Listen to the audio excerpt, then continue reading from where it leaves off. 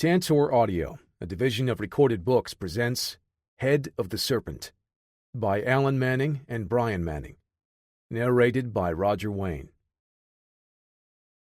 Chapter 1. 8 months had passed since the United States government decommissioned the Hostile Response Division. Under the supervision of the U.S. military and critical personnel in the Department of Homeland Security, the HRD was a joint task force responsible for combating domestic threats with international ramifications. Price Wyndham was one such man, attempting to acquire a prototype weapon capable of defeating the most sophisticated encryption to engage in cyber warfare. Price was on the verge of shifting the balance of power in the global theater of war, selling his talents to the highest bidder. Recruited by the HRD at that time, John Stone lent his talents to the team to track down and stop Wyndham. For John, it went beyond the mission. He had a personal stake in the matter, tracking down the men responsible for murdering his friend, Frank Colt, and kidnapping his goddaughter, Emily. During that time, John found himself accused of committing acts of domestic terrorism. The Secretary of Defense relieved Marvin Van Pierce, the director of the Hostile Response Division, of command. The Hostile Response Division took on a new mission: find and capture John Stone. On the run and hunted by two opposing forces, John eventually stopped Price Wyndham, revealing evidence that linked him to specific government officials in direct command of the HRD. With the help of his friends still in the HRD, it was more than enough to clear John of all charges. DHS spearheaded an investigation to uncover the depths of corruption within the government. The aim was to identify and remove the people responsible for infiltrating the Hostile Response Division and any other branches and organizations compromised by the treasonous acts. John felt the investigation would be fruitless, with corrupt influence still holding sway over crucial positions of power conducting the investigation. It would be years before the cancer could be rooted out, and he no longer had the desire to work for the Hostile Response Division, or any organization similar. John stepped away and returned home to his previous life of peace. Great Falls, Montana. The sun rose through the clear blue sky, radiating its early afternoon heat. A late spring breeze blew defiantly against the arrival of the coming summer. John Stone wiped an arm across his forehead as he stood to admire the repairs he'd made to his porch railing. He found himself away from his home for much of the past year, but now that he was free, he spent his days fixing the place up. The hammer clanged into his toolbox as John dropped it before flipping the lid closed with his boot. He hoisted the tools up as he looked off in the distance. The sound of a car approaching reached him before he could actually see it. A dark sedan drove past the surrounding trees into the clearing and pulled up the long dirt road to his estate. It was no surprise to John, as he lived in a somewhat secluded area, and any car around here would be heading to his house. The car slowed to a stop on the driveway, tires crunching along the gravel, and the driver's side door swung open. A fit man with a light brown complexion stepped out. He kept his hair cut short, but was currently sporting the stubble of a beard that was only now starting to show a little gray. His easygoing expression was a contradiction to the authority he could exude with little effort.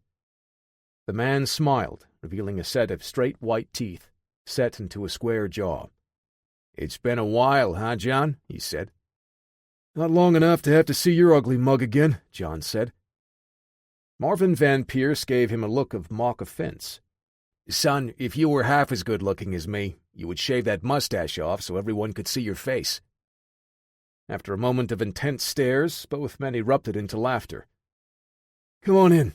I've got some beers in the fridge," John said, as he gestured to invite the man into his home. The interior of John's mountain cabin was sparsely decorated, yet comfortable. Though not minimalist, everything inside had its purpose and was sturdy in design. Its utilitarian nature reminded Van Pierce of the precision of a military barracks, but done with warm wood colors and plenty of natural light from the cabin's windows. John led Van Pierce to a small, round oak kitchen table. Marvin took a seat, and John pulled 2 bottles of beer from the fridge. He twisted the tops off and slid one across the table as he sat down. Marvin took a long swallow of the ice-cold drink and let out a sigh. The two men sat at the table like they were about to share stories of the good old days. But both of them knew that's not why the former HRD director would have driven all this way to visit. "Any progress on the investigation?" John asked. "You don't waste time, do you, John?" "Always a straight shooter," Van Pierce said. John took a sip of his beer but said nothing.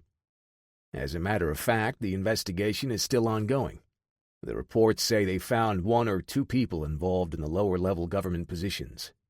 They have yet to find any evidence implicating any officials at a higher level." "Why am I not surprised?" John asked.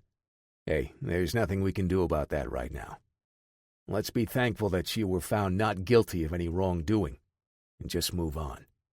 Marvin took another sip from his bottle. "Besides, that's actually not why I'm here." John raised an eyebrow, curious. "I'm consulting," Van Pierce said. "I help other people catch bad guys now. Got a job working with the counter-terror task force in France." John nodded, twirling a bottle cap between his fingers. "Sounds lucrative." "It pays the bills. If you want to come with me, I can make a call." "No, I'm done," John interrupted. Marvin's expression didn't change. He knew John would refuse. "Figured you wouldn't be interested, but I needed to toss the offer out there anyway. If you ever change your mind, you just say the word, and you're in," Van Pierce said. John didn't speak, instead lifting his bottle and tilting his head in a thanks-for-the-offer gesture. He was really settling into this quiet, peaceful part of his life right now. They finished the rest of their beers, admiring the serene view out the window, and sharing some casual talk to catch up. John stood up as Marvin prepared to leave. "It's been nice seeing you again, old man," John said with a grin. Marvin laughed and clapped him on the shoulder. They shared a firm handshake between two tough old soldiers. "Goodbye, John." "Goodbye, Marvin." John watched the man head out the door. He was not as tall as Stone, but Van Pierce projected an authority that many were not capable of. John stood on the porch giving one last wave as the dark sedan pulled away and back down the dirt road.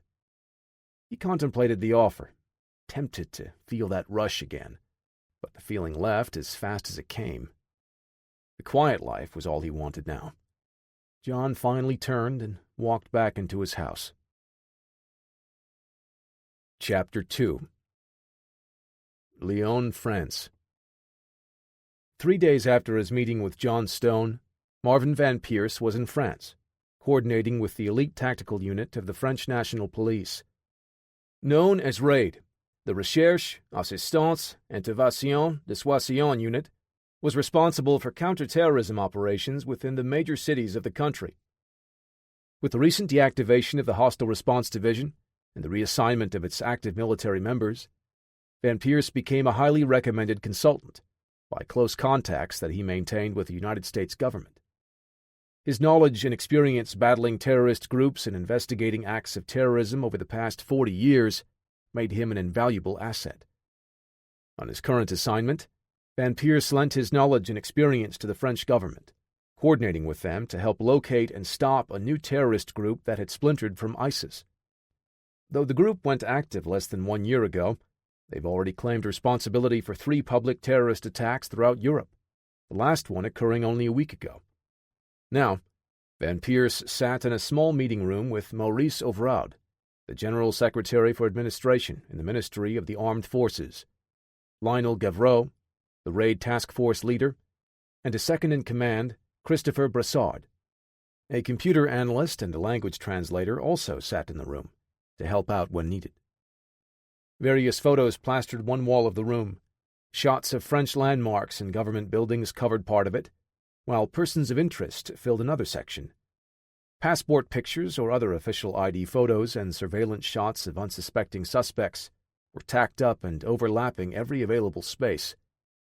Whiteboards, covered in handwritten notes about the terrorist group and its members, sat on an adjacent wall. The sloppiness of the writing on the boards and his being rusty reading French made the information all but useless to Van Pierce. The RAID task force leader stood at the front of the room and briefed everyone. He spoke mostly French, while the translator relayed the information to the American consultant, Though his reading was rusty, Marvin still had an ear for the language and was able to follow most of it without the help. The mission of this new group, known as the Four Serpents, is, for all purposes, the same as ISIS. But we believe they are attempting to escalate the levels of conflict, Gavreau said. What does that mean? Avrard asked. Tracking all known and suspected members, we are finding evidence through captured emails and phone conversations that show an interest in increasing the size of their targets and the number of casualties. How many members have you found so far? Van Pierce asked, also speaking in French. As far as confirmed members, our analysts have discovered these 3, Gavreau said, pointing to 3 photos lined up at the top of the photo wall. This is Basim El-Nazar. He was a known lower-ranking member of ISIS. His move to join the Serpents may have come with a promotion. The photo was a surveillance shot, slightly blurry from being enlarged and zoomed. Abdul Ghani al-Bashir is an engineer with a master's degree in chemistry. We strongly suspect he has built explosive devices used in past terrorist attacks, also for ISIS, Gavreau continued. The translator continued to speak to Van Pierce as if he didn't understand French, but the American focused on the 3 photos while listening directly to the raid commander. Finally, this is Azar bin Hashim. He has declared himself the leader of the Four Serpents and has made no attempt to hide his intentions. The problem, however, is that we have almost no information about bin Hashim's past. He has no known connection to any past terrorist activity or group. Van Pierce narrowed his eyes at this information, and he studied the passport photo. Are you sure he's the leader and not just a puppet? The American asked. Unlikely he's a puppet, the computer analyst blurted. So far, we haven't traced any outgoing signals of any type from bin Hashim that go to anyone other than the lower-ranking suspected members. Van Pierce eyed the young analyst. Son, there are still effective ways to communicate that are older than cell phones and email. Again, unlikely. The amounts of coordination to pull off the attacks the Serpents have done in the past, and the ones they are possibly planning in the future, require exact precision and constant communication. We're confident that Azar bin Hashim is the head of the Serpent. Van Pierce stared at the arrogant computer analyst until the man glanced down into the reports on the desk in front of him. Then Gavreau continued. Our analysts suspect Basim El-Nazar will meet with someone believed to have financed past terrorist attacks in Europe. We have no identification on this person except for his alias, Matthias Kepler, which we have learned with the aid of Mr. Van Pierce's U.S. contacts. Everyone in the room was now studying the notes in front of them to learn what little they could about the mystery financier. There is a high probability that the meeting will be occurring in the Place des Terreaux in Lyon tomorrow. If we can spot El-Nazar and follow him to the meeting, we may be able to identify the financier, Gavreau said. It's a very public location. Many tourists, Overard said. I can't stress the importance of not letting the situation get out of hand. Rest assured, sir, we plan to handle the entire operation covertly. Our operatives will be undercover and will not escalate the conflict unless absolutely necessary, Gavreau said. Overard still looked a bit nervous, but nodded his approval. I guess that's a universal attitude for all government suits, Van Pierce thought. The last few minutes of the meeting were spent giving a general plan the raid team would take before Gavreau dismissed everyone. It all goes down tomorrow, gentlemen. Let's all get some rest, Gavreau said. Marvin Van Pierce rubbed his index finger along the bezel of his watch as he checked the time. 0900 hours. He sat in the passenger seat of a 2-door silver Peugeot, parked on the street, 1 block southwest from Place des Terreaux, between the Saône and Rhône rivers in Lyon. The crowds grew thicker as more people arrived in the square. Van Pierce was there that day as an extra set of eyes, and as a consultant to assist if the situation went sideways. It was made very clear to him by both Maurice Ouvrard and Lionel Gavreau that he was not to have any physical involvement with today's operation. Being a foreigner and not an official member of any French police or military organization, they weren't interested in the possibility of an international incident. In the driver's seat, Simone Boudet, a raid team member, was radioing updates. Van Pierce didn't have his own radio, so he listened to the responses coming in over Boudet's. Nearly a dozen raid members positioned themselves in and around the Place des Terreaux. They dressed in civilian clothing and blended in almost entirely. A few blocks away, in a nondescript panel truck, a raid unit sat in full operational gear, prepared to move in if the situation spun out of control. 2 hours into the operation, radio chatter picked up. A couple of the undercover raid members spotted Basim El-Nazar entering the southeast side of the square. Gavreau's voice came in over the channel, advising all teams to keep their eyes open. Radio communication from 3 different undercover operatives following covertly described the path El-Nazar took through the square. Responses from the other raid members followed, giving their current position and status. This continued for the next few minutes as Marvin glanced up the street toward the Place des Terreaux, even though he wasn't near the radioed positions. He scanned everyone, looking for postures or behaviors that might appear suspicious. It was a habit he gained from many years in the field, and was now second nature for him. It was because of this awareness that a face in the crowd triggered an alarm in his head. A man, with a jagged scar across his cheek, walked right past the silver Peugeot and into a crowd of tourists. Van Pierce snatched up his smartphone and scrolled through the photos from yesterday's briefing. His fingers froze on an image of a man with the same scar and intense eyes. It was Zayn Alaman, someone the French government had suspected of being a member of the Four Serpents, but they couldn't verify. His appearance in this place at this time was just too much to be a coincidence. "That man there," Van Pierce said to his partner in the car, "that's Zayn Alaman. We need someone on him now." Boudet nodded and radioed in the request. Van Pierce tried to keep a visual on his target as the radio responses came. "This is Unit 2. I can be there in 3 minutes." "That's not fast enough. He's going to disappear in that crowd," Van Pierce said, knowing how far they were positioned from the square. Without hesitation, he opened the door to follow Alaman. "Sir, you can't," Boudet began before he was cut off. "Let the team know I'm tailing Alaman. Have them coordinate with me when they reach my location," Van Pierce said. Then he slipped into the crowd of people. Gavreau was positioned outside the Place des Terreaux, in a discreet position that gave him a broad view of the area. He gritted his teeth at the call he just received from Boudet. Marvin Van Pierce was actively pursuing a man that may be on their list of suspected terrorist group members. Gavreau didn't want anyone but raid personnel active in the area. Van Pierce was experienced, but the possible confusion and chaos of having a foreigner, a civilian at that, active in the operation, didn't sit well with the task force leader. Still, without the Americans' help, Gavreau's team may not have spotted the extra player. Van Pierce didn't have a radio with him, however, which made the situation even more frustrating. After a moment of thought, he thumbed his own radio. "Unit 2, as soon as you get there, you relieve Mr. Van Pierce and have him stand down." "Oui," the response came over the radio quickly. Gavreau set his focus back on observing the square while listening to the updates from the team following El-Nazar. "Heading toward the cafe, on the east side of the fountain. This might be the meeting spot," one of the raid members said. "All right, stay on him and let us know if he leaves. All units, I want you to scan everyone in the area. Find anyone that might be there to meet him," Gavreau said. After a minute of updates being radioed in, one transmission caught the task leader's attention. El-Nazar made contact with someone. They split up. The new target is moving southeast.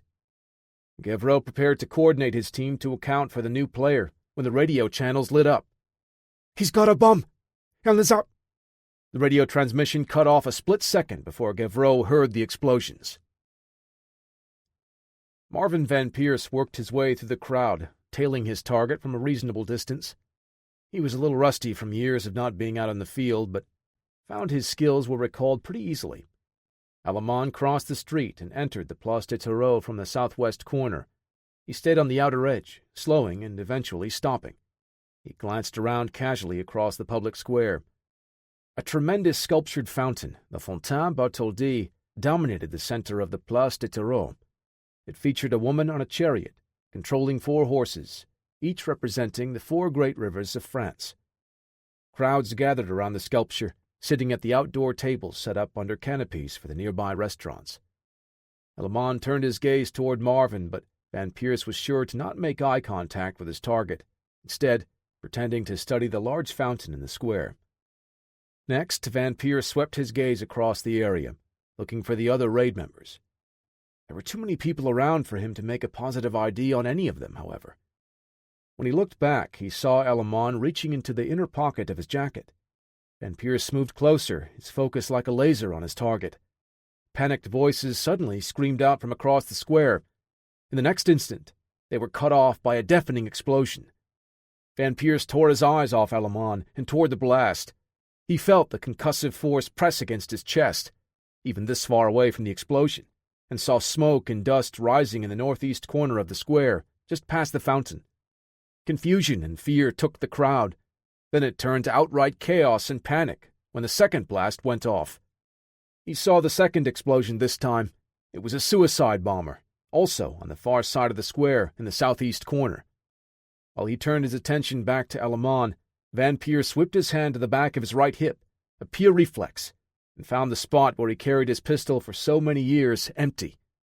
He saw his target holding a small device now, staring into the crowd of people. The two explosions caused a panic as terror washed over everyone, like the fire and heat from the blasts themselves. They ran away from the death and destruction and out of the square. Sudden horror dawned on Van Pierce. The two explosions had occurred on the other end of the public square, detonated in a position that would force the panicked bystanders to move in this direction. Lambs led to the slaughter, right into the position of Elamon, the third bomber. Van Pierce cursed himself for being too late to catch the attacks, but he sprang into action, knowing he had to do something right now. He bolted for Elamon, shoving people away and shouting a warning to the bystanders. He shot in low and buried his shoulder into Elamon's midsection. The momentum of his body carried the man off his feet. Van Pierce wouldn't be able to stop this blast, but he would try to minimize the damage it could cause. He plowed the man into the street, between a panel truck and a van that stopped after the first explosion. The two men landed partially under the delivery truck when the explosives engulfed Elamon and Van Pierce in fire and fury. Chapter 3. At approximately 11 a.m. local time, 9 a.m. Greenwich Mean Time, 3 men detonated explosive devices strapped to their bodies in the Place des Terreaux located in Lyon, France. John stared at his television in silence, watching the news report about the terrorist attack in France. The damage in the public square is extensive. 10 people have been confirmed dead at this time, and at least 50 people have been injured by the blasts. Once again, the Four Serpents have claimed responsibility for this horrific terrorist attack. In a video statement released, a sense of dread formed in the pit of his stomach. John stood and walked to the phone, each step only serving to intensify his fears. He had to call to make sure Marvin Van Pierce was okay. The phone rang right as he grabbed hold of it. John closed his eyes and brought the receiver up to his ear. "Hello? John, it's Parker." Hearing Parker Lewis's voice confirmed his worst fears. Before joining the Hostile Response Division, John had saved Parker's life. He was a brilliant, if eccentric, computer specialist for the HRD.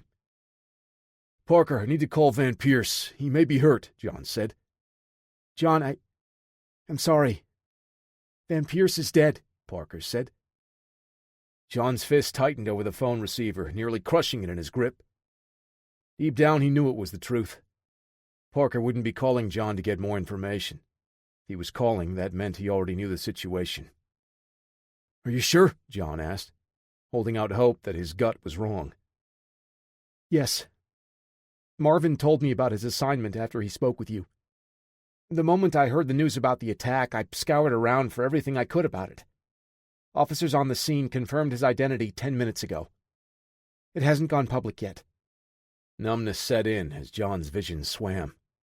He clutched the phone tighter and sat at the chair next to the small table.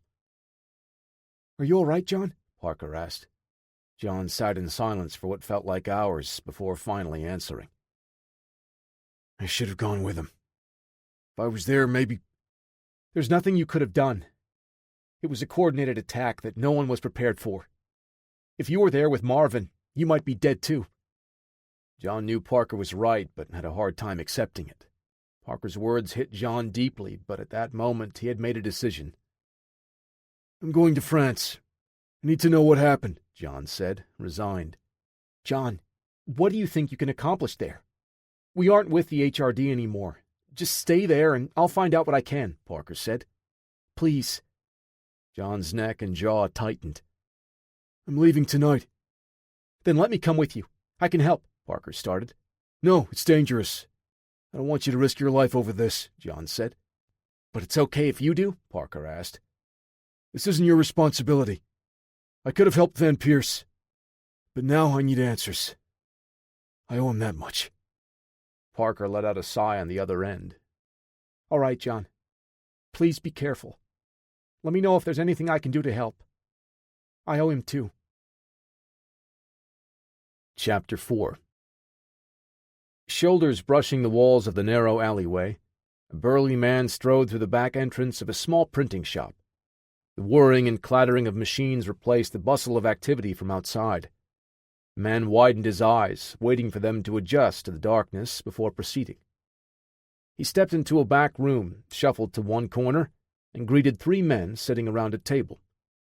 The man facing him, Azar bin Hashim, nodded as he took another drag from his cigarette. "Praise be to Allah," the man said with his head bowed. "What do you have for me?" bin Hashim asked as smoke puffed out between syllables. The man produced a small tablet computer. He tapped the screen a few times and handed the device over to the leader. Bin Hashim examined the information, the blue LED glow lighting his face from underneath, casting his features with a more sinister appearance. Satisfied, he nodded and placed the device casually on the center of the table. "Is this information accurate?" he asked. "Yes." "We have confirmation that the Germans survived," the man said. Bin Hashim thought over the information for a minute, taking another drag from his cigarette. He blew out a stream of smoke. "Send someone to Hôpital de la Croix-Rouge. Find the German, and finish what we started," Bin Hashim said. "The next phase of our plan is too important. We must tie up all loose ends." The man nodded to the leader of the 4 serpents and walked out, exiting through the back door where he entered. "What should we do now?" one of the other men at the table asked. "Proceed as planned. The doctor will be in town soon. Have the men ready to move when they hear from me," Bin Hashim said, stabbing the butt of the cigarette into the ashtray. The men nodded and stood. Bin Hashim could see they all knew what was expected of them, working toward the same goal. He clutched the medallion around his neck, 4 snakes entwined around the world, before tucking it into his shirt. The 4 serpents would strike fear into the hearts of the West. They would crush the spirit of the enemy. The world would not be able to deny them any longer. Chapter 5. Lyon, France. Grabbing his bag and looping the strap over his shoulder, John draped his light jacket over one arm as he stepped out of the cab. He had difficulty sleeping on the long flight, thinking about Van Pierce and the terrorist attack from the previous day. His head hurt, and his joints creaked and protested as he stretched on the sidewalk. Knowing the police would have the area restricted, John had to walk the several remaining blocks to the Place des Terreaux. While the city was far from busy, the amount of activity near the attack surprised John. He got a feel for the block and the people as he approached his destination. The pain and fear evident in their actions, the people carried out their day-to-day activities nonetheless. An act of defiance showing the terrorists that they were still strong and unafraid after the attack. John brought only a laptop and a change of clothes, on top of the few travel necessities with him, opting to travel light. Everything he needed was with him in the bag around his shoulder, except for a weapon. He knew traveling abroad meant going in unarmed, but he didn't expect a second attack in the same location so soon. Much of the initial investigation had already happened the day before, but the police still had the entire block taped off. Investigators buzzed around, gathering evidence at the blast sites and taking pictures of everything that appeared out of place. Several officers diverted traffic to different routes, creating more confusion and congestion.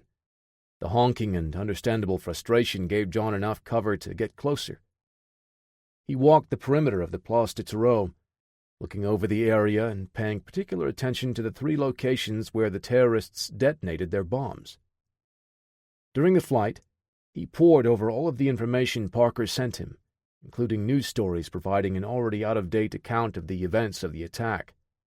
He crossed the police barrier to look at the spot where the 3rd device went off, studying the 2 vehicles damaged in the explosion. The blast pattern revealed that the device exploded under the back end of the more massive truck. The detonation shredded the tires and left the rear bumper in shambles. The entire back end of the vehicle crumpled upward. Bits of broken glass littered the street and sidewalk, from the shattered windows of both trucks and the nearby shops. This is where Marvin Van Pierce died. John took a moment to reflect on the man. They had known each other only for a short time, but Van Pierce still risked his life and career to save him and clear his name when John faced treason charges. Tightening his fists, John vowed that he would find the ones responsible for Marvin Van Pierce's death. According to Parker's reports, Van Pierce's final act of sacrifice had saved many more lives. Tackling the suicide bomber under the truck contained a considerable portion of the damage, significantly reducing the number of casualties the 3rd blast caused to the frightened people fleeing the first 2 explosions. A hero to the end, John said quietly, looking to the clear blue sky. Que fais-tu ici? A voice snapped John out of his thoughts. He turned to see a stern man in black fatigues and gloves. He wore a tactical vest with a name tag that read Gavreau. John hadn't spoken French in many years, and he was caught off guard for a moment. I'm sorry, I don't speak. What are you doing here? Gavreau interrupted, speaking heavily accented English now. This is no place for tourists right now. Just looking around. My friend was here yesterday, John said. Gavreau furrowed his brow. This is still an active crime scene. You cannot be here right now. His name was Marvin Van Pierce. He was here working as a consultant with you, John said. The man's face softened, and his tone changed to match. I am sorry, sir, but you cannot be here. This area is not open to the public right now. You must go, Gavreau said.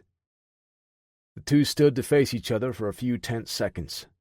Gavreau was every inch as tall as John, though his build was leaner than the ranger's muscular bulk. Another man in the same military-style uniform walked at a brisk pace toward Gavreau. His name tag read Brassard. They spoke in French using lowered voices, so John couldn't hear, much less understand what was being said. Let me help, John said. I worked with Van Pierce, and I have experience dealing with terrorists. Gavreau looked up from his conversation. No, we do not need your help. This is official police business. All right. If it's okay with you, I'd like to look around just a little more. I won't step on any toes. We cannot have civilians in our crime scene, Gavreau said. We do not want to deal with the international problems if an American tourist got hurt nosing around. Stay out of this, or I will have you arrested. Brassard spoke to John. I apologize, sir, but the situation is delicate. We must ask you to move beyond the barrier around this square, please. His English had almost no accent, and his tone was calmer. John nodded to Brassard and Gavreau, then turned and left the Place de Terreau. He had no intention of staying out of this, but for now, he would have to operate from the shadows to avoid arrest. He shouldered his bag and pulled out his phone to arrange for a cab to take him to a hotel. From there, he would be able to dig deeper into Parker's research, using what he saw on site to put more of the pieces together, and gain a better understanding of the events that had transpired. Chapter 6. John sat at the small desk in his hotel room. He opted for the most basic of comforts, a single bed, bathroom, and mini-office. By all accounts, this room would be considered more cozy than utilitarian, but it served all his needs for now. The laptop beeped and whirred as it came to life, ready to work. John wanted to reread the data Parker sent before he left, but enough time had passed that footage from other people in the area started popping up online.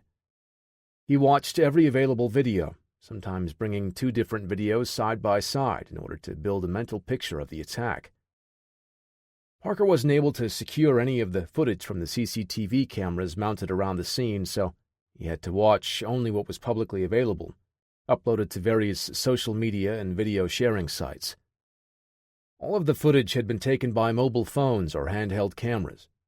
In the chaos and confusion, it was difficult for John to make heads or tails of the necessary details he needed. Without any type of image stabilization, discerning directions or even number of attackers was next to impossible. Rubbing his temples and then his eyes with his fingertips, John felt every second of the 2 hours he had just spent watching and rewatching the videos that he thought held the most promise. Still, it was a futile venture. This is going to be impossible without the footage from the city's cameras. The old wooden chair creaked as John leaned back, folding his arms across his chest. He took in a deep breath to calm his mind. Perhaps a few hours of sleep would do me some good, he thought. Maybe by then Parker will be able to... A new notification popped up in his search. The latest video from the terrorist attack sat at the top of his queue, and the quality of the thumbnail image gave him a small boost of energy. John watched the video, taken near the first explosion, in the northwest corner of the Place des Terreaux. The clarity of the footage gave him hope, but so far it was all just information he had been able to piece together in his initial research. A crowd of people dined near the Fontaine Bertholdi when a man stood up and detonated an explosive device on his person. John sighed, ready to close the video, when he stopped himself, finger hovering over the touchpad. Something caught his attention at a subconscious level, but he didn't know why. He viewed the footage again, scrubbing the timeline back and forth, studying the screen for any details he may have missed. It was the moment before the blast when he noticed the man seated at a table next to the bomber. The terrorist and the mystery man sat back-to-back at different tables, but the mystery man was already moving away from him before the detonation. The timing of his movement felt out of place to John. His actions didn't fit the sequence of events. The man rose from his table and moved away much earlier than anyone else in the crowd, before the bomber even physically revealed any evidence of his explosive. Something spooked him. When the terrorist stood, he turned and directed his attention to the mystery man. "Who are you?" John said, staring at the paused frame. The footage was too blurry to make a positive identification, so John checked through all of the videos he felt provided the best information during his initial viewing. He singled out all of the footage that pointed in the direction of the Fontaine Bertholdi before, during, and after the attack. On the third video, he hit pay dirt. A tourist, standing on the opposite side, filmed the statue as the first explosive detonated. John saw the mystery man running from the bomber toward the camera. The footage shook and dropped from the explosion, then panned back to the site of the blast. The mystery man emerged from inside the fountain, soaking wet. He somehow managed to leap into the water to escape the brunt of the explosion. The tourist continued filming as he backed away. The crowd ran past him, parting long enough for John to get a better angle on the man's features. John rewound the video and paused it. His jaw tightened. The mystery man was long suspected of financing terrorist activities. Even during John's years serving as an Army Ranger, they sought this man in the War on Terror. He was known under different aliases, but the one John was most familiar with was Dietrich Werner. If this is the man John suspected he was, why were they trying to kill him in the terrorist attack? Did he manage to survive the second and third blasts as well? It was possible, which meant Werner could still be out there. John pulled up a list of all of the videos showing the second and third explosions, carefully attempting to track Werner's movements during and after the attack. He found a far camera shot of the third explosion, shot from outside the Place des Terreaux on a connecting street. He spotted the man moving away from the first two explosions in the general direction of the third. John's heart sank when he saw the blurred movements of a figure that moved to tackle another man. Marvin Van Pierce, putting himself in harm's way to try and stop the third bomber. Marvin sacrificed himself to save as many as he could. He had been able to take the man down near two parked vehicles, which absorbed much of the explosive force when the bomb detonated. At the moment of the blast, John caught an image of Dietrich falling. It was only a couple of frames, but he was close to the final explosion, and Pierce's actions may have reduced the force enough for the man to survive. If he were still alive, he would need medical attention, given his proximity to the first and third bombs. John dug through the files Parker sent him to read on the flight over. He needed more information about Dietrich Warner. Why would the Four Serpents be targeting him? Was his presence a coincidence? A single reference came up, a list of known aliases for a person of interest. Dietrich was one of many aliases used by Matthias Kepler, the man Marvin Van Pierce highlighted in the briefing notes that Parker had been able to retrieve. "Mr. Kepler," John said, resting his elbows on the desk as he stared at the image in the video. "Perhaps we'll finally be able to meet face to face, so you can answer some questions." The latest news reports about the attack mentioned that first responders had transported the injured people to Hôpital de la Croix-Rouge. He closed the screen of his laptop and headed out the door to find his next lead. The hallways of Hôpital de la Croix-Rouge swarmed with activity. Doctors and nurses sped around the concerned friends and family members of the injured tourists and citizens. Khalik, a member of the Four Serpents, had no trouble slipping into the supply area to get a set of scrubs to wear in the ensuing confusion. He came here with explicit orders to find Matthias Kepler. Dressing as hospital staff was risky, but dealing with the seemingly non-stop flow of victims helped him slip through unquestioned. Several times someone barked orders at him to go somewhere and assist or bring something that one of the doctors needed. Each time he answered with an enthusiastic nod before disappearing. Matthias Kepler secretly funded Azar bin Hashim and the Four Serpents, through his many shell companies, for their next ambitious plan. Bin Hashim didn't trust a man of Kepler's questionable loyalties and planned for his death in the attack on Place de Tourreau. Khalik stepped behind an unattended reception desk and sat in front of the computer. His fingers pecked across keys, searching for Kepler's room, as the switches of the old keyboard clicked loudly. His brows furrowed when the name came up with no results. His target, it seems, was also the type of man to cover his tracks. Matthias Kepler was probably the type of man with a list of aliases to use in his day-to-day life. Paranoid. After a moment of thought, Khalik's hands moved over the keys again. He brought up a list of the patients admitted into the hospital shortly after yesterday's attack. He scanned through the results, memorizing the rooms where the most recent patients had been admitted. Khalik stood and stepped back into the hallway, passing someone as he exited. The woman gave him a quizzical look as she sat, but soon slipped back into the task at hand, dealing with another influx of patients. He glanced down at the chart for the man and woman admitted to the first room. The victims in the beds had been badly burnt, their bodies bandaged, and they were heavily medicated. Not finding his mark, he turned and left, sidestepping a nurse coming in to check on their vital stats. Finding his target would require that he search the rooms one by one. This would not be a problem for him. He was a patient man that operated with precision. It would not be long before he cleaned up the loose end, Kepler, before he could reveal anything he might know about the Serpents or their next plan. Chapter 7. John walked into the hospital and looked across the lobby. He wasn't sure how he would find Dietrich Warner in here, but this was his best shot. John stopped the nearest staff member. "Excuse me," he said to the young woman, dressed in scrubs. "I'm wondering if you can help me find someone." The woman stared back with weary eyes, replying in French.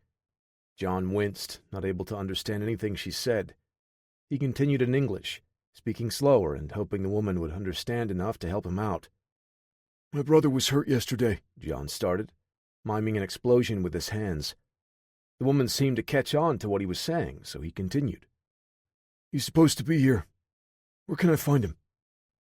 They struggled to communicate, as her English was as bad as his French. But eventually, she directed him to the wing of the hospital triaging everyone involved in yesterday's terrorist attack.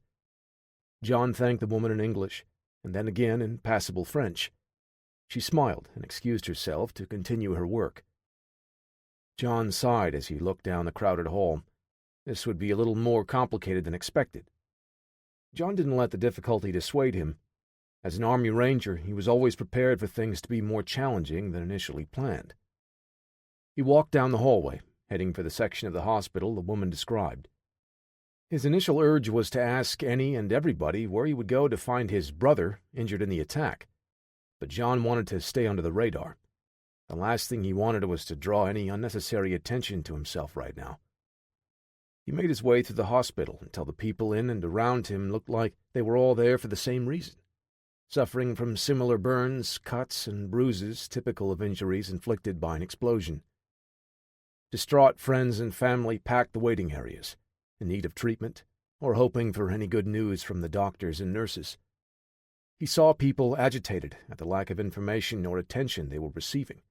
Anger, fear, frustration. John made his way to a receptionist's desk and tried again to find his brother. He made an attempt at foregoing English and speaking French, ultimately having to resort to a mix of the two languages to get his message across. Luck was on his side this time, as the man replied in English. "I am sorry to hear about your brother. What is his name?" "Warner, Dietrich Warner," John said. The man typed a few keystrokes, then stared at the screen for a minute. He leaned in close before sitting back and typing something else. His brows furrowed. "I don't see a Werner, but there is a Dietrich Byrne. Similar name, but—" "That's him," John interrupted, with a relieved smile. "I forgot he's using Byrne for his businesses.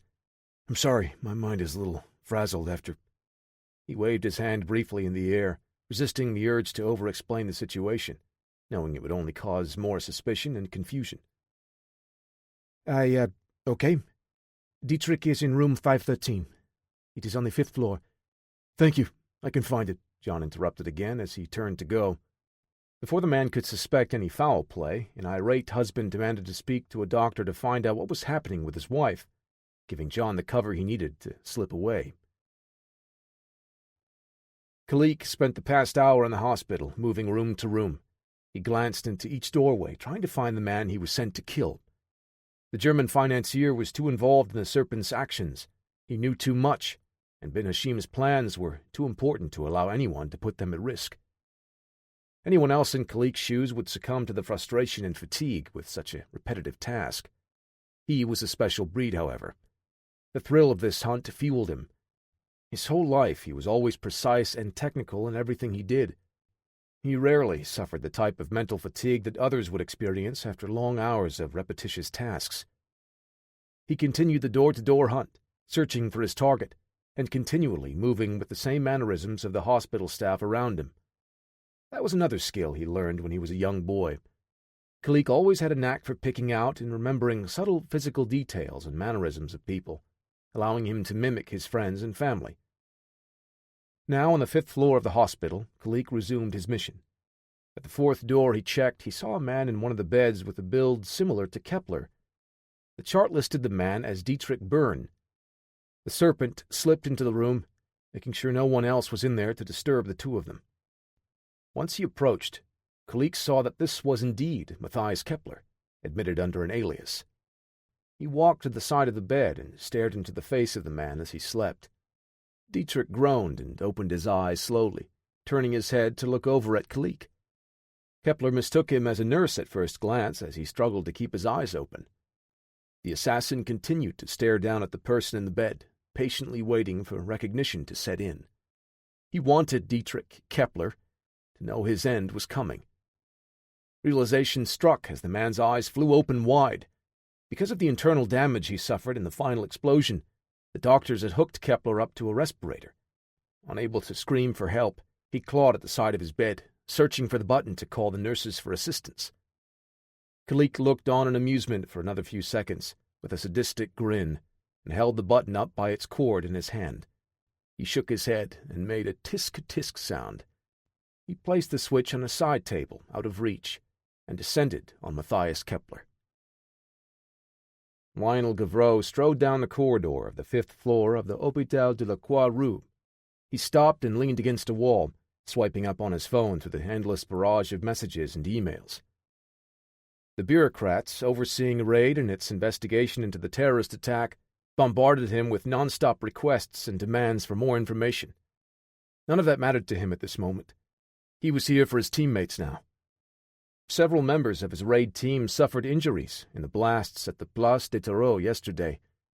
2 were currently in critical condition. Gavreau had been in the hospital for the past hour, waiting for any updates on his injured teammates. He dropped the phone into a jacket pocket and rocked his head side to side, cracking his neck with each movement.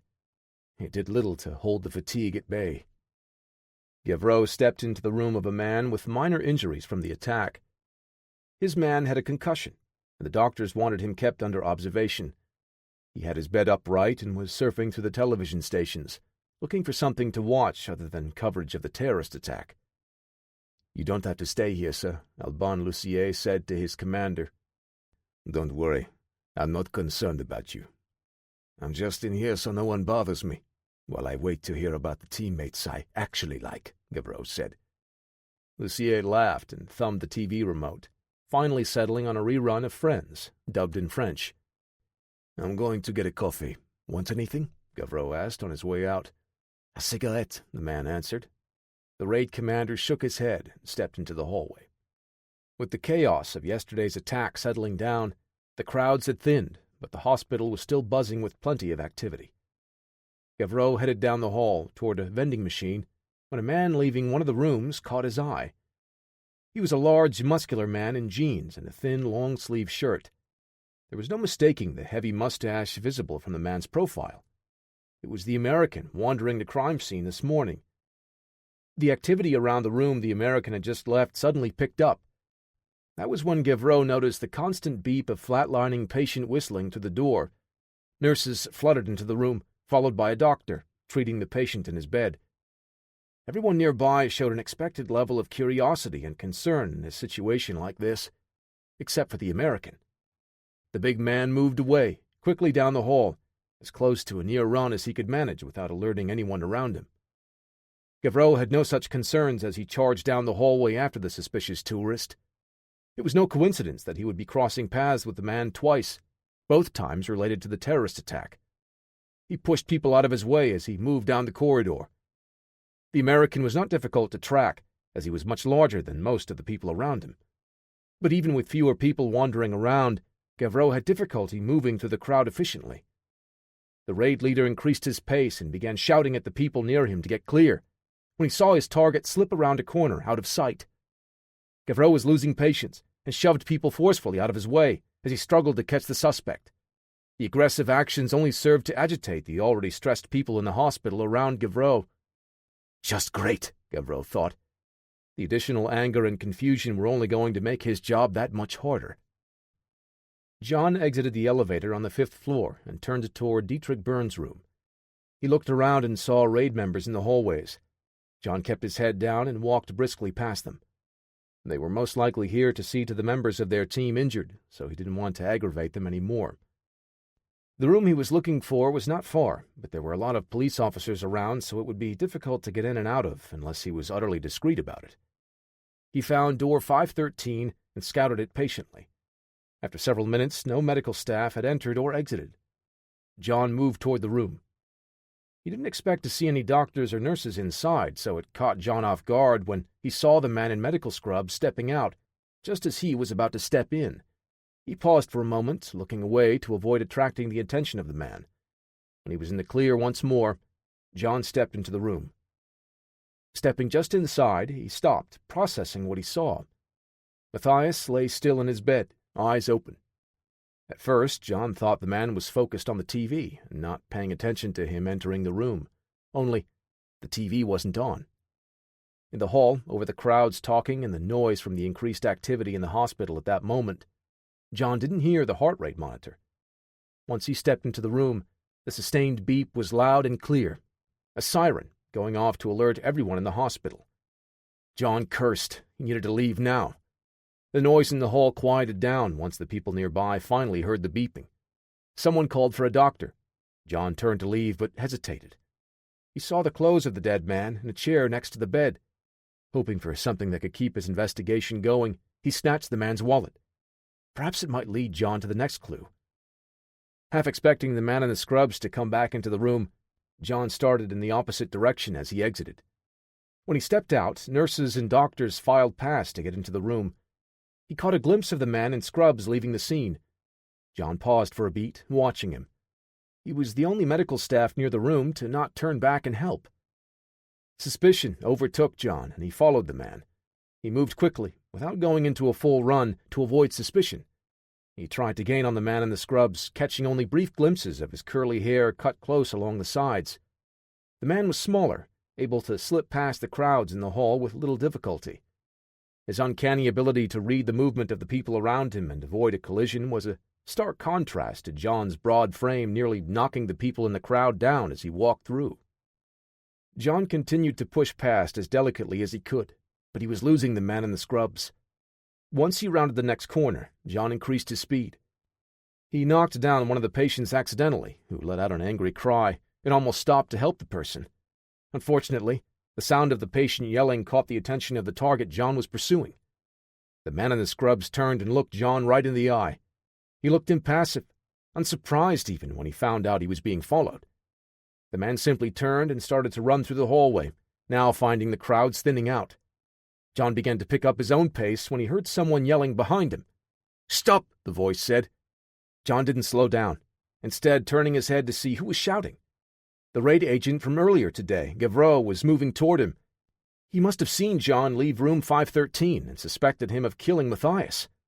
John had to keep going, or he would lose the real person responsible for Dietrich Werner's death. He shouldered his way into the empty parts of the hall and broke into a full run.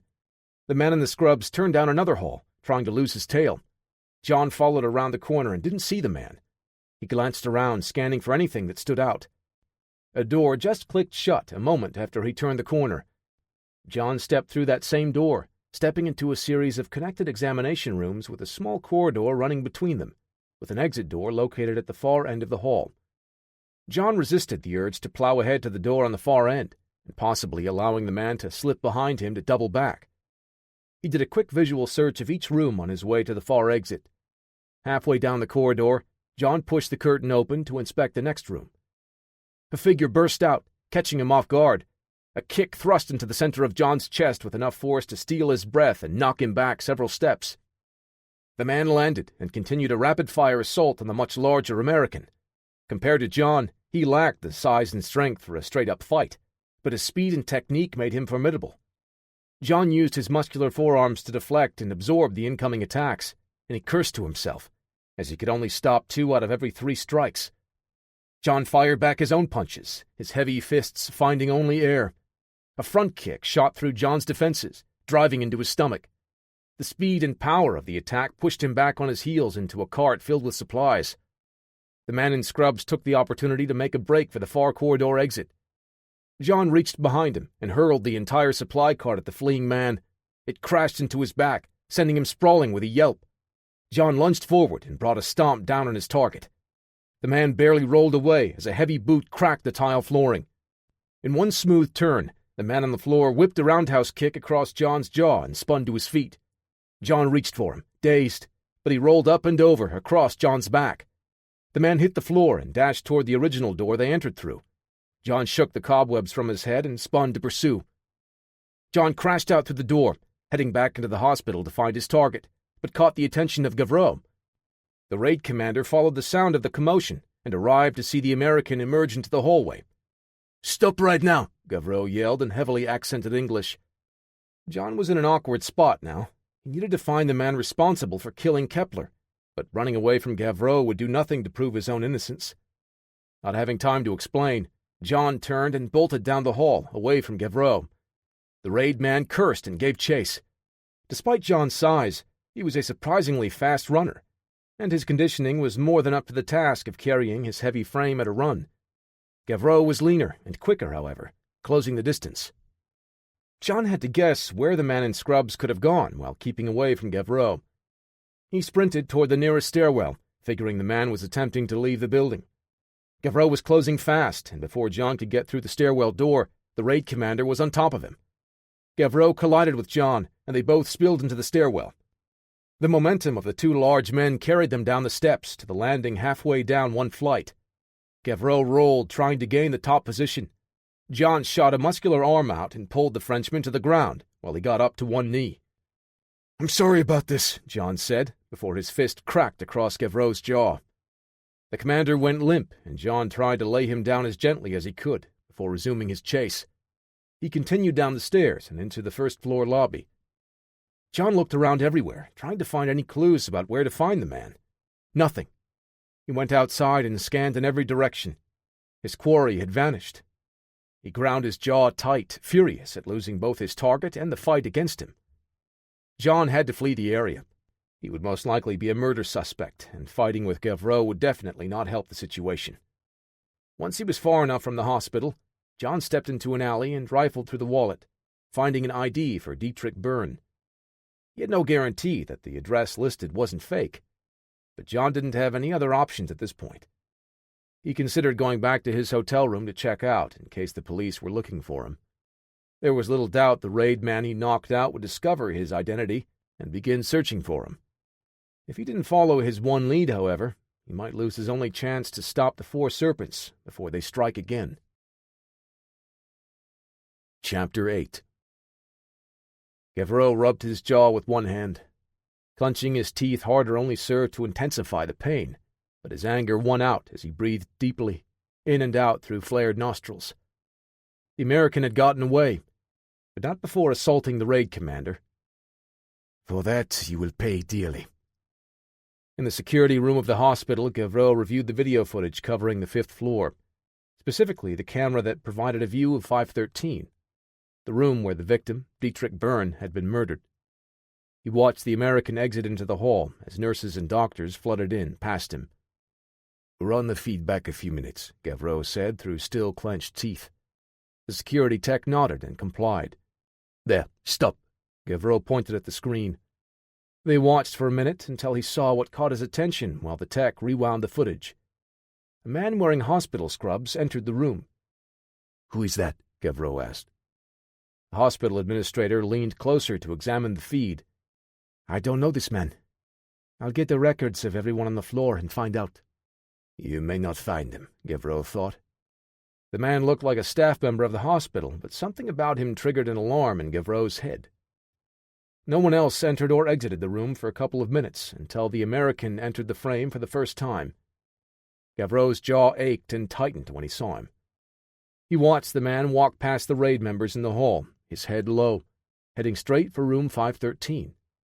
The man in scrubs exited, walking right past the American. Gavreau focused on the man in the hospital scrubs this time. He noted the man continued to walk away, not reacting to the frantic nurses running by him, or the flatlining beep Gavreau remembered hearing at that moment. "Perhaps it was you," he said, his voice low.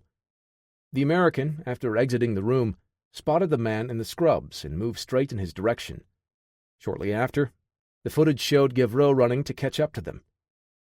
Christopher Brassard entered the security room with a few sheets of paper in his hand. "Sir, here is the information you requested," he said, handing them over.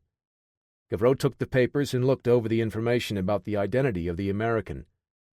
"John Stone, a lieutenant, serving in the United States Army for 20 years. Most of that time he served as an Army Ranger, recipient of the Distinguished Service Cross," Brassard said, as Gavreau read the report. He continued to scan the pages. After he retired from the Army, Stone worked at a bar in Great Falls, Montana, of which he was also a part owner. Gavreau saw the news stories Brassard printed about the kidnapping of a girl, Emily Colt. He read about John Stone's involvement, rescuing her from her kidnappers.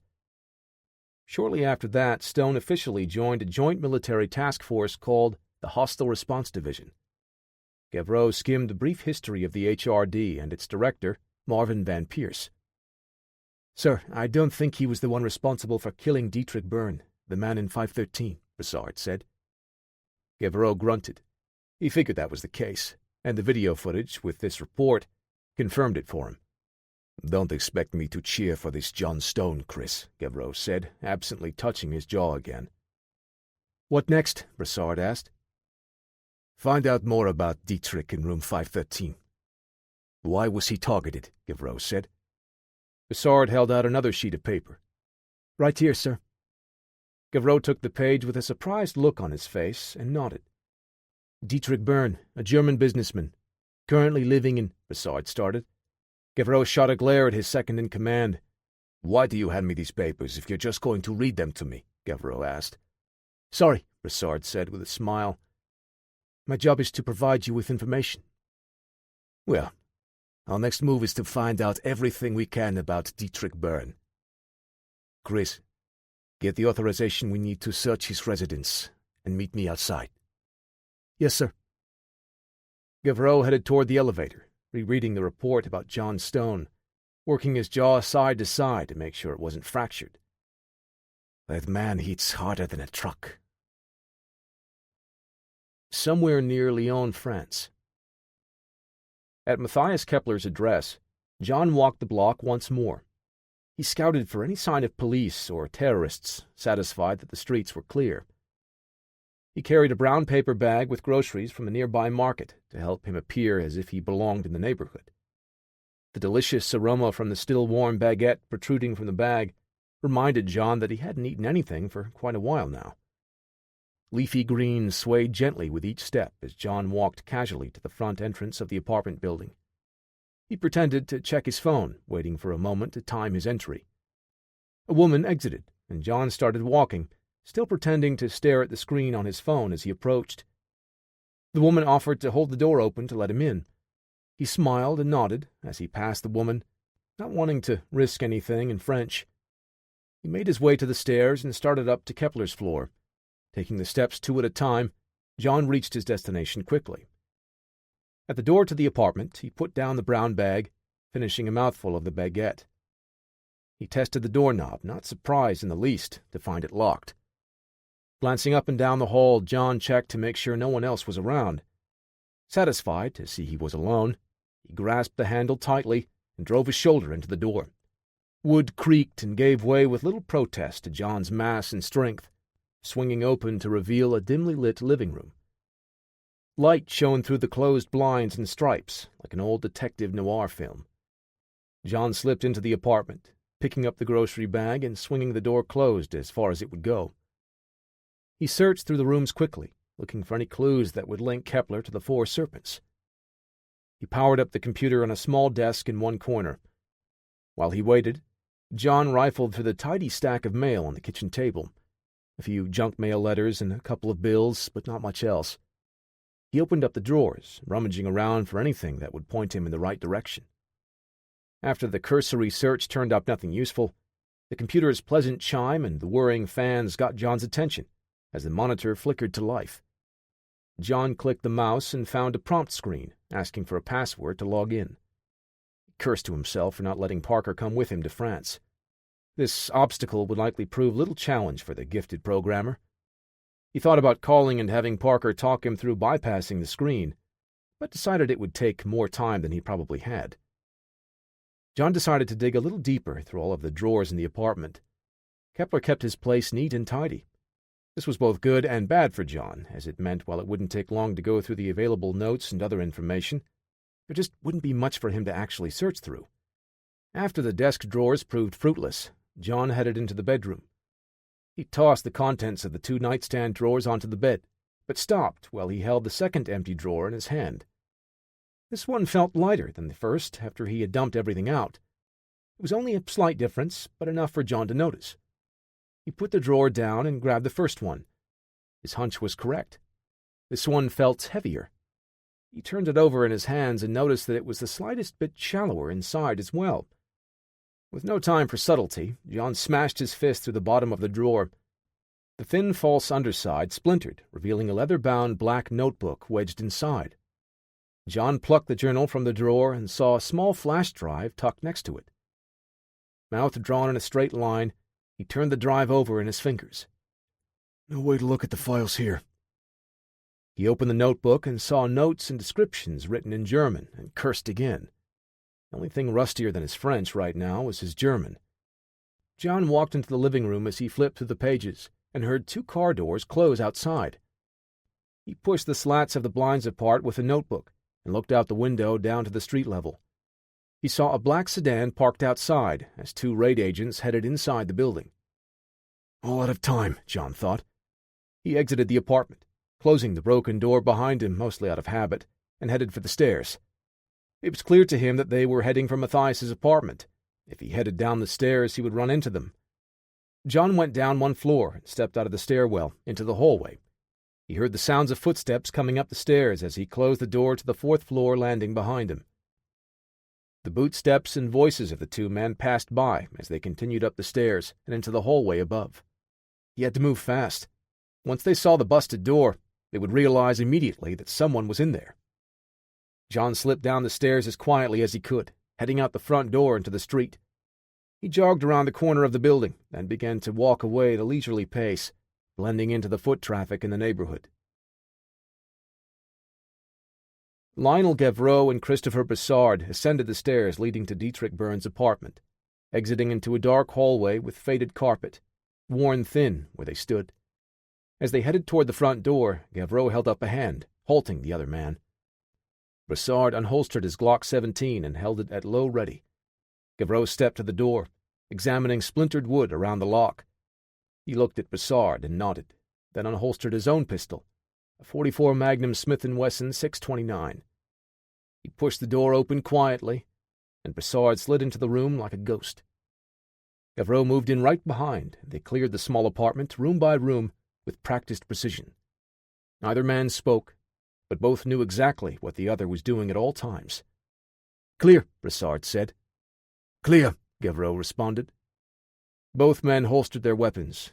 Gavreau shook his head in frustration, his hand absently reaching for his jaw again.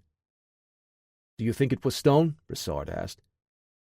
"Yes, I think it was," Gavreau said. He kicked the grocery bag on the floor.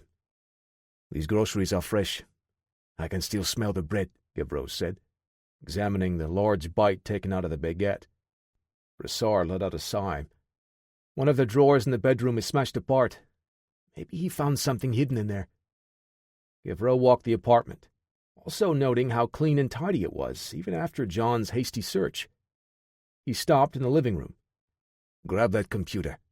Maybe we can find something that the American missed," Gavreau said. "Yes, sir," Bessard responded, and went to work, pulling the cables from the wall. Stone was a thorn in his side once again. Gavreau tightened his jaw and let the pain serve to replace his frustration. He turned and swung a boot out hard, launching the chair at the computer desk across the living room. "Is everything all right, sir?" Bessard stood with the computer tucked under his arm. Gavreau waved his man off. "Once we find John Stone, I'm going to make sure we bury him with charges for interfering in our investigation. If the Four Serpents strike again, Stone will have blood on his hands." Nizar bin Hashim stood in a courtyard, admiring the French skyline. He didn't hate those that were not believers. His was a bigger mission against a greater enemy. Those in the government that would control its citizens with their heathen ways and no moral compass. A giant of a man, bin Hashim's bodyguard entered the courtyard. Kalik followed close behind. Though the smaller man stood a full 2 heads shorter than the brute, he showed no fear, physically mimicking his movements and mannerisms. They both stood, waiting for bin Hashim's command, Kalik positioning himself and posturing like the guard. Bin Hashim smiled at the sight of the two, then nodded to the larger man. The bodyguard turned to let Kalik pass and frowned at the sight of the smaller man seeming to mock him. That wasn't the case, however. The guard was told as such. The head of the Four Serpents summoned this small, strange man personally. Kalik possessed a high-level skill set that allowed him to infiltrate and complete tasks many others would find too difficult. The trade-off was that he always seemed to behave in a peculiar way, imitating physical characteristics he would see in others. He spoke very little, and when he did, he would rarely stay on topic. Bin Hashim accepted his quirks and utilized Kalik's ability to its fullest to further their cause. "Come in, my friend," Bin Hashim said to the man. Kalik took 2 more steps forward, then stopped. They stood in silence for a few awkwardly long moments, when Bin Hashim decided to break the silence. "The man, Matthias, is he dead?" Bin Hashim asked. The assassin rocked side to side slightly and nodded. "Matthias is Dietrich. Dietrich is dead." Bin Hashim found the response somewhat confusing, but smiled at the news. Kalik's affirmative nod was all the answer the serpent leader needed. His words would tend to come out in short, often irrelevant sentences all over the place at times. But physical movements were always the true intent of what Kalik wanted to express. "This is excellent news, friend," bin Hashim said, a genuine smile on his face. Matthias fully funded the operation for the Four Serpents, with the promise of riches and power beyond anything he could imagine. His greed was his undoing, as it was for many Westerners in power. The plan bin Hashim set into motion was the most ambitious idea of any jihad ever attempted. Years in the planning, it had cost so much money to implement that outside sources were necessary to provide the required capital. The trade-off was the elevated risk of exposure, however. Once the pieces of bin Hashim's plan were in place, the Serpents systematically eliminated anyone involved that hadn't pledged 100% loyalty to the organization. Matthias was the last variable, and with that final loose end tied off, they could now implement their plan in the shadows. "Kalik, my friend, it is time for you to begin the next step." The assassin nodded. "The doctor. Get the doctor," he said. Chapter 9. Los Angeles, California. Parker combed his fingers back through his hair, staring at the progress bar for his search. On the bed next to his desk, AC/DC's Highway to Hell started playing, the ringtone telling him right away who was calling. He tapped the button on his earpiece to answer the call. "Hey, John, how's everything going?" Parker asked. "I could use a little help. I found a key drive and I need to pull all the data. I'm just not able to get into it," John said. "Sure thing, buddy. Give me a sec," Parker said. A few clicks on his keyboard and the desktop screen of John's laptop computer appeared on Parker's monitor. Parker's eyes opened wide for a moment at the chaotic clutter of files and folders scattered all over the desktop. Your file structure is an abomination. Don't you use folders?" Parker asked. "Sue me," John said. "Are you still using the 8.3 naming convention? This is like staring at the 90s. "Parker, please," John said. "We don't have time to screw around." Parker chuckled and moved the cursor over the drive icon on the desktop, double-clicking it. A moment later, the security prompt opened on the window. Let's see what we have here," Parker said. Parker's fingers danced over the keyboard, sometimes pausing before resuming the staccato rhythm. The dual monitor setup allowed him to access his own computer files as well as those on John's computer. "Your corporate shelfware is no match for my digital wizardry," he mumbled. "What?" "Oh, nothing," Parker said. "I mean, ta-da!" He flourished his hands, knowing John wouldn't be able to see the gesture. The key drive icon opened to reveal a list of folders with cryptic names. Nothing stood out to Parker as he scanned through them. The arrow on John's desktop began to move toward one of the folders. Parker chuckled, imagining John being too impatient and opening the files on his own now. The first folder opened, displaying a list of text files. Again, nothing stood out. One by one, John searched each of the folders on the drive, occasionally battling for control of the computer with Parker. The programmer finally relented, letting John take point. "Looks like a bunch of text files," John said. "Hang on, John," Parker said, retaking control of John's computer. "Let me try something." Parker copied the contents of the flash drive to his own computer. "I cast Detect Magic," he said, running a subroutine that scanned through all the text files, looking for patterns like recurring names and dates. After a couple of minutes, the program started populating a growing list to display its findings. "I see names listed here, with dates and euro amounts. These look like payments between two parties. I mean, it looks pretty innocuous, but given that it wasn't a secret drive..." John made a sound like an impatient grunt, interrupting Parker's monologue. "Right, sorry," Parker said. Parker clicked a few keys and dragged the window around until John could see Parker's desktop displayed on his own laptop. "Like I said, nothing out of the ordinary here, unless these are payments for some type of nefarious purpose," Parker said. John sat at the desk of a different hotel room and scanned the names on the list. He looked for anyone linked to Matthias Kepler or any of his known aliases.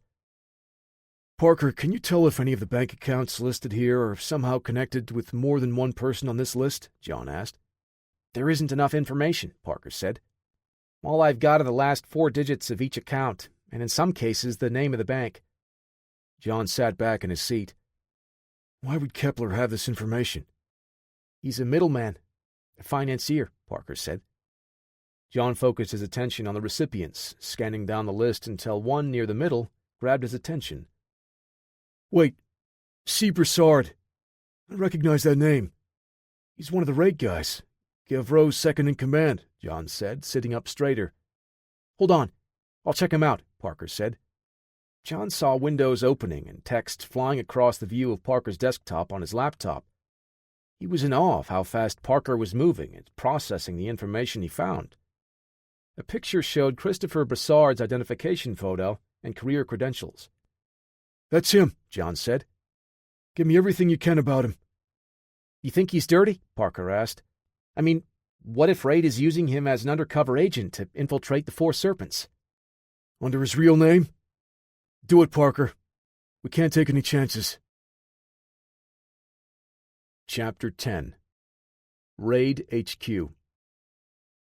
The Raid team computer tech finished connecting all of the cables to Matthias Kepler's computer and powering it up. How old is this thing? Broussard asked as several minutes passed.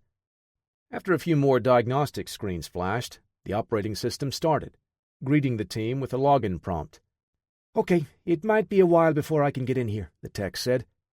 How long? Gavreau asked. Well, if we could guess his password, not long at all. Did you happen to find any clues that would point us in the right direction? Gavreau grew impatient. No, nothing. Just do what you can to get in there. All right, it might be a while, the tech said, repeating himself. The man rolled his chair to another computer and pulled up a command prompt screen. I'll be back, Broussard said. Gavreau grunted his acknowledgement, staying focused on the tech and Kepler's computer. Broussard exited the room and made his way to the stairwell. He took the stairs instead of the elevator, heading for the blind spot he knew about in the building's security camera coverage. Once out from under the digital eye of the surveillance system, he pulled a SIM card from a hidden pocket and swapped the one in his cell phone. Broussard continued down to the front exit of the building. He walked outside and down the street to a nearby bench. Once there, he sat down and lit up a cigarette before sending a message on his phone, attaching the digital files he had on John Stone. Broussard casually finished his cigarette, grinding the butt out with his boot, and walked back into the raid headquarters.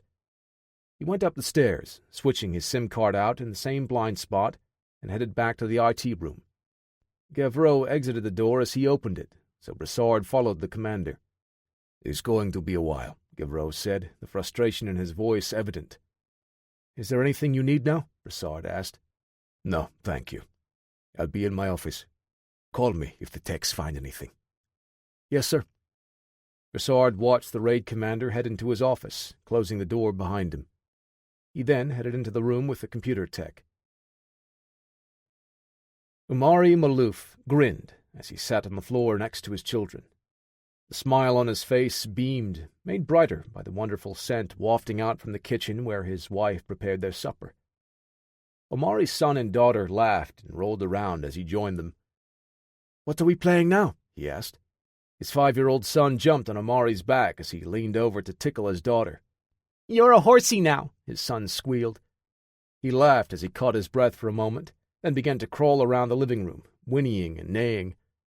Omari's daughter, only 3.5, started to walk in front of him, holding an imaginary treat to lead him. "Carrot? Want carrot?" she asked. He followed her around for a bit, then without warning, rose up, waving his hands in the air like a horse standing on its hind legs. His son screamed and wrapped his arms around his father's neck, squealing with laughter. A cell phone on the end table buzzed. Omari trotted like a horse on his hands and knees, taking his son to the couch. "Okay, son, horsey needs a break," he said, bucking his son onto the couch. "Me too," his daughter said. Chuckling, he swung his daughter onto his back and bucked her off gently onto the couch next to her brother. Omari stood and picked up his phone. His smile faltered slightly as he read the incoming message. He spoke to his son, careful not to let his smile change now. "Take your sister to your room and play until dinner is ready." "Yes, Daddy," his son said. He grabbed his sister's hand and led her down the hall. Omari read the message from his contact in RAID, frowning when he saw that they found out about Matthias, securing a computer from his residence. He skimmed over the information about the American, John Stone. Would this man be a threat to the upcoming plans? He closed the message, then dialed a number on his phone. After 2 rings, someone on the other end answered. "It's Amari. I need to speak with him," he said. "We will call you back." Before Amari could say anything, the line disconnected. He sat on the couch and waited for a few agonizing minutes. The ringing phone startled Amari, snapping him out of his haze. He knew that the line would be secured on the other end. "What do you want?" Azar bin Hashim asked. "There is a complication with Matthias. Raid has taken the computer from his apartment," Amari said. "Are you positive?" "Yes. Our contact has confirmed." Bin Hashim sighed on the other end, then silence. Amari wiped a bead of sweat from his brow, wanting to say something, anything to break the silence. He feared it was a judgment of his fate for this news. "Very well. We will have to move up the timetable now," Bin Hashim said. "Get your part ready, Maluf. Do not fail me in this mission." "It will be done," Amari answered. Minutes stretched out, feeling like hours before Parker sighed over the speakerphone. "There is no evidence of wrongdoing that can be pinned on this Broussard guy," he said. "You can't find anything connecting Broussard and Kepler?" John asked. "I found records of money transferred to his account, which is innocent enough since I don't know who sent the payments. But given the size of the transfers and Matthias's dubious nature—" "I have to tell Gavreau," John said, interrupting. "Tell him what? We don't have much here." "This is too much of a coincidence. We can't risk having a rat in that task force," John answered. "We?" "Now isn't the time to worry about jurisdictions," John said. "The 4 serpents are still out there. They could strike again at any time, and right now, Raid could be compromised." "Yeah, I guess you're right," Parker said. John pulled the small USB key drive from his laptop, stuffed it into a pocket, and grabbed Kepler's leather-bound notebook. "See if you can find anything that could tell me where to go next," John said. "I'll see what I can do, but Kepler was just a money man. Not sure I'll find any specific evidence," Parker said. "Run the rest of the team, Parker. Make sure there are no other surprises." "The entire team?" Parker asked. "Yes. Especially Gavreau," John said, before ending the call and heading out the door. Chapter 11. Raid HQ, France. It was past 8 p.m., and most of the personnel in the office had already gone home. Gavreau spent the majority of the afternoon and early evening at his desk or in the computer rooms, bothering the techs handling Kepler's computer. He finally stood up from his chair and stretched before turning out the lights and closing his door as he left the office. "Good night, Diana," he said as he passed the reception desk. "Good night, sir," she replied. Gavreau headed for the parking lot, pulling the keys from his pocket to unlock his car. He reached for the handle to the driver's side door when someone spoke behind him.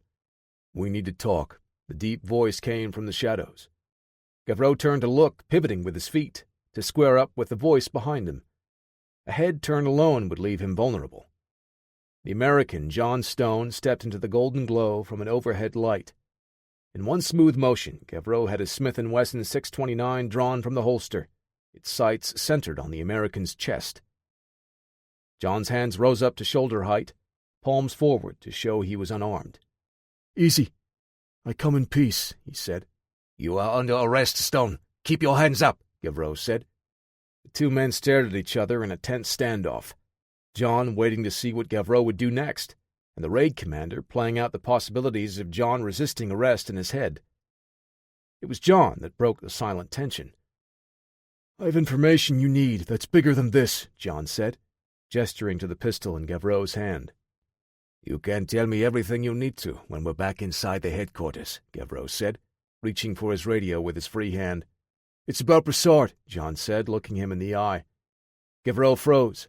His grip on the pistol tightened, and he stared daggers at the American. "What did you do to Christopher?" he asked, venom dripping from his words. "He's fine," John said to assure Gavreau. "But I think he's been compromised." "Do not dare question my men," he said through gritted teeth. "I have something to show you," John said. Though he was not as muscular as John, Gavreau was just as tall. The tension permeated the space between the two, a near-tangible presence. "You have 10 seconds to convince me, Stone."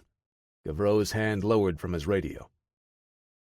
Broussard has been receiving payments from someone. Matthias Kepler was handling the transfers, John said. "I hope you do not think baseless accusations are going to sway me," the raid commander said. His anger made his French accent thicker. John nodded and moved one hand slowly toward his pocket. Gavreau's pistol remained firmly aimed at John. He pulled the key drive from his pocket and tossed it casually toward the raid commander. Gavreau caught it with his free hand, the heavy revolver never wavering. "What is on this?" he asked, holding up the drive, eyes still fixed on John. "I got it from the apartment of Dietrich Byrne. That was just one of Matthias Kepler's many aliases. Those files are Kepler's financial records," John said. "Broussard's name is in there, multiple times. I think he's been working for someone else for a while now. I'm sorry, Gavreau." "How do I know you are telling the truth?" Gavreau asked. "I didn't have to come find you, but this was too important to let go." Gavreau paused, then nodded slightly. John pulled the notebook from his back pocket and held it out. "I found this with the drive. I don't speak German, so it's no good to me.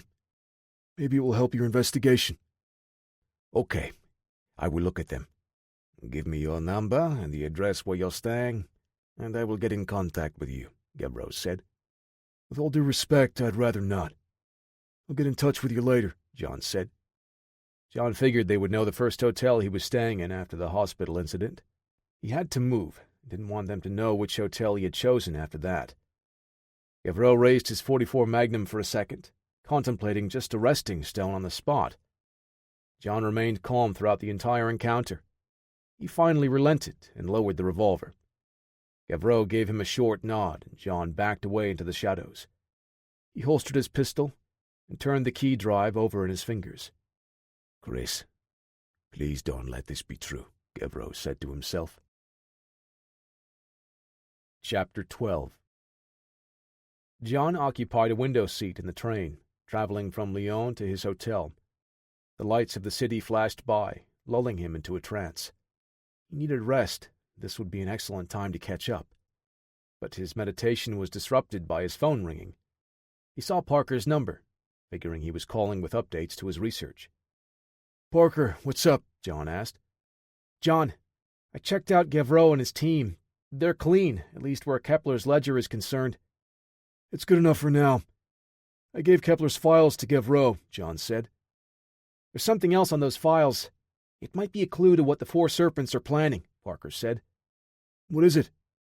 "I looked up all the names in the ledger, and most of them are people suspected of terrorism or on some type of watch list. One of them stood out. Jean-Paul Roland. This ledger you found will go a long way to help shine a light on some pretty bad guys. This guy stuck out as different, though. He's not the type normally—" "Parker, please, get to the point," John interrupted. "Oh, right, sorry." The programmer was brilliant at his work, but had a tendency to ramble when excited. "Yeah, anyway, this man, Roland, set up an annual convention, the Science Summit on global warming. You're not going to believe your luck, John. It's happening in Paris right now," Parker said. "What do the Serpents want with Roland?" John asked. "I looked closely at his background, and nothing jumped out," Parker said. "So next I pulled up a list of the people presenting their research there. I cross-referenced the names with their respective fields, and one raised some red flags. I figured you might agree that this has to be more than just coincidence." John sat up straight, shaking the sleep out of his head. "Dr. Stephen Takata is a scientist and engineer from San Francisco. He's going to be there giving a talk about weather patterns and climate change caused by catastrophic events. The presentation is about using global weather satellites to increase the accuracy of predicting storms." "Parker, you're straying off topic again. How does that raise any red—" Parker continued. "Trust me, John, I haven't strayed. The thing is, Takata isn't a climatologist. His latest research has been on the development of kinetic weapon technology," Parker said. "What is that exactly?" John asked. "Are you familiar with the lazy dogs from the Vietnam War?" Parker asked. "I've heard a little. The U.S. military dropped thousands of solid steel slugs from a high altitude onto hidden targets under soft cover. Yes, that's it. The theory was that the slugs, about 2 to 3 inches long, would reach terminal velocity and generate plenty of raw kinetic energy when dropped from high enough. The mass of the projectiles would be able to penetrate deep into the ground, into the tunnel systems used by the Viet Cong. Now, imagine that weapon system, but scaled up, Parker said. How big are we talking? John asked. Right now, Dr. Takada's projectiles are about 10 times larger. Approximately 2.5-foot tungsten-rich rods, optimized for striking at longer ranges. The delivery system is an unmanned aerial vehicle. The UAVs are capable of carrying about a dozen of these bad boys, Parker said. What type of damage are we talking? John asked. A single rod alone would be devastating. It could bring down a 5-story building at least. It's a weaponized meteor strike. A dozen of them, patterned just right, Parker said, letting his statement trail off. John let out a long sigh. The Serpents paid Jean-Paul Roland, which meant they must have some inside knowledge of the summit, including Dr. Takada's presence. Parker was right. This couldn't be a mere coincidence. Do you know how far along his research is? John asked. The formulas and calculations are complete, right down to the level of accuracy and destructive force. As far as the development of the physical weapon system, I don't know. John had to assume at least a prototype of the system could be close to completion. The 4 Serpents might be attempting to kidnap the Doctor and force him to finish the weapon for them. That was a scenario that he couldn't allow to happen. If they hit even one of those rods, the results would be catastrophic. But if they had the ability to make and deploy more, the level of global terror would shift dramatically. I have to get to that summit. I can't let the Serpents get to Takada, John said. Should we warn Gavreau? Parker asked. John thought about it for a moment. No, he's going to have his hands full dealing with the corruption in his team. Besides, I'm not sure I want him knowing what I'm going to do. He might try to stop me. This is getting way out of hand, John. You can't do this by yourself, Parker said. Parker, if I can grab Takada before the Serpents do, I can end all of this. The train slowed to a stop at the station near his hotel. I have to go. Send me everything you have on Dr. Takada and the summit, John said. Parker sighed and paused, contemplating trying to talk some sense into his friend, but he knew it was no use. Will do, John. John stepped off the train and walked quickly to his hotel. He would have to get to Paris as soon as he could. Time was running out. Orsay, France. Lionel Gavreau sat at the desk of the small office in his home. He held the flash drive in his hand, staring at it. John Stone gave him the notebook and drive before dropping a heavy accusation against Christopher Brassard, one of Gavreau's own. Raid was like a family to him, and Brassard was a brother. Who was Stone to accuse his brother of treason? He thought about smashing the device on the spot, pressing his thumb firmly against the plastic case. This could be a trick, used to delay him from coming after John to arrest him. Then why would he meet me alone, Gavreau thought. To make the trap more believable? He fought against the doubt and uncertainty, finally inserting the drive into the data slot on his computer. His body stiffened, prepared for whatever would show up. The device opened automatically when inserted, a subroutine on the drive seemingly bypassing the login window that popped up. Gavreau stared at the directory of folders within. This was the information John found at Kepler's apartment. One file opened itself, and Gavreau let out a shocked breath when he saw the contents. It was a list of money transfers Kepler had arranged, all sent to Christopher Brassard. The dates of the transactions went back years. Gavreau clenched his fists. He wanted to smash his monitor and make the damning evidence disappear. This wasn't possible. Rage flooded through him. At Chris's betrayal, at John for this trick, to cause him to doubt his team, his family. Because the American revealed evidence of something happening under Gavreau's nose for all these years. He closed his eyes tight, squeezing tears free. After several deep, shaky breaths, Gavreau regained his composure and opened his eyes, forcing himself to read everything Stone wanted him to see. His vision blurred from the tears. He wiped them away and kept reading.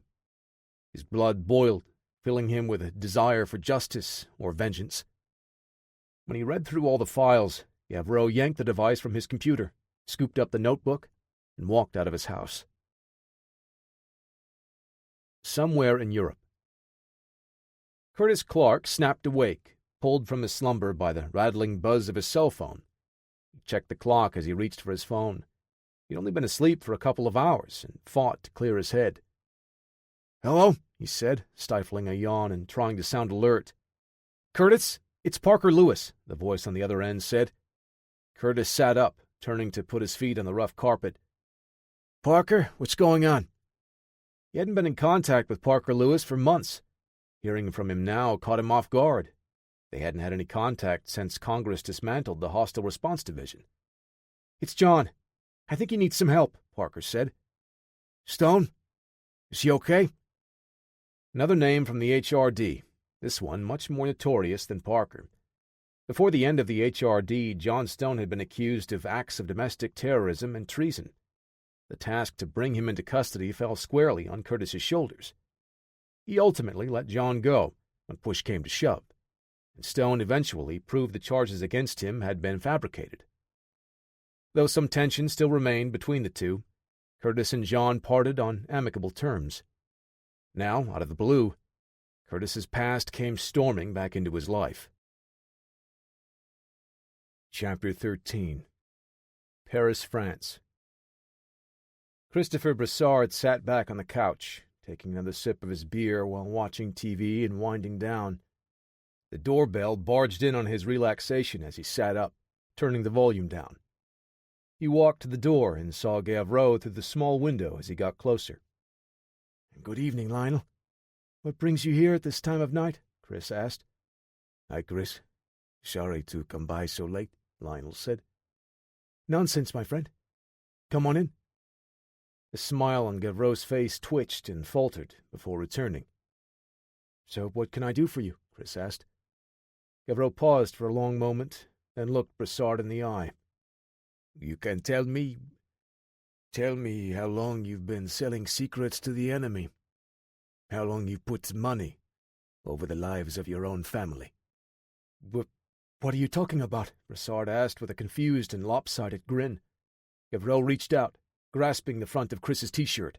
His fist shot out like a piston across the man's jaw. Gavreau released his grip, letting Brassard crumple to the ground. "What the hell is wrong with you?" Brassard yelled from the floor, wiping a hand across his bloodied mouth. "A rat! You're a rat! Selling out your brothers and sisters to the Four Serpents!" Brassard backed away, scrambling to his feet. "I don't even know what you're talking about." Gavreau produced the key drive, pointing it accusingly at Brassard's chest. "I have the records. Money transfers going back years. How could you do this?" Brassard stammered, unable to put a coherent argument together. He held his hands out as if he were warding away the evidence on the flash drive. His mouth opened and closed, looking for the right response. I can explain, man. It's not what you think," Brassard started. "You can explain it to the rest of the team at HQ. Let's go," Gavreau interrupted. He snatched Brassard by the back of his neck and roughly shoved him to the front door. His second-in-command did not try to resist.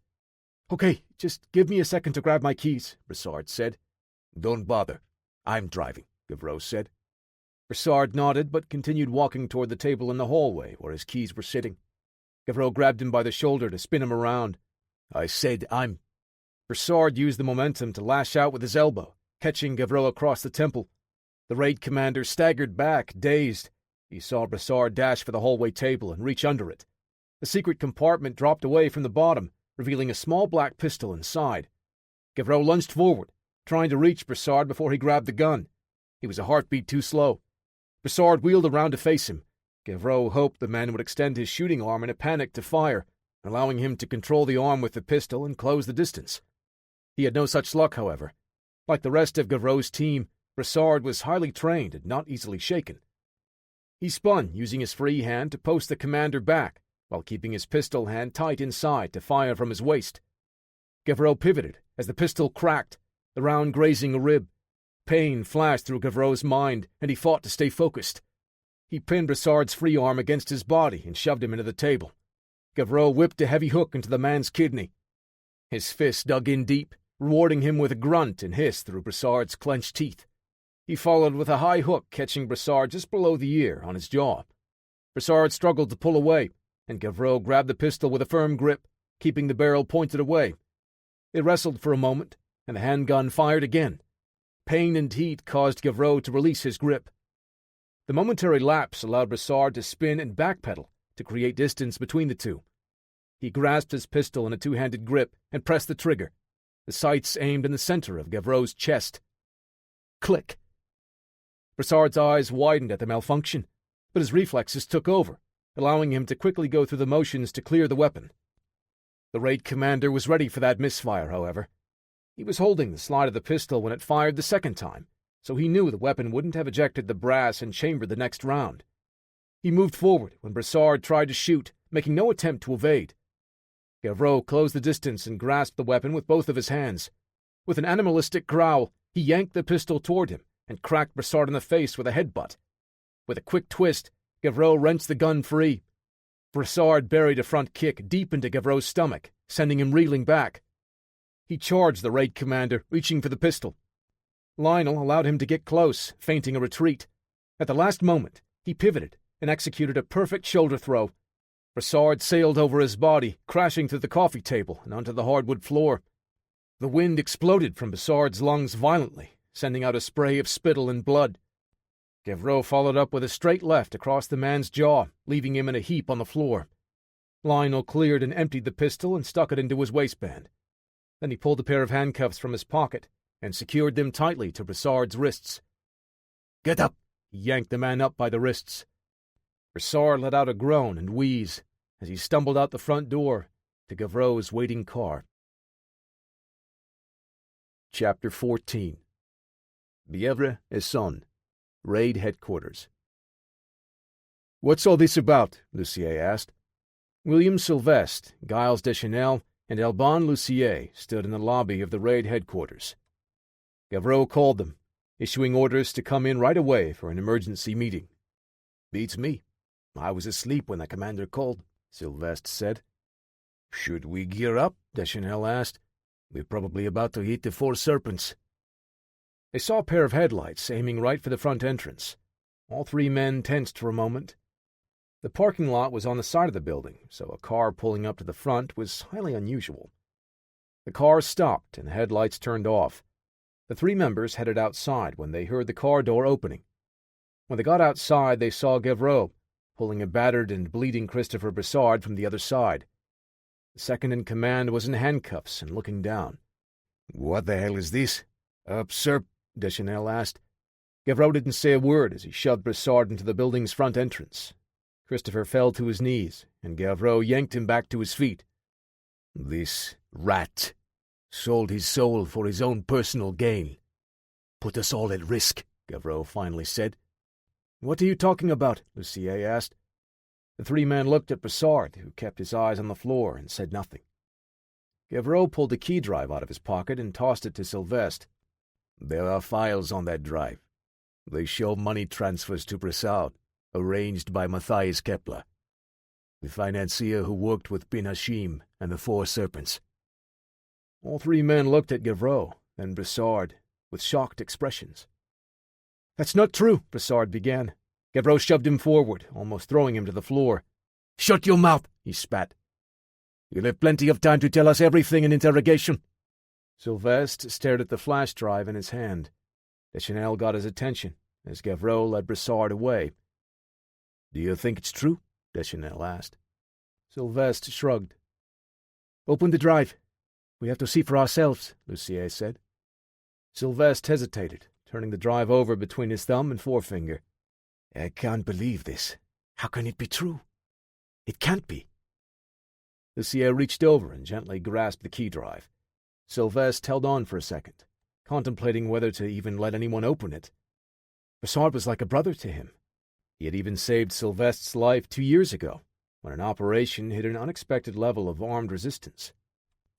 After a few seconds, Sylvestre looked Lucier in the eye and released his grip, letting him have the drive. Gavreau had already taken Brassard toward the elevator and pressed the button to head to interrogation. Lucier, Deschanel, and Sylvestre followed solemnly behind them. On the third floor, the doors opened, and they all filed out. Gavreau had a hand on Brassard's shoulder, guiding him to a holding cell. Lucier took the drive to his desk and powered up his computer. The three men stood and waited for what seemed like an eternity for the computer to boot up. When the login screen finally showed, Lucier logged in with his credentials and inserted the key drive into the data port. The files opened, showing them precisely what Gavreau had seen. It was true. Everything Gavreau told them. Christopher Brassard betrayed all of them. Gavreau opened the door to the holding cell, leading Brassard inside.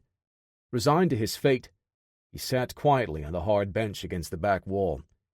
Gavreau stood and regarded his colleague. Could he even consider the man a colleague? Was he ever one of them? They remained motionless for a few tense minutes, Brassard choosing silence, and Gavreau left speechless. Sylvestre walked over to the holding cell and looked at Brassard. "How long?" Sylvestre asked. Brassard would not meet his gaze. "Answer me! We all trusted you. We're a family." Sylvestre was screaming now. Deschanel tried to calm his friend down, putting his reassuring hands on his shoulders. Lucier sat at his computer, poring over all the data on the key drive. Gavreau finally turned and headed back out the exit, and closed the holding cell door. He walked to Lucier's desk, and the other two men followed him. There was a long silence. No one knew what to say first. "How did you find this?" Deschanel asked. "The American, John Stone.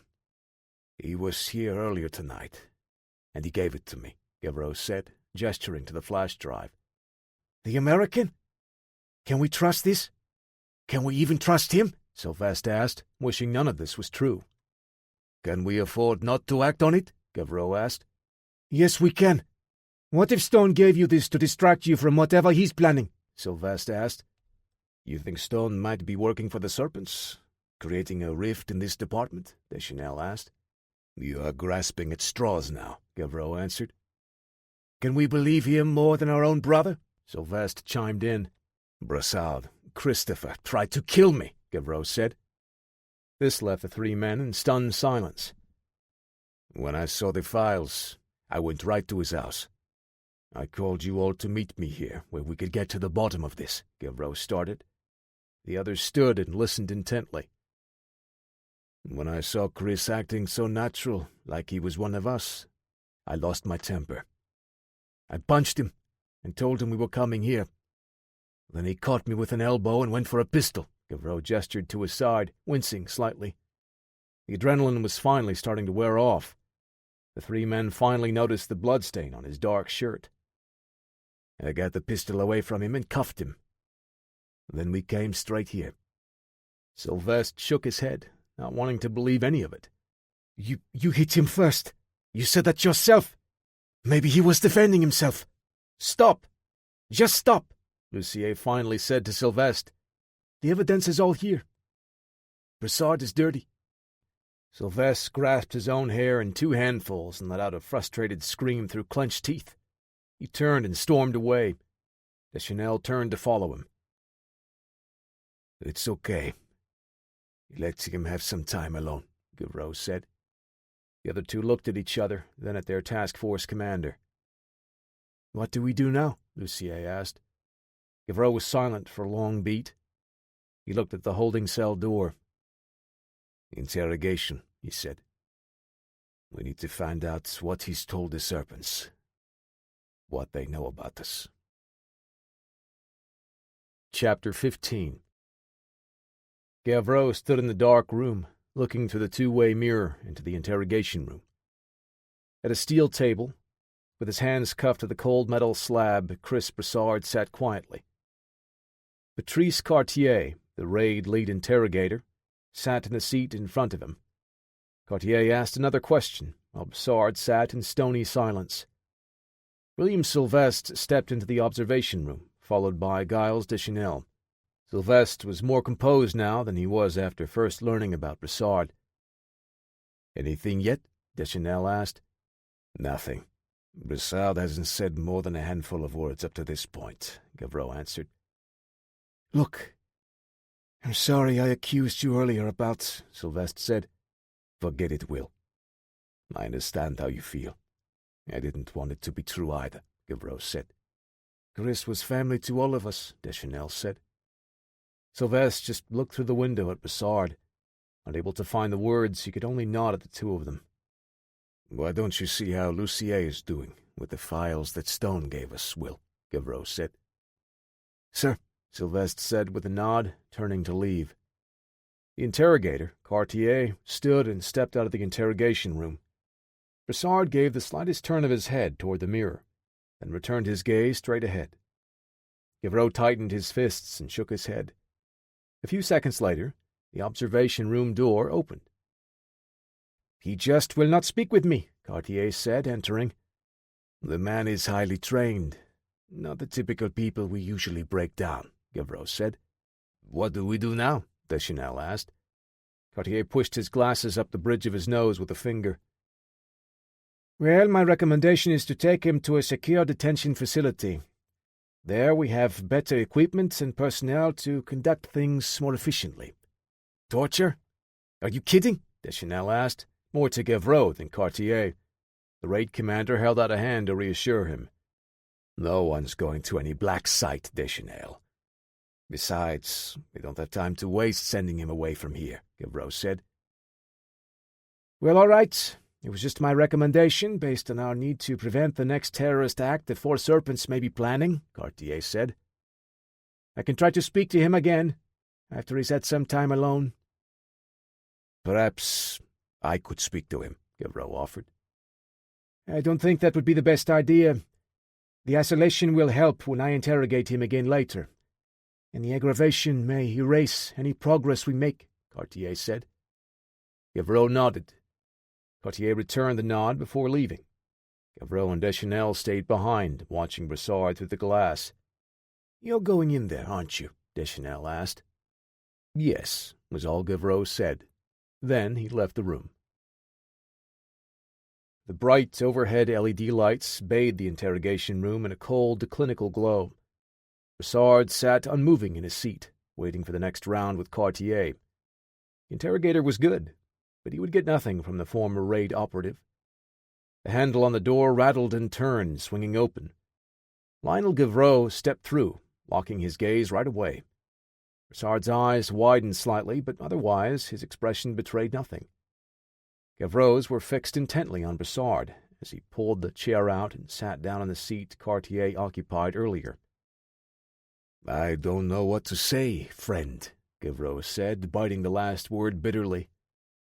"Were we even friends?" Chris Brassard continued to stare blankly, saying nothing as he took in a deep breath, in and out through his nose. Gavreau wanted to reach across the table and throttle him, make him feel the anger, sadness, and frustration he and the rest of his team felt right now. "Why?" "That's all I want to know. After all we've been through, you owe me at least that. You owe your brothers and sisters out there that much," Gavreau said. Silence. The lack of response left Gavreau exasperated. He looked at the table's scratched and marred metal surface, waiting, hoping Brassard would say anything. "It's no use. I guess you were never loyal to the team. Well, you had us all fooled. Well, you just sold your family to collect a few pieces of silver. Maybe your loyalty only lies with money." Gavreau stood to leave when Brassard spoke. "Loyalty?" His tone equal parts pain and mockery. Gavreau turned to face him. "You question my loyalty, when you should really question your morality," Brassard said. "What is that supposed to mean?" Gavreau asked. "We save lives every day." "Save lives?" Brassard furrowed his brow. "You paint a picture of us as a big, happy family, as if that's something to be proud of. We call each other brother. Then we smile like the good guys while we put our boots on the necks of the ones the government says are the bad guys." He looked up at Gavreau now, a fire in his eyes. "Things are about to change. The corruption of the powers that be is going to end, when true justice rains down on them from on high. Spears from the heavens." Gavreau felt a chill shoot through his body. The conviction in Bressard's words shook him. Had he ever really known this man in front of him? Christopher, please. Tell me what the Four Serpents are planning. Don't let the terrorists spill any more innocent blood. Those who sit idly by, while the corrupt rule over them, aren't truly innocent, brother. Bressard spit the last word like it was a dagger into the heart of his former commander. They deserve the same judgment as those that rule over them. Chapter 16. Paris, France. Kalik stepped out of the black SUV, tugging at his collar as he twisted and kinked his head side to side. One of Ben Hashim's lieutenants put a hand on the assassin's shoulder. "Easy, friend," he said, undoing the top button and loosening the tie. "You won't have to wear this much longer, but if you keep fidgeting around, they will suspect that we don't belong." With his discomfort abated, Kalik smiled and grunted a quick thanks.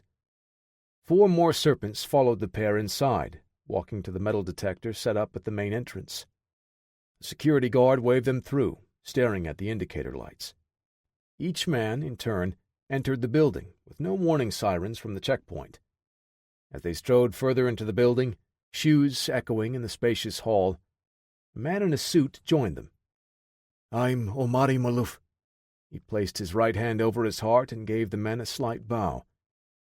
"Here in service to Azar bin Hashim and the Four Serpents. Right this way." He led them down the main hall to a side office, away from the crowds, finding their seats in the main presentation theater. Omari opened the door and gestured for the men to enter, following after the last man. Kalik's eyes continued roving around the room, bouncing from wall to wall, corner to corner, taking everything in. He fixed his attention on a pair of black hard-shell cases, typically used to transport equipment for rock concerts. They were approximately 3.5 feet long and lay sideways on the floor. Omari unlocked one of the cases and opened it, stepping to the side. One of the serpents approached and crouched down to examine the contents. There were large boxes and items filled with lighting and sound equipment for the presentations at the summit. The crouched man nodded to another serpent and reached down to one end of the box. The other serpent did the same, grasping a small handle inside the case on the other side. They both lifted out the stage equipment out on a long shelf. Omari smiled as the serpents stared into the empty black interior of the crate.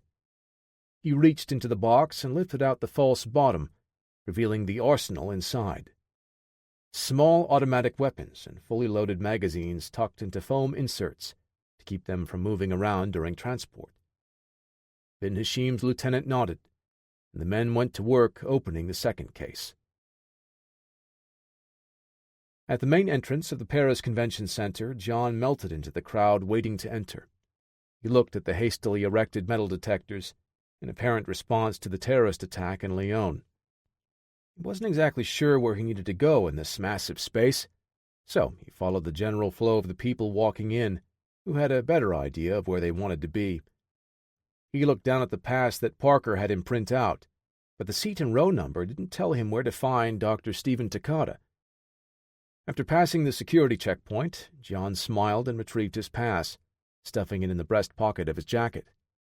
Following the crowd, he saw the signage plastered all over for the summit. "Need to find a schedule where the speakers will present their research," he thought. People around him hurried toward the main hall where the opening presentation would be starting.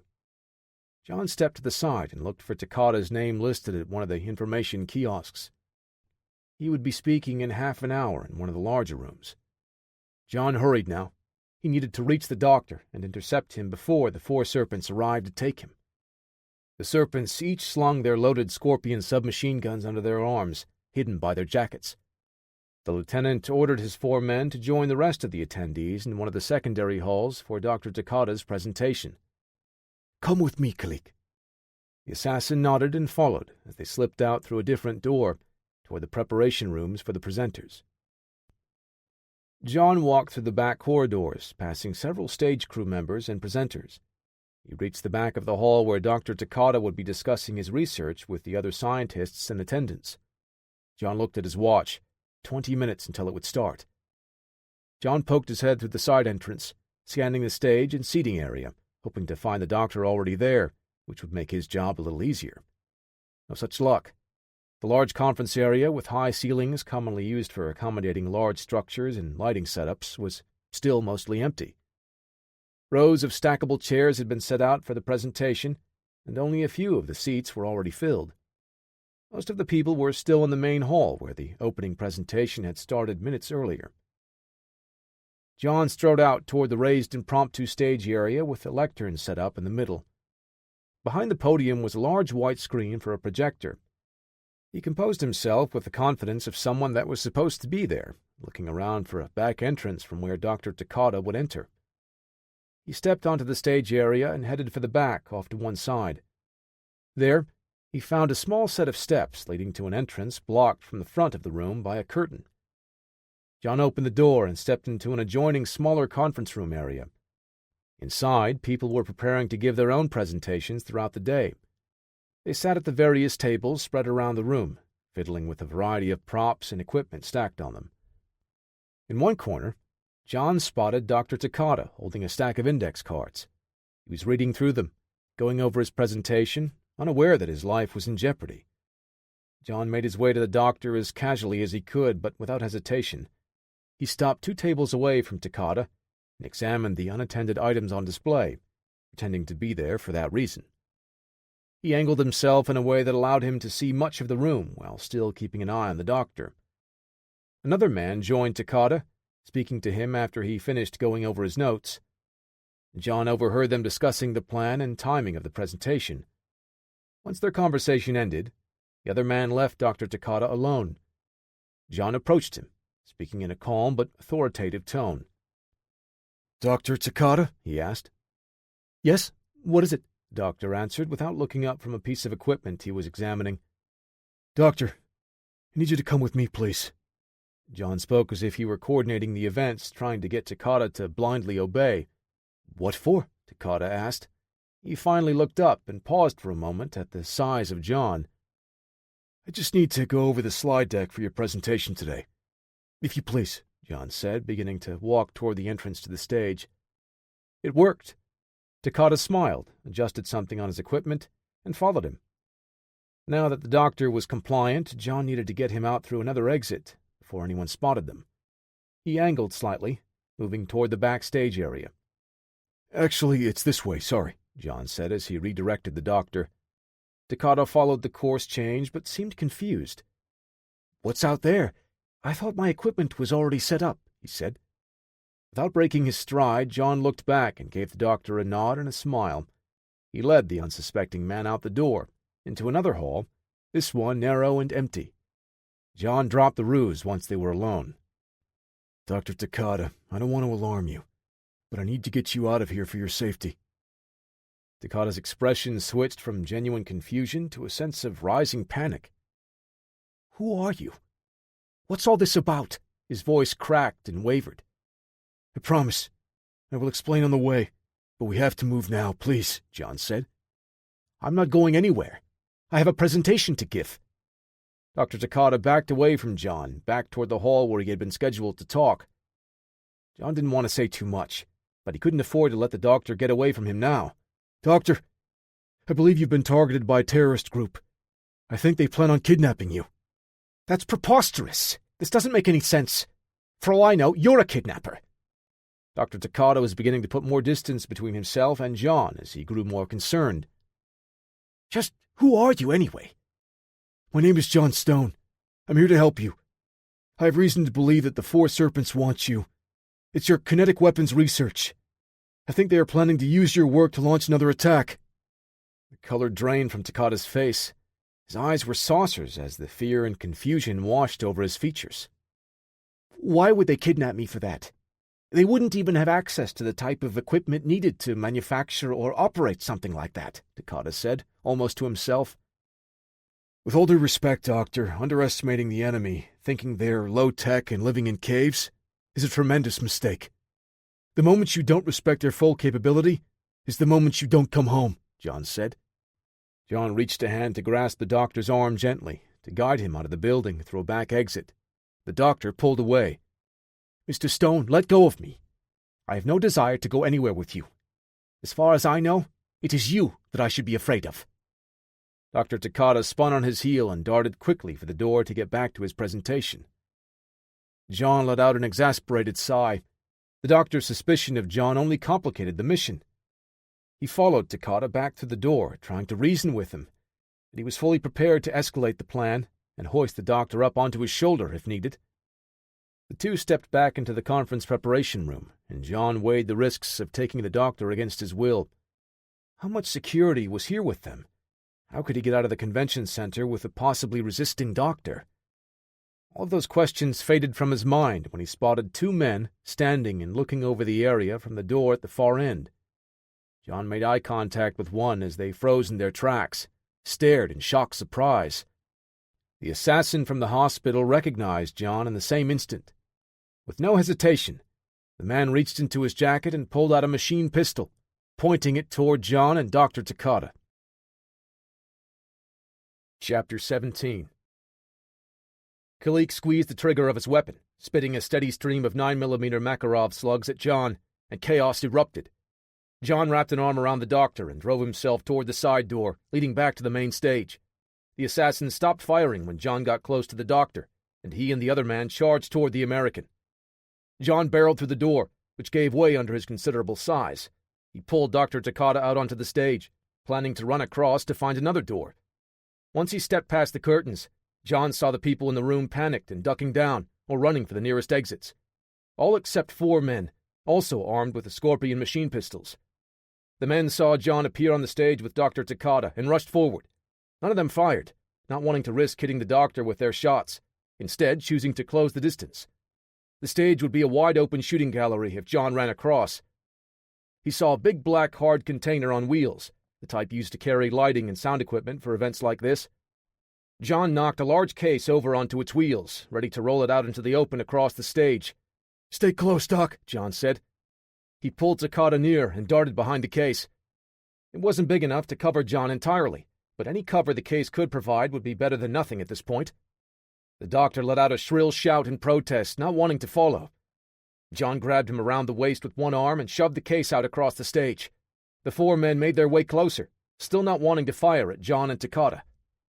John had the case halfway across the stage, holding the still struggling doctor, when the assassin made his way through the rear entrance with his partner. John angled the case to block an assault from both directions and pulled it while he backed his way across the stage. 2 of the 4 men split away to flank John. "We're going to have to make a break for that door, Doc," John said, nodding his head toward the exit behind them. Takata squirmed to get out of John's grip, his eyes wide in fear. It was time to move. "Now," John said. He spun for the door, abandoning the cover. He guided the doctor firmly in front of him with his hand. Takata tripped and sprawled onto the stage. "Damn it," John thought. He reached down to scoop the man up on the run, but Takata rolled to his back and scrambled away from John. He got to his feet and ran, with his hands up, toward the assassin who had just stepped out onto the stage in pursuit. Time slowed as John watched the doctor run willingly to the terrorists. His stomach dropped when he saw the assassin wave the doctor behind him toward the other man. Dr. Takata looked back at John with a look of relief on his face.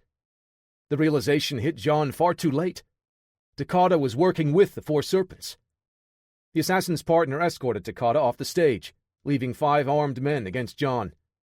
With the doctor out of their line of fire, all of their guns opened up. John rushed and dove off the stage, dropping out of sight. He hit the floor hard on his side, fighting to keep the breath in his lungs. John only had one option for escape, and his enemy also knew he was going for it. He had to escape fast before the 5 gunmen overran him. Their bullets continued in controlled bursts, chewing up the edge of the short stage and punching holes into the door through which he needed to escape. On this side of the stage, all he had within reach were a few of the stackable chairs left behind the curtain. Maybe the curtain could be useful for concealment, if he could detach it from the high steel rigging posts around the stage. Could he bring down the steel rigging to cover his escape? John crawled along the ground on his elbows, staying low until he reached one of the steel posts. He gave it a full-force stomp with one boot. Steel supports shook and rang out from the impact, sending a violent tremor across the stage. The firing stopped for a moment when the assailants felt the floor move. Despite his size and the force of his kick, the post did little more than vibrate and ring. He wouldn't be able to bring it down, much less damage it. The covering fire resumed, inching closer. John's only exit was directly in the line of fire. "It's gut check time," John said to himself through clenched teeth. Springing into action, he charged away from the stage, heading for the back of the room instead of the door closest to him. The serpents adjusted their aim, moving to track him. Perfect.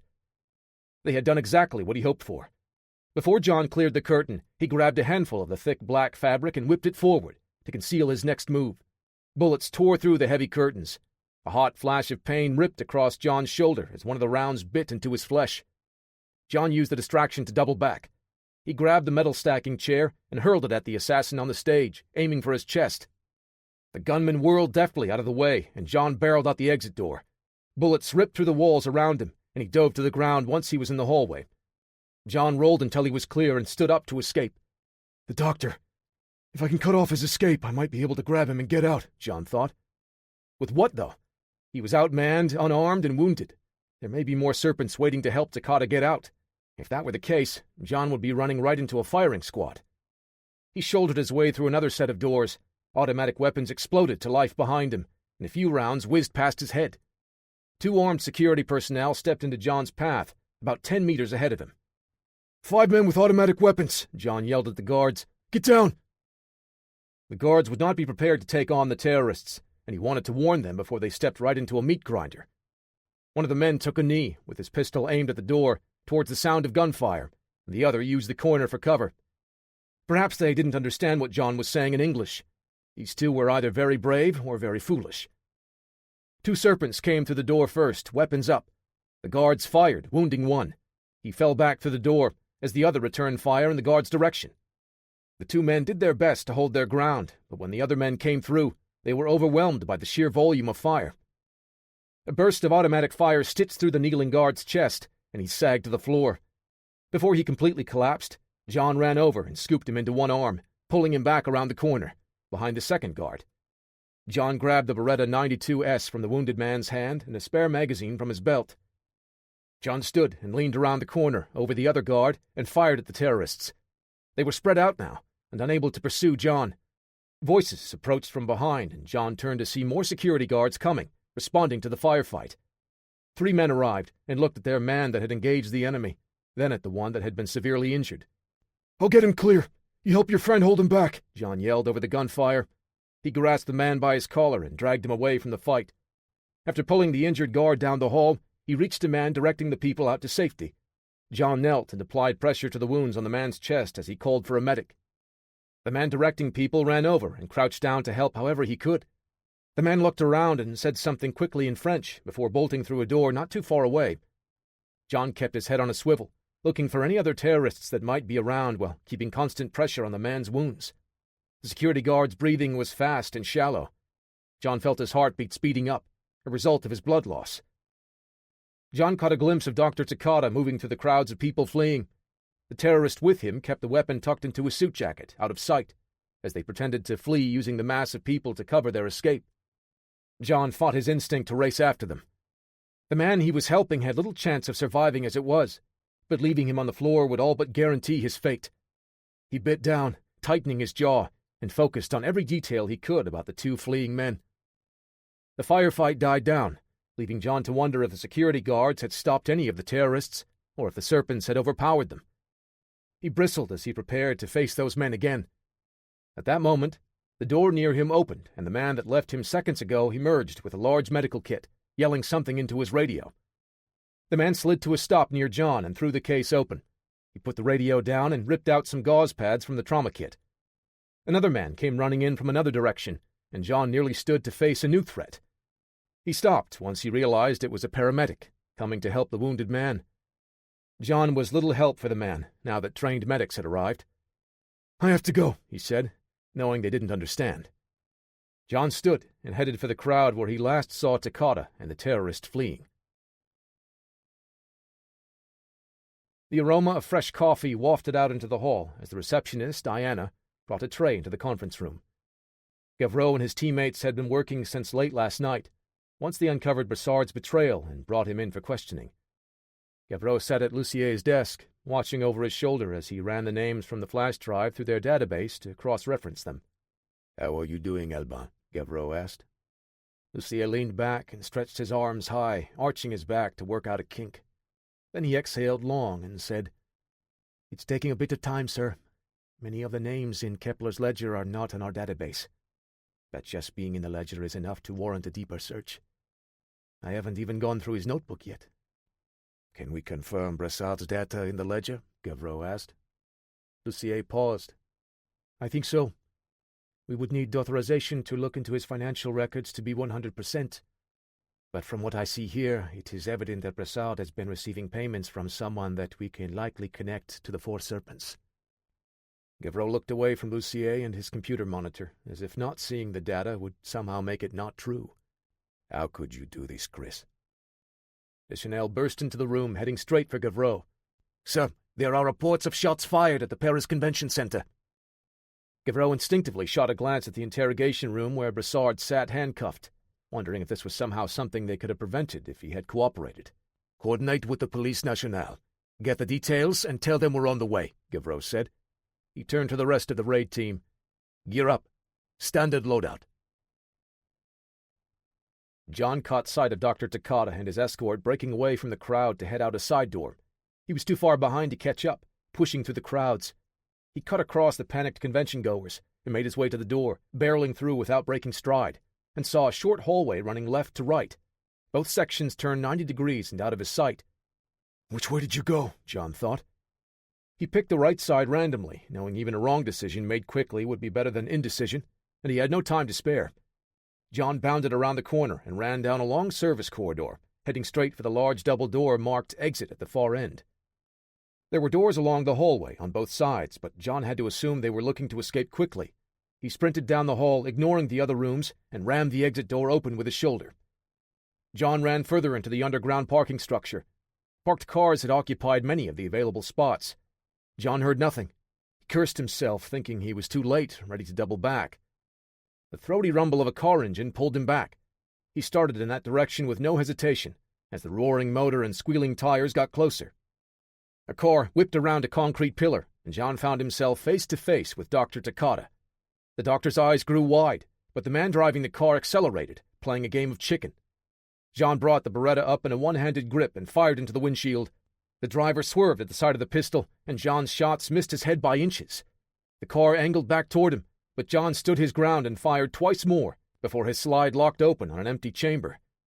The driver lost control for a moment. The car shuddered and swerved. John saw, through the spiderweb crack on the windshield, that he had scored a hit.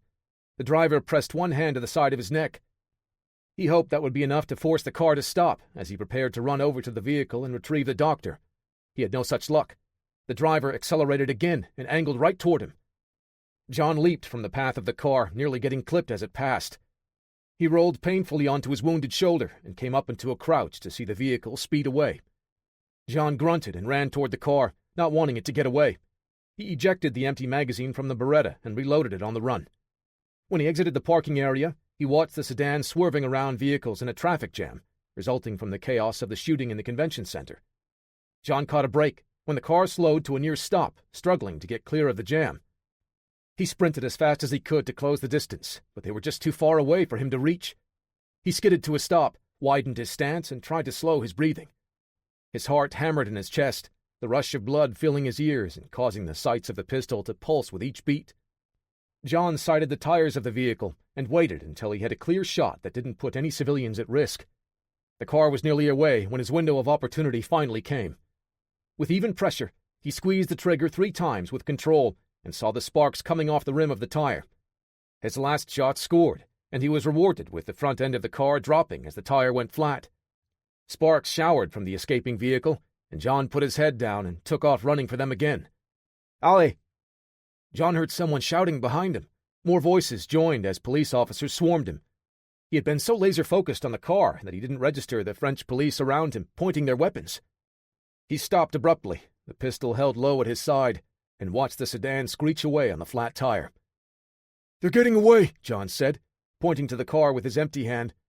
That movement set the police on edge, and they were moments away from opening fire on John. He had no choice but to let the serpents escape with the doctor. John dropped the pistol to the ground and raised his hands, lacing his fingers behind his head. He narrowed his eyes. and his breaths came out in deep, aggressive huffs as one of the police officers grabbed his wrist. Chapter 18. 3 civilians were killed in the attack, 7 more wounded, the officer in charge relayed to Gavreau, including 2 security personnel and the American you asked about, John Stone. The raid commander and his team spent the last half hour securing the convention center. He thanked the officer and finished writing in his notebook, tucking it back into a pouch on his vest. The American was in the custody of the French police now.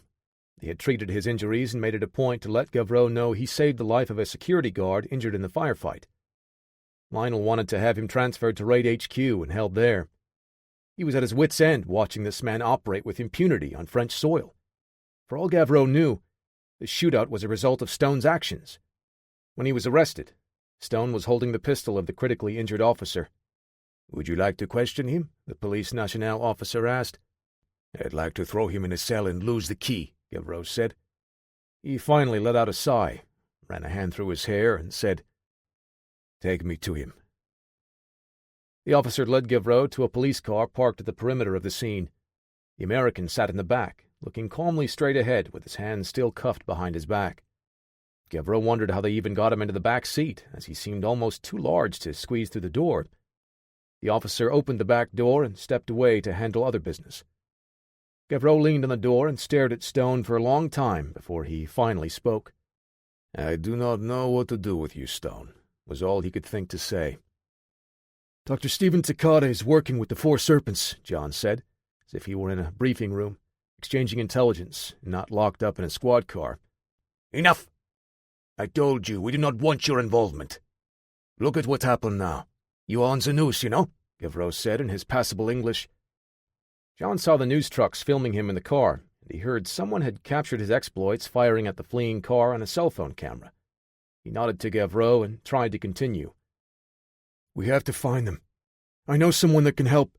"We do not need your help," Gavreau cut him off. He wanted to say more to the American, but he just pressed his lips together and closed the door, resisting the urge to slam it shut. John looked through the window at Gavreau with an intensity that some might have mistaken for anger. He saw determination, however, and he knew this would not be the last he saw of the American. Gavreau was at the end of his rope and walked away to cool off. "I heard he saved that security officer," Deschanel said, walking beside Gavreau now. Gavreau shook his head, no longer wanting to hear about the heroic actions of the meddling visitor. "I don't know what to do with him," the raid commander said. "Look how far he got on his own. Maybe we could help him a bit, or just aim him at the bad guys and let him loose," Deschanel said. Gavreau shot him a glare. Deschanel faltered for a step and put up his hands in surrender. "Just a suggestion, sir," he said. "When you are done giving me unhelpful advice, I want you to get in touch with Central Command. Have them grant us access to the CCTV footage for a 10-block radius. We also need satellite surveillance to find where the 4 Serpents are taking Dr. Takada," Gavreau said. "You think he's involved? Like working with the enemy?" Deschanel asked. "I don't know, but no matter whose side he's on, Takada is in the custody of the enemy now." "Have you made a decision about him yet?" Deschanel asked, tilting his head over to John in the back of the police car. Gavreau stopped and looked back at John. Then he shook his head and said, "Have him remanded into our custody. John Stone has the information we need to continue this investigation.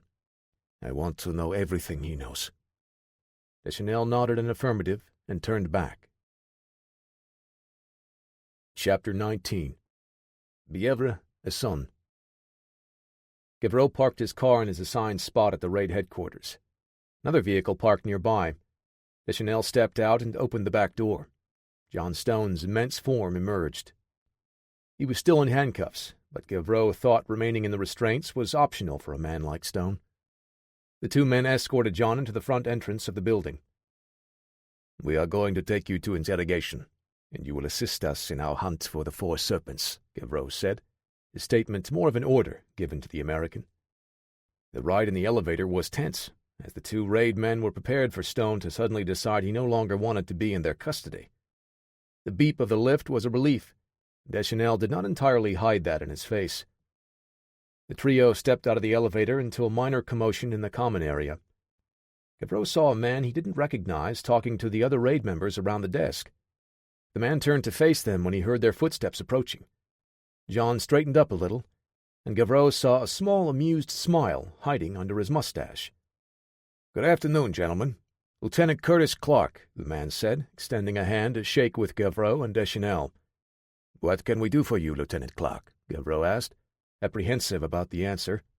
"Sir, this man came here to—" one of the others in the room started before Gavreau waved him off with a hand. Clark looked at the man that spoke, then back to Gavreau. The friendly but professional look never left his face. "I'm here on behalf of the United States government. I have official orders to have John Stone remanded into my custody. I will escort him out of France and back home," Clark said. "Out of your hair, if you will." "What is this about?" Deschanel asked. "Let's call it diplomacy. These two terrorist attacks occurring in the same week are a critical use of your resources. Lieutenant Stone," Clark said, sure to use John's previous military rank, "has been a thorn in your side during that time. All you wanted to do was to find the ones responsible for the death of a friend." Clark paused, a somber look on his face. Gavreau suspected Marvin Van Pierce was also a friend of Lieutenant Clark. "In the interest of preventing an international incident, and in light of his distinguished service record, I'm here to escort John Stone back to the States," Clark said. "On whose authority?" Gavreau asked. "The U.S. State Department," Sylvestre said, holding some freshly printed pages in his hand. "I was letting the rest of your team know as you arrived. I assure you the request is official, and it has the approval of your government," Clark said. Gavreau snatched the papers from Sylvestre and looked them over. He frowned and shook his head slightly. "This man is directly involved in our search for the terrorists. His actions may have aided in their evading capture," Gavreau said. John bristled, but stayed quiet. "How are we supposed to just let him go? What if he might have information critical to our investigation?" Gavreau asked. Curtis put on his best reassuring smile. "He doesn't have to go right away. You can ask him whatever questions you need to ask. I'm sure he will cooperate fully. After that, all I ask is that you allow us to leave here and head straight for the airport," Clark said. "We really have no choice, sir. The documents are official, signed by members of both nations," Sylvestre said. "Fine. Take him to interrogation and debrief him. I want to know everything he knows about the Four Serpents. Everything," Gavreau said. Curtis nodded and followed one of the raid men with a hand on John's back, guiding him along. Gavreau waited until they were out of earshot before talking any further. "Did you get anything more from Bessart?" he asked. "I'm afraid not," Sylvestre said, shaking his head. "He clammed right up. He won't be a reliable source of information anymore. We moved him to a holding cell now." Gavreau nodded and looked off into space, thinking. "What are we going to do with him?" Sylvestre asked. "I don't know," Gavreau answered honestly. This man was part of their family, but his betrayal cut to the bone. Could they live with the decision to lock him up and throw away the key? In the harsh lights of the interrogation room, John sat at a table, no longer wearing the handcuffs. "Thank you very much for answering our questions, Lieutenant Stone. Your information will be of great help to our investigation," Cartier said. They all stood to leave, and John allowed the interrogator to exit first, before whispering to Clark. "I have no intention of leaving, Curtis," he whispered. "Believe me, Stone, I know," Curtis replied under his breath. Months ago, when John was accused of committing acts of domestic terrorism on U.S. soil, a charge that was eventually proven false, Curtis Clark had been tasked to bring Stone to justice. Clark had butted heads with the man then and knew full well how Stone would be when determined to achieve his objective. They walked back to Gavreau's office. Clark knocked on the door and stuck his head in through the opening. "Everything is all wrapped up here. Thank you for your cooperation in this sensitive matter," Clark said. "One of my men will accompany you to the airport," Gavreau said abruptly. "No need, sir. We can find our own way. You got your hands full," Clark said. Gavreau gave him a suspicious look. "You need a ride there?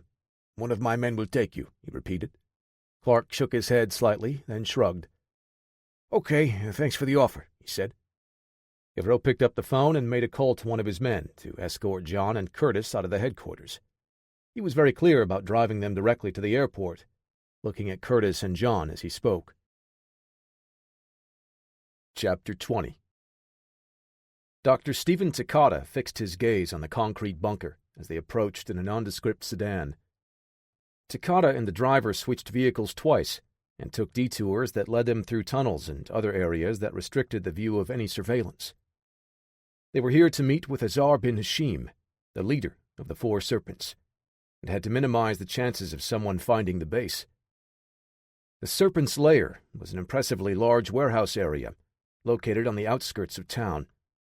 The Serpents conducted all of their sensitive research and experiments indoors in the reinforced high-ceiling hangar bays. Armed guards patrolled the area, waving the car through as they passed. "What's in there?" Takata asked. "You'll see that soon enough, Doctor," the driver said. Halik approached the car as they pulled up to the main building, parking near a collection of random cars and trucks. He opened the door and helped Dr. Takata out, taking him to bin Hashim. Takata retreated a step when the assassin greeted them, uncomfortable around the unpredictable man. Khalik rarely spoke and showed little emotion when he did. He led Takata up a set of metal stairs against one of the inside walls of the hangar. It led them to a set of offices high up, with large windows affording a view to anyone in the office to see what was happening in the hangar bay. They entered through the heavy door, which opened up into a large reception area. A hallway led to the entrance to the two adjoining offices. Inside the reception room, a bearded man was speaking to another man in a language Takata didn't understand. "Yes, sir. It will be done," the man responded in English. Then he left the room. The other man turned to face the doctor. "Dr. Stephen Takada, it is a pleasure to finally meet you. I am Azar bin Hashim, and you are going to help us wake the world." Bin Hashim spoke English with only the slightest Arabic accent. He extended a hand to the doctor, who shook it with some trepidation. "What happened at the convention center? Who was that man?" Takata asked. He was visibly shaken. "Don't worry about him, dear doctor. He is simply a pebble in my shoe. That man is in the custody of the police, so we won't have to worry. For now," bin Hashim said. Takata pressed his lips tighter and nodded, still not convinced. "They know I'm helping you," he said. Bin Hashim raised an eyebrow, amused at the comment. "Yes, good doctor. They know you have pledged your loyalty to the Four Serpents and our greater cause. Soon, the world will know." Bin Hashim leaned in and lowered his voice. "All who have not given the Four Serpents their full allegiance will fall before our might. Right, doctor?" Takata swallowed. "Yes, of course." He gave a quick nod. "Excellent. I assure you that there is nothing that stands in the way of our success in this great mission," bin Hashim said. He put an arm around Takata's shoulder, guiding him to one of the adjoining offices. Bin Hashim opened the door and ushered him through, following close behind. Takata looked around at the modest office setup, with a new computer set up at the desk. The boxes and bags of parts were still stacked in a corner. "This workstation is isolated from everyone. No network or internet connection and no remote connectivity. You will set your work up here," bin Hashim said. Dr. Takata nodded and looked over the computer, approving of the setup. "My work. I left it at the convention center," Takata said. Bin Hashim's face changed at hearing the news. His features sharpened as he stared through the doctor. "What did you say?" bin Hashim asked. "My work. Everything happened so fast with that big guy trying to take me and your guy shooting at us. I left my work at the table, where I was setting up for the presentation." Bin Hashim's face went deep red, and he was on the edge of losing his temper. Before he could blow up, Dr. Takata tried to calm him. "It's not a big deal. I have all of my data saved on a cloud network. I just need to access it to download everything, and I'll be back on track," Takata said. "But you see, it is a big deal," bin Hashim said through clenched teeth. "All of your research, the research that you are here to complete, is now in the hands of the Police Nationale and RAID." "Yes, but I won't need that once I have my backups downloaded," Dr. Takata said, oblivious to the fact that his research in French government hands would mean they now know what the Four Serpents could be working on. He also didn't fully grasp that Ben Hashim wanted all of the computers in this area to stay offline for security purposes. Downloading Takata's data online would expose this base to unnecessary risk. The doctor was ever so naive, which could prove to be a significant detriment to the mission. Ben Hashim considered for just a second if he could just kill Takata and try to continue on without him. In the end, he decided he still needed the doctor. Tying off this loose end later, however, was now a real option. Khalik, please have one of our computers set up with an online connection, and bring Dr. Takata with you, so he can download everything he needs, Ben Hashim said.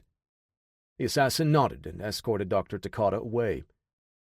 Azar bin Hashim took a moment to calm himself, then walked to the office window. He looked down at the panel trucks parked inside, with the rear doors open. A forklift rumbled as it backed away, pulling out pallets loaded with what looked like parts to assemble a small plane. The leader of the Four Serpents assured himself that they were far enough along now, that their enemy's knowledge of their plan would not stop the mission from succeeding. At the Orly International Airport, the silver Peugeot pulled into the passenger drop-off. John remained quiet, but Curtis Clark chatted with the driver the entire way. By the time they arrived, the driver's relief was visible in his face. The man put the car in park, and Curtis said, "Oh, are you coming with us to make sure we find our flight okay?" The man closed his eyes, and his head dropped for a moment. He just wanted the incessant talking to end. "No, you go ahead. I am sure you will manage," the man said. "Oh, okay. Well, thank you all so much for your cooperation in this sensitive matter," Curtis said to the man, who just nodded in return. The two Americans stepped out of the car and walked to the entrance. John heard the sound of the car speeding away. "Thank God for that.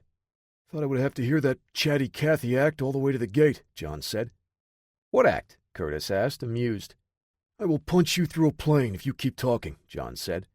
Curtis chuckled and pulled out his phone. He typed a text message and walked deeper into the airport. "I appreciate the help getting me out of that spot, but I have no intention of leaving here right now," John said. He expected resistance and was surprised to hear the opposite. "I knew you would say that. Where to?" "We need to find where they took Takata," John said, looking at the signs around them. "Get Parker on the line. Find out if there's anything he can do." Curtis chuckled, dialing Parker's number. "What's so funny?" "Seems that our little hacker friend knew you would be asking for some assistance, so he—" Curtis held up a finger. "Hey, Parker, I got John with me. I'm putting you on speaker." "Hey, John. I've been digging around, and I think I may have found something," Parker said. John raised an eyebrow. "What do you mean you've been digging around?" "Didn't Curtis tell you?" A faint clicking filled in the gaps between Parker's words. "I had him run some software on the raid systems." "You did what? When were you going to fill me in, Curtis?" "Now," Curtis said. "Before I flew out here, Parker sent me some files to copy onto this." He held up a small flash drive. John turned to face Curtis. "Are you telling me you just opened up the French National Police computers to an American citizen? A civilian, at that? Do you realize how hard this could land on us?" "On me," Curtis said. "I'm the one that uploaded it." "They won't be able to trace it back to either one of you," Parker said.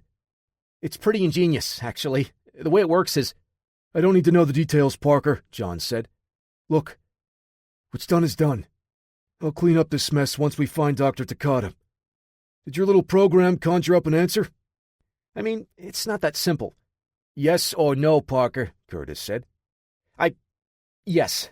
Or at least I've got my fingers on the most promising thread from Gavreau's case files." Parker typed away at his keyboard for another moment. "John, that car you saw the doctor get into was spotted by several witnesses." "Perfect. Send the location to Curtis. We'll grab a car and head there now," John said. "Well, Raid is tracking the car now, but they don't have a location yet," Parker said. John's mouth formed a straight line. "All right. When you do get the location, send it over right away." "And what do you mean, grab a car?" Curtis asked.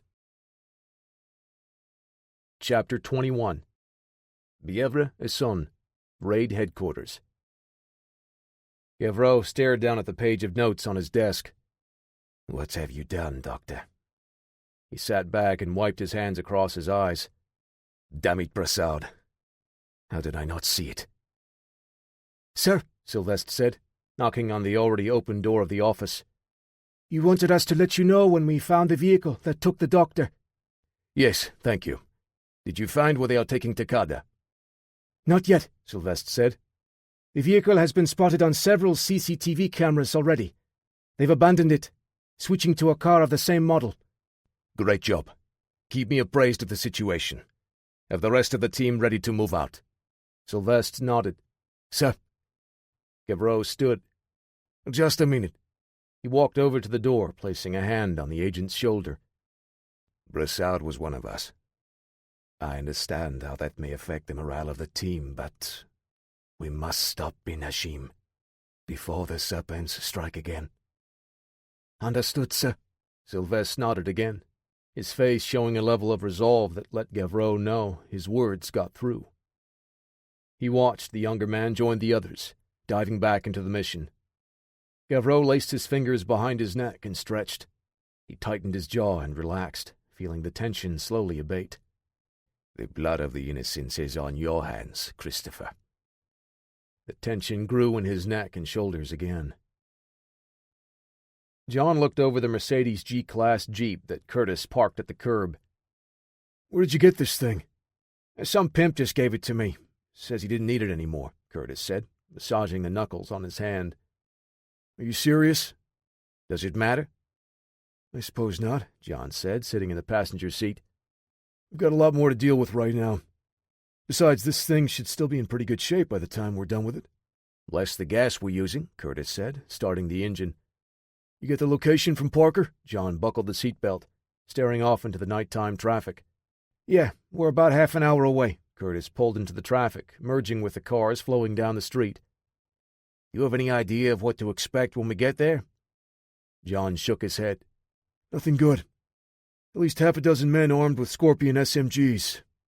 If Bin Hashim is there, we can expect a lot more." "Wonderful.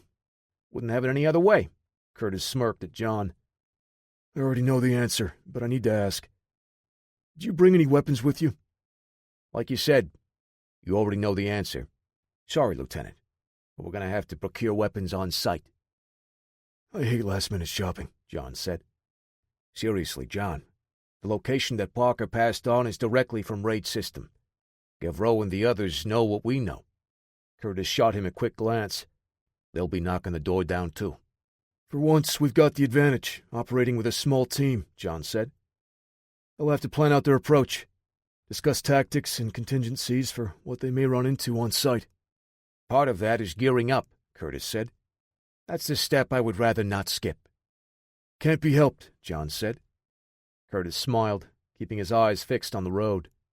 "Looks like we'll be renewing our subscriptions to guns and ammo when we get there." John groaned. "You've been hanging around Parker too long." Chapter 22. Bievre Essonne, Raid Headquarters. "And this information is accurate? Up to the minute?" Gavreau pressed a finger onto the file sitting in front of him. "Yes, sir," Deschanel said. "We've got a request in for satellite surveillance as well, but this information is 98% accurate." "Excellent. Have the men ready to roll in 5. We'll discuss tactics en route." Gavreau stood and nodded to Deschanel, heading out to join the rest of the team. Serpent's Lair. Hurried footsteps filled the temporary workspace. Azar bin Hashim looked around as his men carried out his commands, preparing the equipment to Dr. Stephen Takada's specifications. They had assembled the components necessary for him to launch the weapon, and now bin Hashim grew impatient as the doctor continued pecking away at his keyboard. "What is the hold-up, Takada?" he asked, picking up a random piece of tech on the man's desk. "Everything is on schedule. I'm just starting up all of the subroutines necessary before launch." Dr. Takada adjusted his glasses and looked up. "You assured me that our first strike would require only minimal calculations," bin Hashim said. "Yes, we won't need to account for many of the variables of a longer-range target.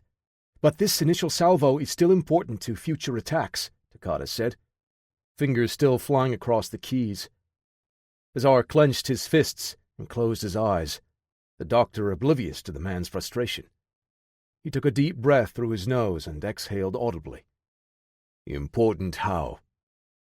Dr. Takata removed his glasses, cleaning them with a small cloth from his coat pocket. I need to tie this all into the same targeting software, networked across various data servers for the drone to course correct, ensuring the best ballistic trajectory. Explain it to me without all of the technobabble, Doctor. Bin Hashim struggled to maintain his composure. Well, the targeting software pulls its data from various nodes to determine how local weather patterns will affect the Javelin once it's in flight. He put his glasses on and pushed them up the bridge of his nose. These are unguided projectiles, so accounting for wind speeds, temperature, and humidity will ensure the most precise strike. Why is that all necessary for this? Azar gestured to the drone, modeled after America's MQ-9 Reaper. Once it reaches the target airspace, it is only a simple matter of dropping the javelins on our enemies. It's not that simple. Azar bin Hashim slammed his fist onto the desk, rattling the monitor and keyboard. Dr. Takata's eyes widened as he drew his hands close to his chest, leaning away as fear flooded his features. You dare second-guess me? Bin Hashim narrowed his eyes to slits. No, Bin Hashim, sir, Takata stammered as he readjusted his glasses. Azar stared into the man's eyes, partially obscured by the thumbprint on one of the lenses. Please explain to me why it is not that simple, Dr. Takata. He softened his tone, but maintained the menacing edge in his gaze. After several tense moments and deep breaths, Takata continued. In order to maintain a high level of precision with the weapon, I need as much data as possible. Go on. Takata nodded. Right now, we have enough information to target a specific building, but with the right type of attack, I can gather even more. I will be able to tighten the formula and bring the effective radius to 3 meters. You will be able to target individuals with a high level of accuracy. Azar straightened up and smiled. Dr. Takata's confidence returned. And I'm not talking about strikes at 20 or 30,000 feet. A successful strike would allow us to target our enemy from great range, effectively lobbing the javelins at a great rate of speed from altitudes beyond the effective ceiling of most military aircraft. Thank you, Doctor, Bin Hashim said. That is what I wanted to hear. Now, how much more time do you require? Maybe an hour, Takata said. We can get the drone up in half that time, and I can push the rest of the calculations through the network and upload it in flight. Very good. Azar turned, switching to Arabic. Khalik, keep the doctor safe. Get him whatever he needs to complete his task. The assassin nodded, holding one of the tungsten-rich kinetic penetrator javelins, rocking side to side as he adjusted the angle of the projectile, letting its weight carry his body back and forth. Chapter 23.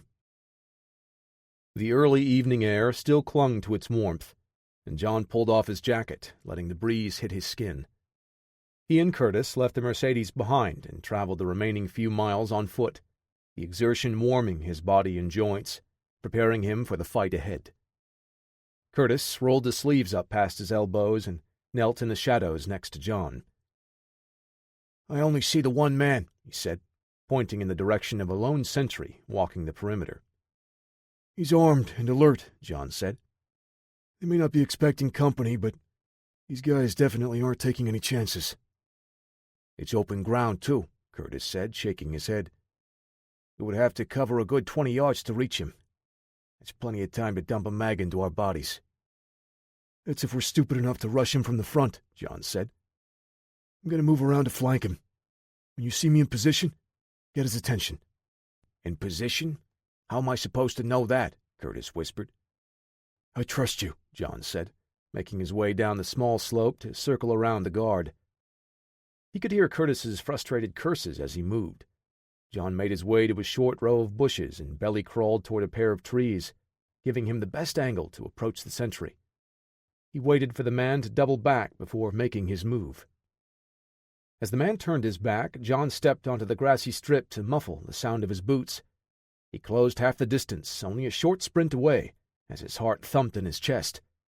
Before John could second-guess his plan, he heard a faint whistling in the distance. A terrible bird call sounded from where he left Curtis. The sentry stopped in his tracks, leaning forward as his hand fell to his belt, pulling a flashlight. John leaned his body forward, driving ahead into a full rush. The guard's light clicked on, but John's approach pulled the man's attention away from the whistling.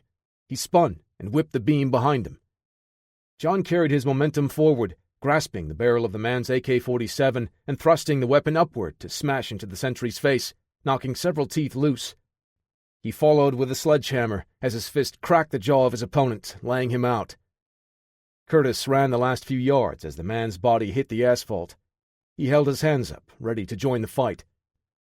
"What kind of bird was that supposed to be?" John asked. "That was a North American smartass, Curtis said. It worked, didn't it?" John smiled. He untangled the rifle sling from the unconscious guard, handing the weapon to Curtis. "Thanks," he said, kneeling and checking the weapon's chamber. John handed him a spare magazine and pulled a pistol from the holster on the man's hip. He eased the slide of the Sig Sauer P226 back enough to check for brass in the chamber. Patting the man down, he found no other weapons or ammunition. "Grab his radio," John said. Curtis pulled the device from the man's inner pocket and yanked the earpiece free, tucking it into his own ear. He fiddled with the dial before giving a thumbs up. With a grunt, John leaned over to retrieve the flashlight that the sentry dropped, testing the beam against his palm. "Let's go." "It's your show," Curtis said, clutching the rifle close to his body as they moved toward the serpent's lair.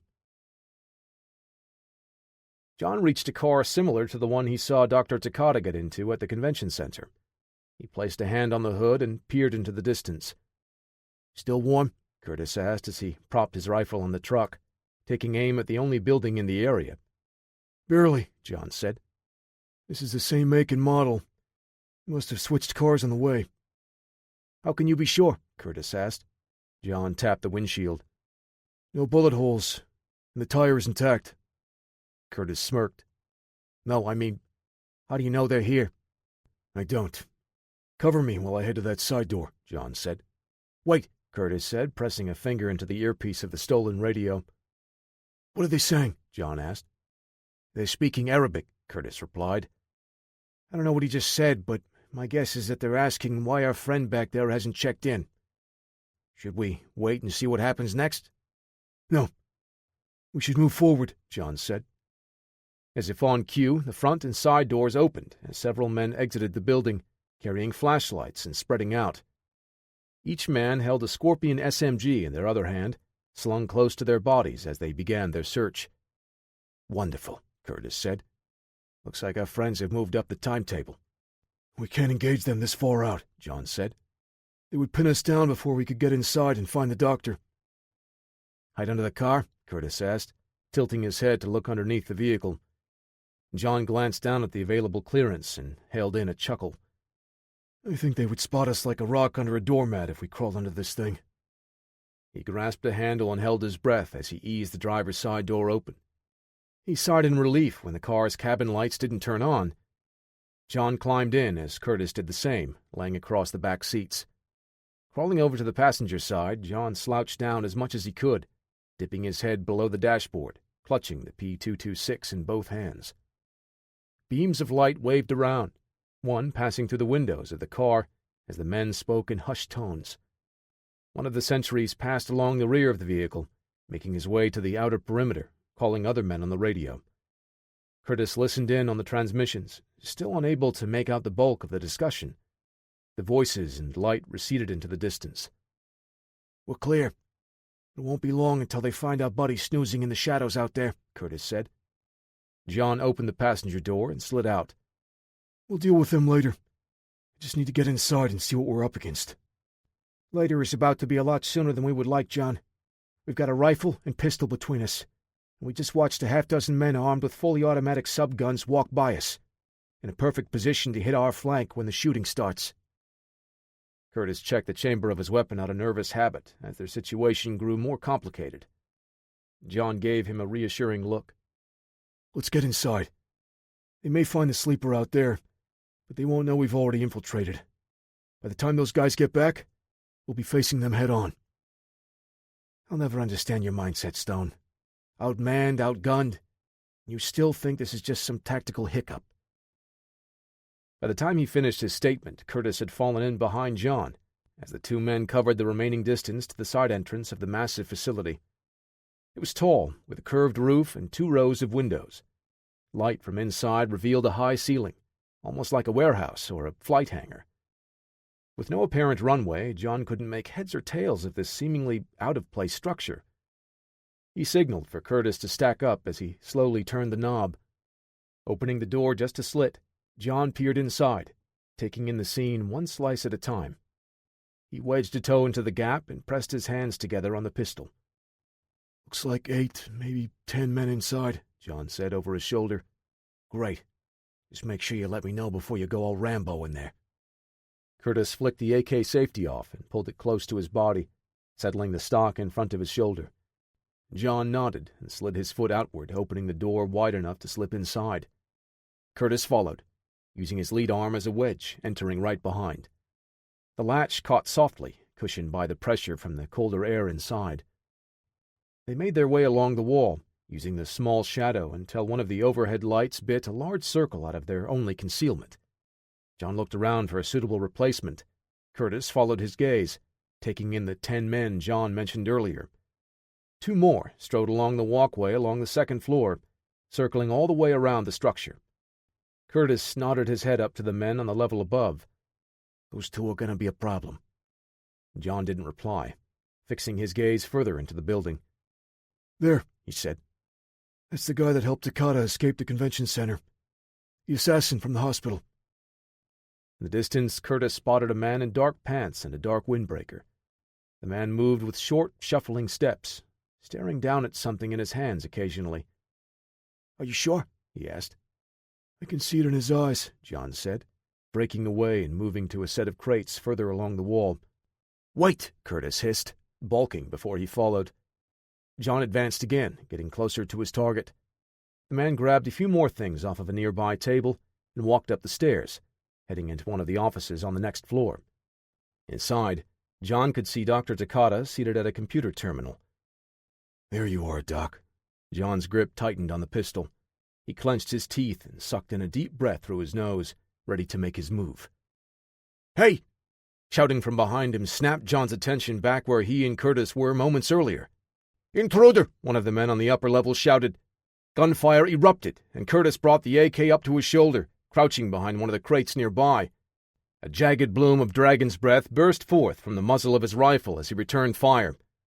John placed a pair of rounds from his P226 into the chest of a serpent, grabbing a scorpion from the bed of a truck. He turned back to the office above, just as the assassin pulled the doctor out, heading down the stairs. Takata struggled to keep up, holding the still-opened laptop pressed to his chest.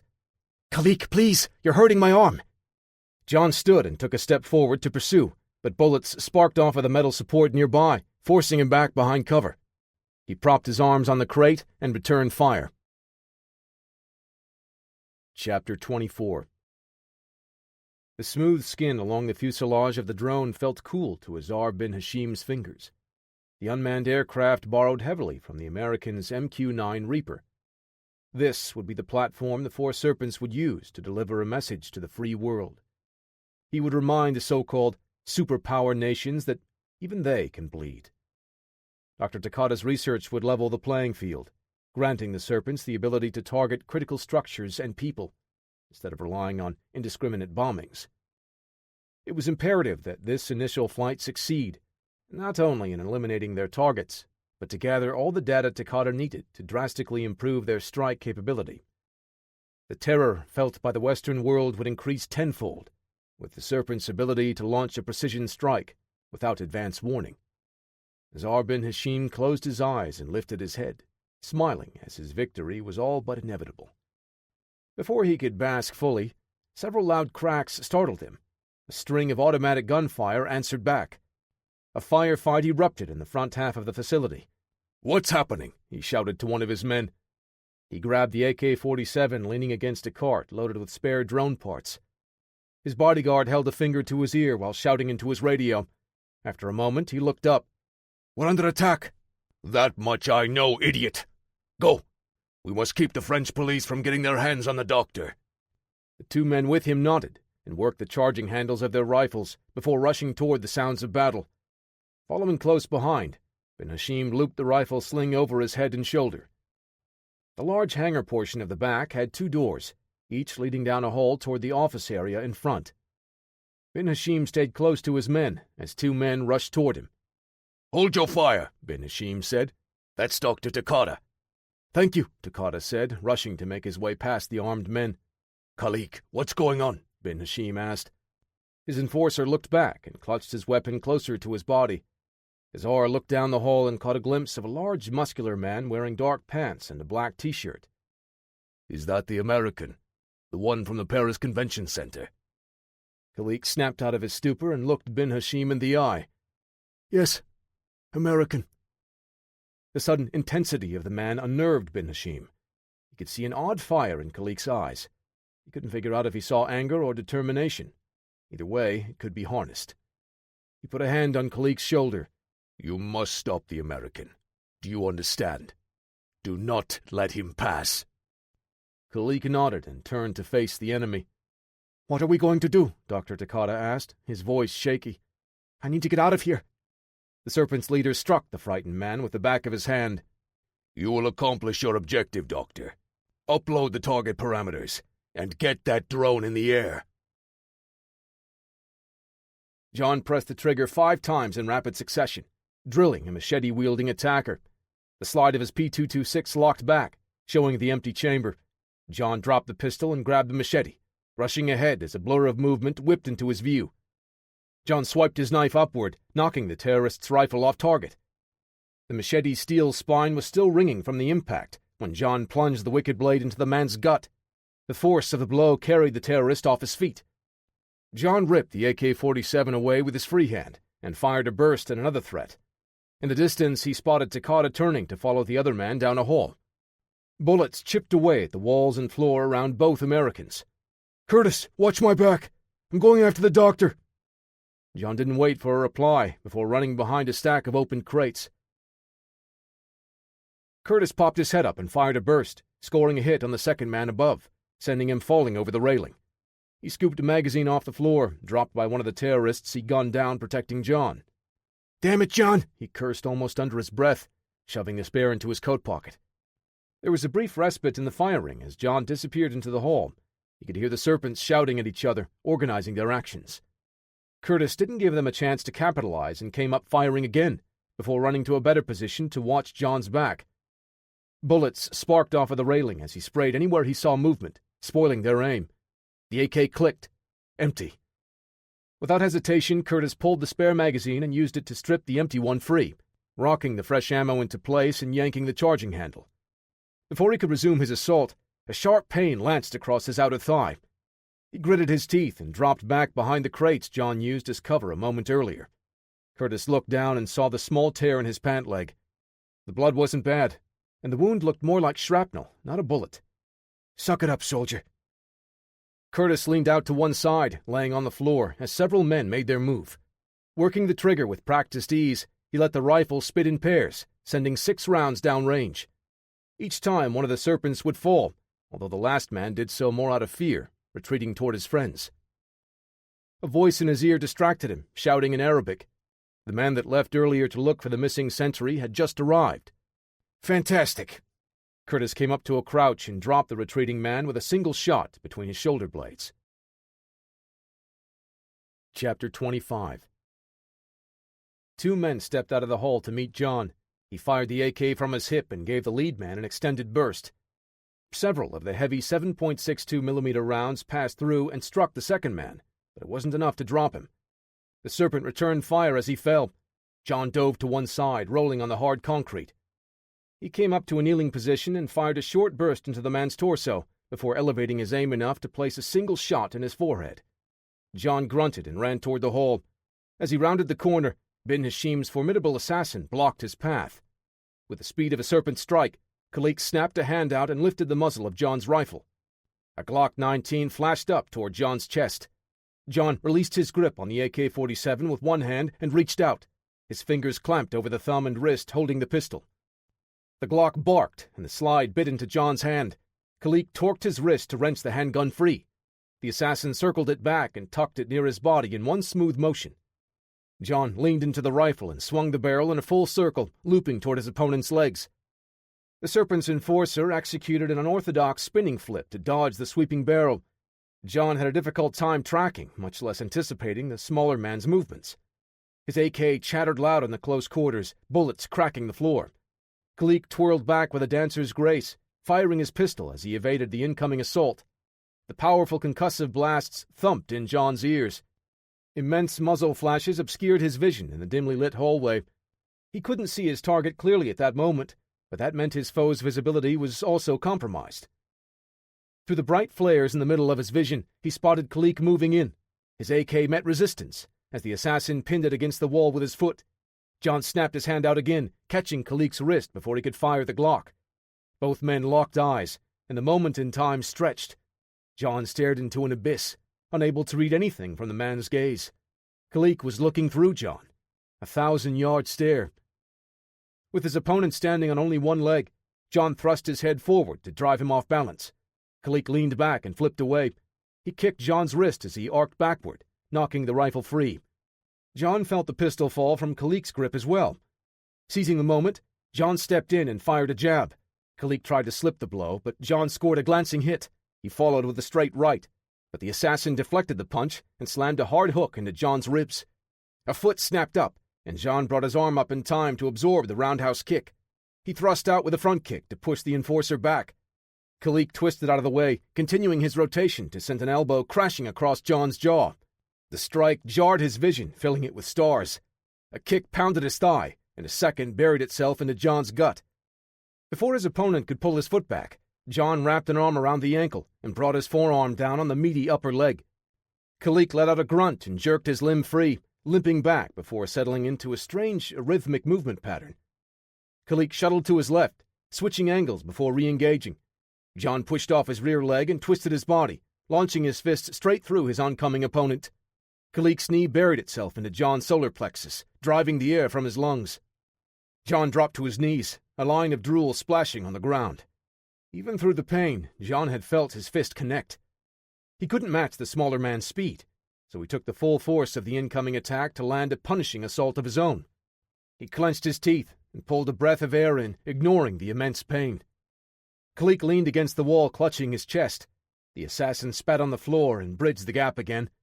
A palm strike collided with John's jaw, but he shrugged it off and buried a wrecking ball into Kalik's gut. The ranger followed with a left hook, violently twisting the assassin's body away.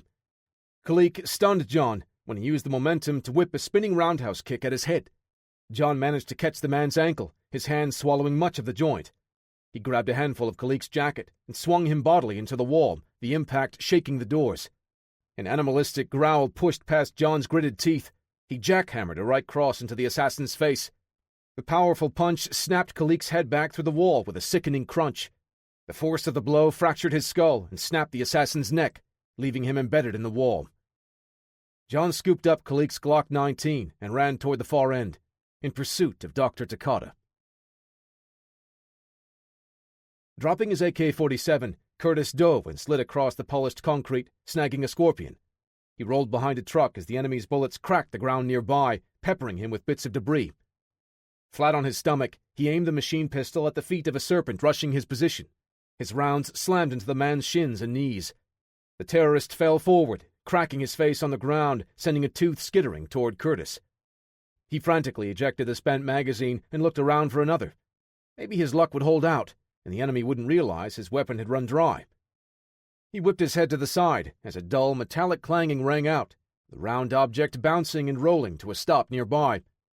"Grenade!" His heart raced. Curtis scrambled to his hands and knees, grabbing the explosive and tossing it over the truck. Exploding in midair, the grenade shattered all of the nearby windows. A shower of broken glass cascaded over his back as he held his hands over his head, bracing for the impact. His ears rang, and he could feel his pulse in his eyeballs. That was not fun, he thought. By the time the buzzing whine in his head receded, he could hear the serpents shouting at each other. Apparently, one of them got a little too plucky and tossed a grenade, and the others didn't seem to approve. Footsteps crunched on the bits of glass as an assailant moved around the truck. Curtis leapt up to his feet and shoved the Serpent's rifle into the man's chest, forcing him on his heels. When the man pushed back, Curtis let him come forward and used his momentum to get behind his opponent. He pulled the rifle up against his foe's neck, using him as a barrier, as they sidestepped to another stack of equipment. Before he could reach cover, the terrorists opened fire, punching holes in his human shield. Curtis felt the body fall from his grasp. He dove to the side, still clutching the dead man's AK. Fire lanced up from his calf as he rolled the final few feet behind the crates. Pressing a hand to the wound, his fingers came away bloodied. Why do I let John pull me into these messes? More men shouted. Curtis rose from behind cover and triggered a burst to push them back. He shifted the sights to the side, scanning for an active threat. Stacked next to a forklift, Curtis spotted the tungsten rods. His finger tightened, and in that moment of hesitation, enemy fire drove him down. Of course, it's not something explosive that I could have used as a distraction. He crawled back behind another stack of equipment. A volley of fire missed him by inches. More Serpents had opened up from the front of the building. He rolled to his back, firing behind him where the guards from outside had returned, flanking his position.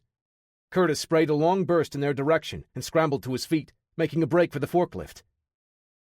Bullets chewed the crates and equipment as he passed by. He gritted his teeth to drive through the pain in his leg. Curtis dropped to a slide the last few feet.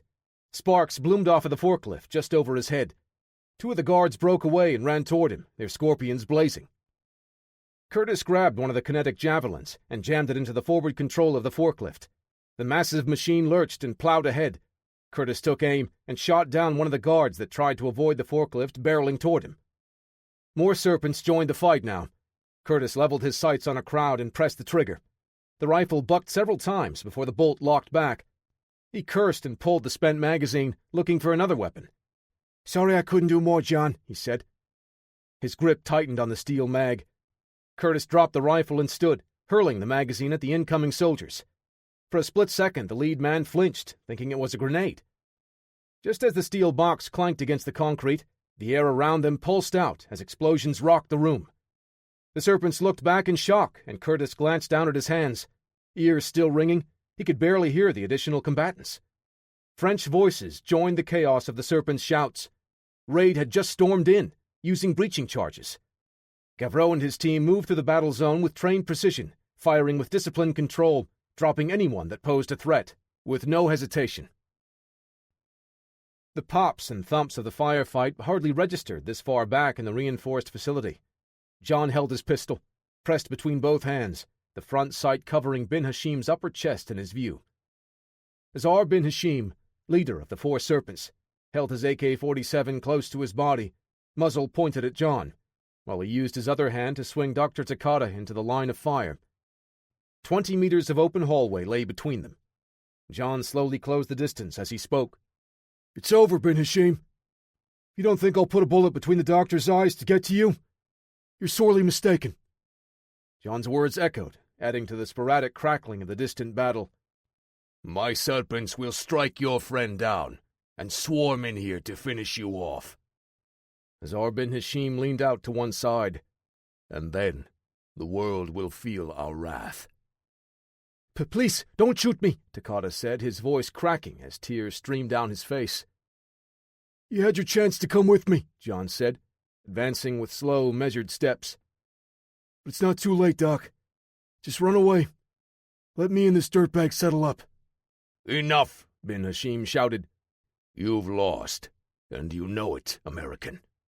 You'll never make it out of here alive. I don't need to make it out. I just need to stop you. Or perhaps I can just put Takata out of his misery. I'm guessing he hasn't given you what you need to accomplish your mission.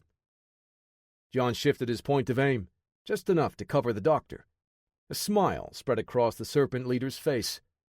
I have everything I need now, bin Hashim said. He shoved Dr. Takata to the side and brought his rifle up. John aimed and took the slack out of the trigger. Then, the entire building shook. Both men fired, their shots missing. Azar dove behind a pair of steel drums, and John strode forward, shooting his Glock. After the explosions from the battle out front, John heard the volume of fire escalate. There was no way Curtis would be able to hold back that number of men. He had to push ahead and get to bin Hashim fast. The Serpent lifted his rifle up over the barrel, spraying wildly. His blind volley of fire flew overhead, and John answered back. He fired the last round from his pistol, and wasted no time to rush forward. Azar stood and leveled his AK, but it was too late. John's shoulder impacted with a steel drum, driving it and the man behind it back toward the drone. With a swipe of his arm, John hurled the second drum out of the way as he closed the distance. Bin Hashim screamed and whipped his weapon up. John snatched the handguard and hoisted the serpent to his feet. He plowed a fist into Bin Hashim's jaw, stripping the AK from his grasp. He let the rifle clatter to the floor and stood over Azar bin Hashim. Like I said, it's over. John's words echoed, no longer competing with gunfire. The battle had ended. No, Dr. Takata said. You can't kill him. John glanced back over his shoulder as Dr. Stephen Takata clutched the AK-47 awkwardly, tight to his hip, walking toward him. John shook his head. You're making a huge mistake, Takata. You hear that? Takata said, circling around to help his leader. Your friend is dead. The four serpents. John whipped his arm out, smacking Dr. Takata across the face with a backhand. The doctor spun, dropping the rifle, and collapsed to the floor unconscious. A flash of movement snapped John back. Bin Hashim drew a knife from his belt and lunged for the kill. John's hand swallowed the man's wrist. He squeezed, popping and separating the small bones. Bin Hashim let out a shrill cry, dropping the knife. John snatched the blade in a reverse grip as it fell. Hold this, he said as he plunged the blade into Bin Hashim's thigh. The steel knife dug in deep, splintering bones that split part of the man's femur. Tears streamed down Bin Hashim's face as he bellowed in agony. John spun him around and pulled him close, wrapping a tree trunk around the man's neck. He secured a choke and leaned close, whispering into Bin Hashim's ear. I don't need to escape to win. I just need to rip the serpent's head from its body. More men burst into the back from where John had entered. He spun, using Bin Hashim to shield himself from the assault. You let him go, Stone? A man wearing all black tactical gear stepped into the room, armed with an M4 carbine. He pulled the cloth away from the lower half of his face. Gavreau? John kept his grip on the hostage. You cannot kill him, Gavreau said. Let us take him in alive. He wants you to martyr him. Azar bin Hashim gurgled, futilely pulling at John's massive arm with his uninjured hand.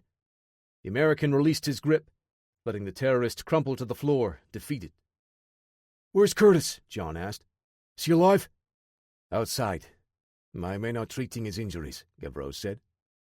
Several raid members moved up and secured Bin Hashim in flex cuffs, while the medic wrapped bandages and gauze around the knife, still buried in his leg. Lionel Gavreau lowered his weapon and put a hand on John's shoulder. It is over. We won. Chapter 26. John pressed a finger to the bandage across the wound on his shoulder. He looked in the mirror, admiring the bruising on his face from his battle with Bin Hashim's man, Khalik. I see you got some work done, Curtis said. Hobbling in on a set of crutches, he sat, using them to slow his descent. My modeling days have just begun, John said, pinching the bridge of his nose to make sure nothing had been broken. Both men looked over as the raid medical team wheeled Azar bin Hashim in on a gurney, heading for the elevator. I thought they'd take that guy to a hospital, Curtis said. John chuckled. There's no way they would risk that. My way would have simplified things. Gavreau was right. It's good that you listened to him. Curtis watched Dr. Takata stumble down the hall, hands cuffed behind his back. I know, John said with a solemn nod, taking a seat.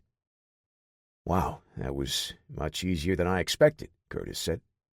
John's face softened as he looked down at his weathered hands, rubbing them together. We got them, though. The men responsible for Van Pierce's death. But just like when we got Wyndham, it feels hollow, like we've accomplished nothing. Curtis pursed his lips. Vengeance never fills the void, but the world is better off without the four serpents. He leaned back and pointed toward the sky. For MVP. I'll drink to that. John pointed to Curtis's leg with the toe of his boot. What happened? You get a muscle cramp? Did the medics give you a banana for the potassium? Ha ha, tough guy. Curtis leaned to his left and looked at the bloodied bandage around the lower half of his leg. That's a 12-pack you owe me, and not that supermarket swill you chug. I'm talking the good stuff. Lionel Gavreau approached, holding his helmet tucked under his arm. "Gentlemen, I do not know what to say." "I'm guessing thank you isn't one of your options," Curtis said, gently probing the muscle around his gunshot wound. "Not officially, no," Gavreau said. "But perhaps I can pass on some of the gratitude from a few of my men. Your reckless actions did make our jobs a little easier, I must admit." "Our pleasure," John said with a crooked grin. "We aim to please," Curtis pantomimed, looking down the sights of a rifle. "With the pleasantries out of the way, we all know that this entire investigation will require a lot of cleaning up between our governments." Gavreau's face hardened. He handed his helmet and gloves to one of the other men and pulled a chair closer. "I cannot promise that any of us will escape without facing the repercussions of our actions." "It should only be my head on the block," John said. "I'm the one that barged into your investigation. Neither one of you should have to face the consequences of my actions." Gavreau chuckled. "It would almost be easier to explain that we helped you find your friend's killers.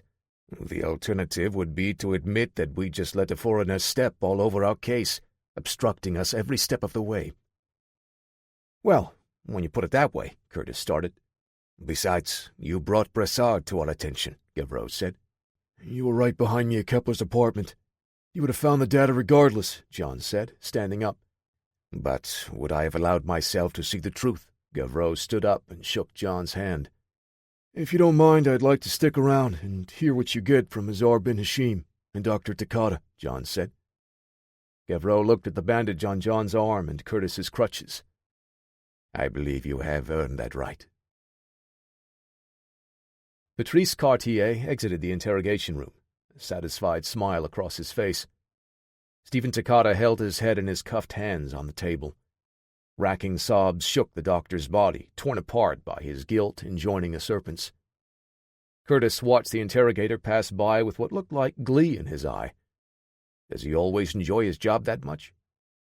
Gavreau flipped his notebook closed and stood to exit the observation room. "Well, when you have been trying to chisel the truth from a block of granite all week, it is nice to have an eggshell like this crumble and spill everything." John sat, still staring at the doctor through the double-sided glass. Curtis pushed himself onto his crutches to follow the raid commander to the briefing room. "You coming, John?" Curtis asked. "I'm right behind you," John said, still boring holes into the interrogation room. Sylvestre and Deschanel passed John, giving him a quick nod as he entered the briefing room. Curtis had already taken a seat near the front, where Gavreau prepared bits of Dr. Takata's research data. The raid commander flipped through the pages of his notebook, piecing everything together. John took a seat next to Curtis, then Gavreau turned to point at the data on the screen, starting his presentation. "The doctor's most recent research, as you know, focused on utilizing data from the global weather satellites to paint a more complete picture of shifting winds, temperature, and humidity to a high degree of precision," he said. "I got that part," Curtis said. "But I thought his primary research was the kinetic strike javelins. Was he using rain clouds to cover the attacks or something?" "He's improving the accuracy of the weapons," John said. Gavreau pointed in John's direction with his notebook, nodding. "Correct. The javelins are inert tungsten-rich rods with no guidance systems. They rely solely on the calculations handled up front in order to hit their targets." Curtis furrowed his brow. "What are we talking here? Sniper-level accuracy? Fractional minute of angle from 5 miles up? These things hit hard and don't require that level of precision to drop on an unsuspecting target." The screen changed, showing a different set of calculations and diagrams. "Agreed, that is a bit extreme," Gavreau said. "Takata's research wasn't about the effects of wind when deploying the weapons at targets directly below. He was working on software that would grant the ability to lob the kinetic strike projectiles over a great distance and still hit the target. The weapons would be silent and have no heat signature, making them all but invisible to our countermeasures." "The answer to your first question is yes," John said. "Like a sniper taking shifting wind patterns and air temperature into account, Takata software does the same on an international scale. Only instead of a mile or two, the drones would be making shots at hundreds, maybe even thousands of miles away." "Thousands?" Curtis looked over at John. Theoretically, Gavreau said. To accomplish that, the delivery system would have to operate far outside the parameters of the UAV we procured from Bin Hashim's base. Curtis leaned forward, resting his elbows on his legs. Wow. And Takada transmitted his data right before we stopped Bin Hashim? Yes. Gavreau glanced down at his notebook. His computer backed the research up to a cloud drive. We have since had the data remotely wiped.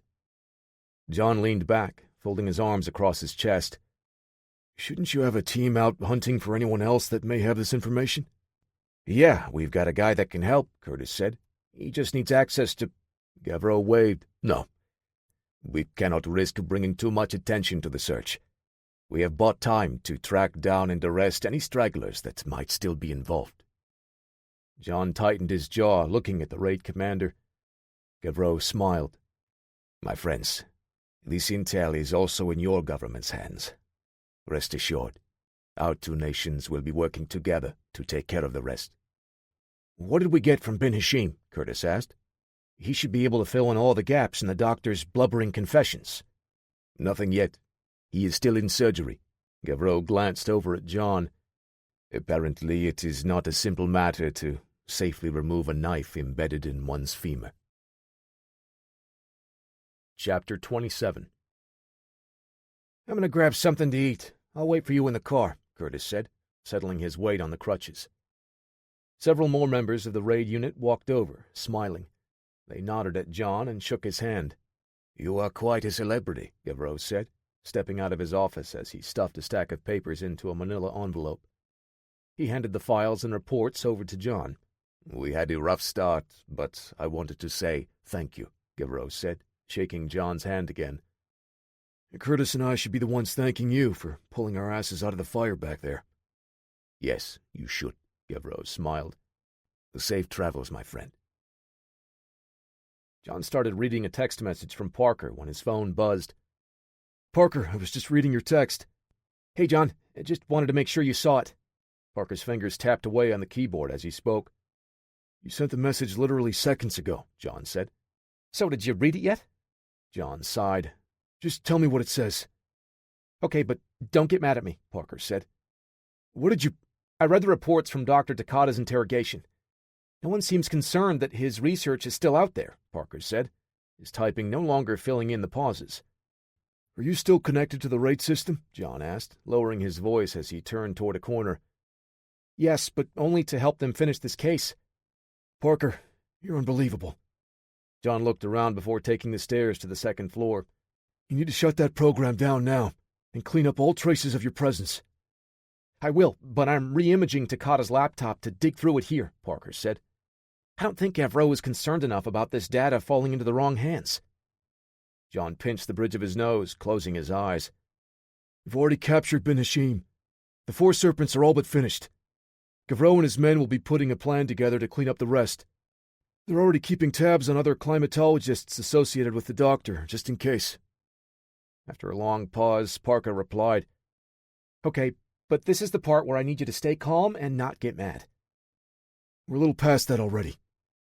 I've downloaded all of the after-action body camera footage from Raid's team, just to make sure no key members of the Four Serpents escaped in the attack, Parker said.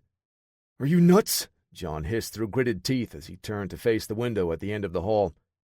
I just need to be sure, Parker said. Dr. Takada's research isn't rocket science. It isn't going to take someone with a PhD to figure it out at this point. Just some raw computing power and access to global weather networks. John took a breath to gather his thoughts. Parker, you have to cut the connection now.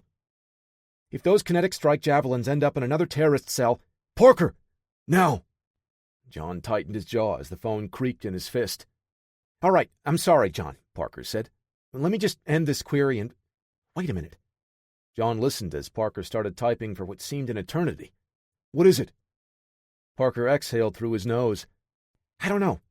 Could be nothing, but my mob recognition seems to think that there's something different about Azar bin Hashim.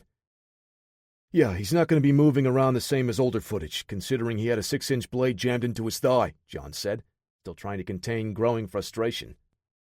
Well, the facial recognition said it's the wrong guy, but facial recognition software is lame. I ran the mob program, and it's returning a 72% probability that it's him. Considering his condition by the time Raid arrived, John said, turning to lean his back against the glass, sounds like we've got the right guy. It's just that sub 90% probability means... 3 shrieking thumps rattled the building in rapid succession. The interior walls and windows pulsed out, everything shattering. A concussive wave threw John out of the building. His breath was stolen from his lungs, and the fall lasted for minutes in his mind. An impact like a sledgehammer between his shoulder blades sent pain signals exploding out to his limbs.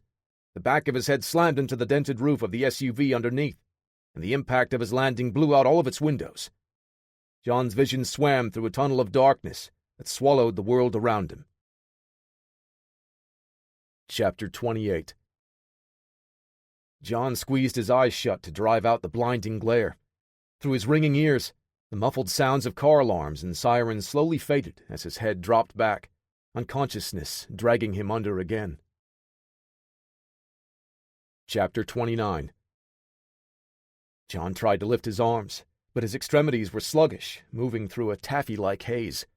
Blood thrummed and rushed through his ears with every heartbeat. Someone put a hand on his chest, shaking his body. A warbling buzz in his head slowly reformed into coherent words. "John!" Curtis shook him again. "John, you gotta get up!" Curtis tossed his crutches to the side and helped him sit up. John groaned as he swung his feet over the fender of the SUV, sliding down to the asphalt. His boots crunched on broken glass, and he wobbled to keep his balance. "What happened?" Curtis bent to pick up his crutches again. "I don't know," John said, his voice hoarse. "I was on the phone with Parker when I heard something hit the building before it all exploded," John said. He wiped a hand across his face and eyes, brushing the blood and dust away. His vision slowly pulled itself back into clarity, and John looked at what was left of the raid headquarters. The entire northwest corner had collapsed, exposing the floors, wires, and plumbing. A sharp pain nearly dropped him to his knees as he sucked in a deep breath. The pop reverberated through his body as a rib settled back into place. Sirens wailed as first responders pulled up to the scene, racing from their vehicles to attend to the wounded. John waved a medic away, moving off to the side. He struggled to tell them they needed to help the other survivors, not understanding their replies in French. "John, you need to let them check you out." Curtis handed him a bottle of water.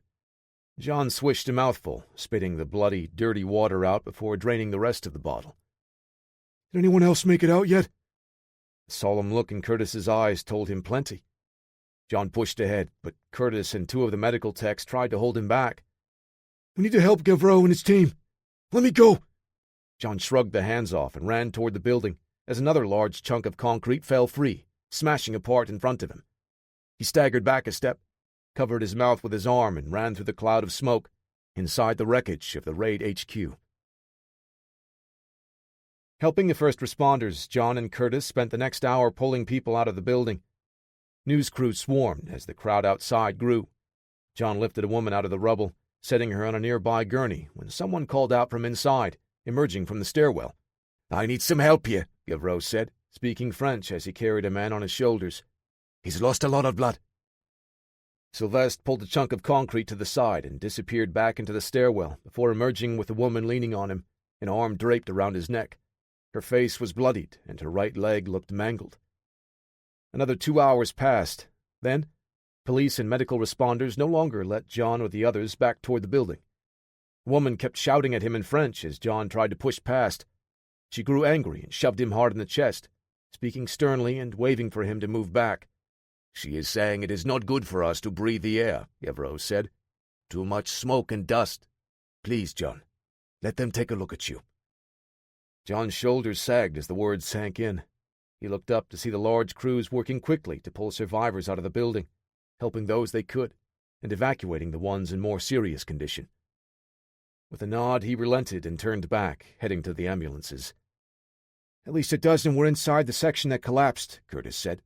"Several survived, but suffered serious injuries. 5 more were evacuated in critical condition." "How many dead?" John asked. "They still do not know," Sylvestre answered. He tilted his chin as one of the paramedics finished stitching the cut over his eye. "What about the rest of your team?" John asked Gavreau. "Deschanel is dead."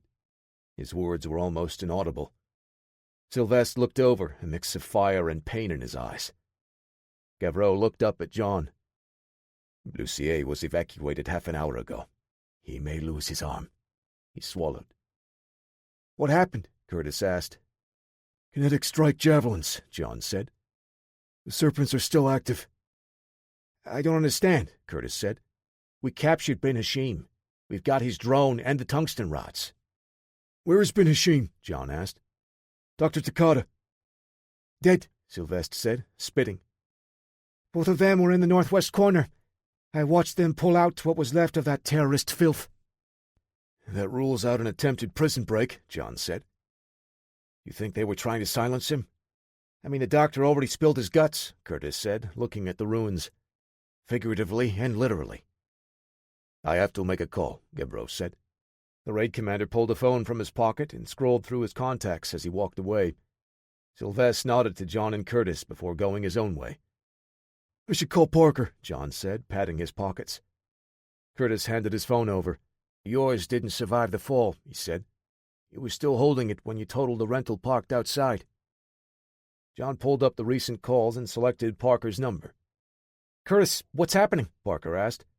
The news is saying there was an explosion in France. It's John. I had to borrow this phone because mine was damaged in the attack. Attack? Are you all right? Parker, we need to figure out what happened, John said. I think the four serpents were able to piece the doctor's research together and hit us with the javelins. Parker's fingers clicked across his keyboard in the background. That's a likely scenario, but it just feels too fast to organize that type of plan. We need to know what we are up against. Is there anything you can do to figure out what might have happened? John asked. I'm on it. I can dig around and see what kind of chatter is taking place in the darker corners of... Parker, I have to call you back, John said, cutting Parker off. John ended the call and looked around. He now noticed the unnerving scene around him. The people stopped talking.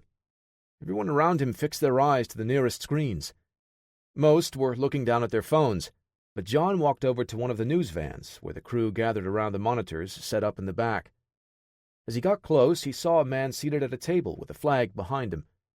He recognized the Four Serpents emblem right away, but as he reached the van and heard the voice, his blood ran ice cold. Azar bin Hashim sat on the screen, with a self-satisfied grin, addressing the world. But a small taste of our rage. You thought you had beheaded the serpent, but it is not that easy. We will not end our quest to teach the Western world a lesson in pain and suffering. You send your oppressors, your barbarians, to our gates to tear us from our homes, where we try to live our lives in peace. Those who would dare stick their hands into the serpent's lair shall suffer the venom of its strikes, bin Hashim said. Is this live? John asked. I don't know, a woman holding the camera said. It's a live broadcast, but I don't know if it's an actual live feed. John grabbed her upper arm. How can we find out? Is there a way to trace this back to the broadcast location? She just met his eyes with a near-blank expression, shaking her head before turning back to the monitor. The French government dared, and they have felt the fangs sink in deep. That was but a single bite. His face turning down, bin Hashim leaned into the camera. With the help of the Americans, you have dared to invade us. You are responsible for killing and kidnapping our families and friends. John stepped away, redialing Parker's number. Hey, John. Parker was distracted, the broadcast playing in the background. Kid, you have to find out where that transmission is coming from, John said. Parker was quiet for a moment, his fingers clicking away at his keyboard. This broadcast is streaming live. I don't understand. Is he a fake or... It's him, John said. We captured a double. Parker sighed. What do we do now? Get me a location. I'm going to drag that snake from his hole and cut him to pieces. Chapter 30. John and Curtis stepped out of the car, joining Gavreau and Sylvestre as they walked into the Police Nationale offices. A pair of detectives joined them, shaking hands and offering condolences in French to the two raid members. After a brief exchange, one of the men led them to a small conference room. He says they can offer us any aid in the hunt for the Four Serpents, Gavreau said. Let us discuss our plan in here for now. They gathered around the table as Sylvester set up a borrowed laptop, connecting it to the wall-mounted display. John dialed Parker's number on the teleconference system to pull him into the meeting. "Hey, John. Everyone." "What have you got so far?" John asked. "It would be much easier to show you," Parker said. "Is there a computer there that I can link up with?" Sylvester looked over at Gavreau. "Lucier is the tech geek. I'm not sure how to—" "Never mind, I got it," Parker said. "I need you to accept the request, though. No need to break in when one can get permission." The information from Sylvester's borrowed computer popped up on the screen. "I thought you said it would be easier to show us," Curtis said. "We're looking at a list of numbers. Is that really what you wanted to show us?" Parker typed away as more information popped up. "Yes and no. This is the bad news portion of the presentation. These are all broadcast stations where the signal came from. It's widespread. Global." "Does that mean the Four Serpents are all over the world?" John asked. "No, it doesn't appear so. This is all some type of remote relay stunt. They've got someone almost as good as I am." "Almost," Parker said. "Is there a point to all of this?" Gavreau asked. Sorry, yes. The Four Serpents have some connections if they can accomplish this kind of broadcast." "If they were able to pull this off in mere hours, we've got our hands full," Curtis said. "The good news is, this very likely took weeks to pull off," Parker said. "My guess is that this was how they had intended to let the world know of their first strike when they put Takata's research into play." "And that is what happened," Sylvester said. "We were hit with those kinetic weapons." Parker continued. "Again, it's a good news, bad news situation. They hit your headquarters with the javelins, but they weren't able to use Takata's research to pull it off." "Well, their accuracy was astounding for not having the research," John said. "I hope the good news is helpful." Bin Hashim didn't have the long strike capability that Takata's research would have given him. The drone violated French airspace to strike, Parker said. They scrambled a couple of Rafale fighter jets to take it down, but we've got enough data to trace it back to a general point of origin. "Well, that's a start," John said. "How do we pinpoint their position?" "That's where our friend Dr. Takata comes in. I re-imaged his drives here and dug through the transmissions," Parker said. Gavreau shot John a questioning glance. "I know, I'm sorry. We will answer for all of this when it's done," John said. "I don't care if he hacked the president's email, as long as he can point us to Bin Hashim," Sylvester said. "Anyway, I've got 3 sets of data: the broadcast hacks, the drone's flight path, and the IP addresses from Takata's upload. Everything triangulates right here." Parker pulled up a map of a mountainous region, with a red circle drawn over it. "Give or take 100 yards. "Do you know where that is?" John asked. Gavreau rested his elbows on the table, fists under his chin. "That is about 120 miles southeast of here." "We could have our team geared up and on the ground in an hour," Sylvester said. "Just get us on a chopper, sir." John recognized the look in the raid commander's eyes. He understood the urge to throw caution to the wind and leap into the fire, fueled by rage and a need for revenge. But there was a delicate balance between planning and speed that they would have to walk, to get the buy-off they would need to acquire the support. "How sure are you of the location, Parker?" John asked. "I mean, you can never be 100%, but if the actual Azar bin Hashim isn't holed up in those mountains, then they've got far more sophisticated resources," he said. "And if that's the case, that means they've got backing from a superpower nation." "That's highly unlikely," John said. "Gavreau, you'll need to pull some resources from another raid unit and the Police Nationale if we're going to stop the Serpents."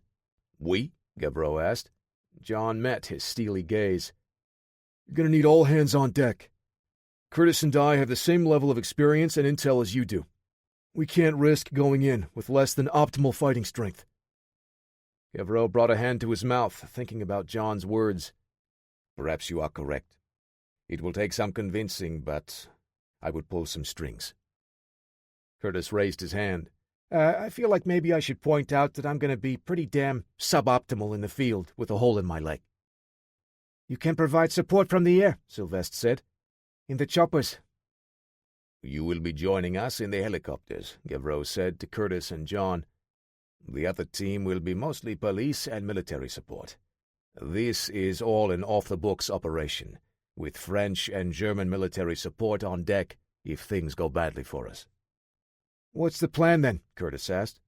John worked the bolt of the FNP-90, ensuring the chamber was clear.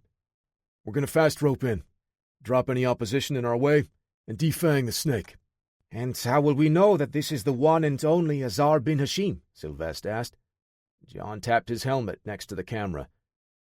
"Our man Parker will have access to the live feed during the operation. He'll have his computers overclocked and running full speed to process the data. The software will let us know if we see him." "Does anyone know the layout of the base?" Curtis asked. "We have minimal information," Gavreau said. "Once we are on the ground, you and the other door gunners will have to provide our close air support, targeting any significant threats and suppressing the enemy. As much as we want bin Hashim, we need to remember that the real objective is to shut down the kinetic weapon system." "Roger that," John said, tightening his gloves. "Parker will be monitoring any outgoing network transmissions during the op. We target the drone and all of the computers they are using to control it. If anything gets out, he'll be able to zero in and provide the location." "Let's hope we're able to contain it," Curtis said. "We can't risk this information reaching someone else's hands." "The blueprints for their drone have been distributed across all allied nations," Gavreau said. "We will at least be able to spot anything like it that any existing splinter groups can launch." "For now, we should focus on our primary target. The head of the serpent," John said. Chapter 31. The engines of the AS-532 Cougar spooled up, the rotors slowly building the momentum they would need to lift the craft. John secured the P-90 PDW to his body and chambered around. He checked the HK-US P-45, flipping the selector to safe before securing it into the drop leg holster. Sylvester helped Curtis into one of the waiting helicopters, leaving the crutches behind, as he settled in behind the 7.62mm machine gun mounted at the side door. Curtis gave him a nod, as Gavreau handed Sylvester his M4 carbine. John shook hands with one of the men from the Police Nationale that helped equip him for the mission. He ducked and ran to the craft as the rotor wash whipped dirt and debris around. John adjusted his goggles and checked the fit of his helmet, making sure the camera hadn't been knocked free. "Can you hear me, John?" Parker asked. "Loud and clear," he replied. "Welcome to the team, Parker," Curtis said. "I've got a semi-private channel with just the two of you, but I'll be doing the majority of my communicating across the four of you. I'll let Gavreau deal with the rest of the operation. My French doesn't extend much beyond fries and pizza." "Neither of those is French," Curtis said. "And that's why I'm going to defer to Gavreau when passing along the information." "Ready?" Gavreau asked. John, Curtis, and Sylvester all answered with a thumbs up, securing themselves into their seats. The commander gave the signal to the pilot, and the Cougar lifted off. Two more AS-532s rose shortly afterward. The three helicopters took off toward the Serpent's hidden mountain base. The chopping air from the rotors thrummed in John's chest as the craft skimmed along the ground before rising to a more stable elevation. "I miss this," Curtis said. "Well, this part anyway. The shooting and getting shot at, not so much." "Initial reports are showing that they believe the Serpent's base must be in a clearing at the foot of the mountain range, with some shallow tunnels running throughout the area," Gavreau said. "Can we trust those reports?" John asked. Gavreau pressed his lips together and shrugged. "It is probably safer to assume that they will be completely underground. That way we can just lob a few missiles and collapse the whole structure." "We bring any missiles with us?" Curtis asked. "No," Gavreau said. "My superiors did not like that suggestion." "Our best play is to drop in far enough away to establish a solid fighting position," John said. "Let the choppers soften the opposition with the 7.62s. "That I can do," Curtis said. "We move up from there, careful not to let anyone escape or flank us. Once inside, we stay tight in our fire teams," John said. Gavreau nodded. "Everyone, keep in constant radio contact. We cannot risk losing sight of the objective. The kinetic weapon system must be destroyed." "And Azar bin Hashim has to be stopped," John said. "I will make sure of that personally," Sylvester said, the fury in his eyes almost glowing. John's harness dug into his shoulder as the helicopters all dipped lower, approaching the mountains. 5 minutes, Gavreau said, pressing a finger to his ear. 5 minutes, the rest of the occupants repeated. The helicopters broke formation, each taking a separate path toward their objective. John gripped his harness as the pilot swung their craft in a full arc. Smoke streamed from the ground below as an RPG lanced into the sky, missing the chopper with the Police Nationale team on board. Smoke puffed from the side door as John watched the door gunner open up on the terrorist below. The rhythmic popping reached his ears a full second after he saw the pulsing muzzle flashes. "I think they know we're here," Curtis said. "They must have known we would be coming soon," Gavreau said. "Is that good or bad?" Curtis looked at John for an answer. "Focus on the mission, Lieutenant," John said. Curtis nodded, his features straightened, set in stone. "Right there," Gavreau said to the pilot, pointing to a clearing surrounded by trees and rocky outcropping. The Cougar turned, drifting to the drop zone, covering the last dozen yards sideways. "Go, go, go!" Gavreau shouted. Ropes fell from the bird on either side. John, Sylvestre, Gavreau, and a member from another raid unit slid down as the enemy fire sparked to life. The popping and whizzing of enemy fire let John know that they had some pretty stiff opposition. John's boots hit the ground with a crunch. He held his weapon tight to his body and ran to the nearest rock for cover. Gavreau slid behind the boulder next to him, as Sylvestre and the other man each found a tree. The ropes wound up into the chopper as Curtis settled in behind his machine gun. The weapon thundered, and huge gouts of flame spit from the barrel. He worked the trigger in 5-round bursts, putting rounds into a group of enemies until they were no longer a threat before pivoting to the next. An RPG screamed by as the pilot reacted, wheeling the tail rotor out of the way. The maneuver swung Curtis out of position, no longer able to lay down his covering fire. "They're in trouble up there," John shouted to the others. "We need to move up and press the attack." Not waiting for the reply, John stepped out, P90 braced against his shoulder. He sighted toward the enemy and pressed the trigger, spitting a quick burst, aiming at the muzzle flashes in the distance. Gavreau and the others followed suit, their M4s answering back. John saw a pair of men crouching near a tree, one holding a launch tube while the other passed him a rocket-propelled grenade. He gritted his teeth and dropped to a crouch, pulling the weapon in tight as he fired 3 bursts. The armed man spun and fell as the RPG streaked to the side, sending a group of serpents scrambling. The enemy shifted their focus, turning the fire onto the men on the ground, assaulting their position. John slammed his shoulder into a tree, stopping his forward momentum as rifle fire tore up the dirt around him. The helicopter's rotors pulsed in the air, falling into a groove with Curtis's machine gun fire. With the choppers pounding away at the forces on the ground, John and the others advanced again. The serpents that didn't retreat fell to the oncoming volume of fire from the troops storming the gates. John fired another burst at a team setting up a PKM. His shots cut the trigger man down, just as his partner readied the weapon. A second burst dropped another serpent before they could get the machine gun into play. John rushed ahead, as Gavreau and Sylvestre drove another group of terrorists back. "Curtis, the rocks and trees are going to cut off your line of sight, but if you can lay down a steady stream ahead of us, you'll clear the way for our entry," John said, cupping his hand over his mic to drown out the unyielding thunder roaring across the battlefield. "Consider it done," he said. Within seconds, the AS-532 Cougar roared overhead, engines rumbling and rotors pounding the ground. Curtis wheeled his to the side and charged his weapon, loading a fresh belt before unleashing hell. The streaks from his tracer rounds drew a bright orange line of death across the enemy's ranks. John signaled to the others and advanced as the serpents hunkered down. The other 2 choppers joined in as their gunners lit up the early evening sky. Tracers punched through the opposition, like lasers burning holes through paper. The serpents that survived the onslaught fell back into the base. John reached a boulder, mere yards from the front entrance of a building that appeared to be growing out of the rocky bottom of the mountain. The choppers ceased their fire as the rest of the team reached their rally point. No longer able to provide an effective offense, the pilots pulled their helicopters away, switching to a flight pattern that would provide close air support and prevent reinforcements from flanking John and the others. Chapter 32. "The enemy has fallen back," Gavreau said into his radio. "We must be careful with our advance from this point." John nodded and looked at the building through his scope. It was rough in construction, but appeared to be made out of reinforced concrete. It would have taken the enemy a long time to build this, all right under the French government's nose. "How long has this base been here?" he asked. Sylvestre, Gavreau, and the final raid assaulter just exchanged glances, shrugging. "At least 3 months," Parker said. "Given the size of the structure. Of course, if that thing is connected to tunnels that burrow into the mountain, it would be even longer." Gavreau scanned the area with his binoculars. There is nowhere they would be able to launch or maintain a drone in that building.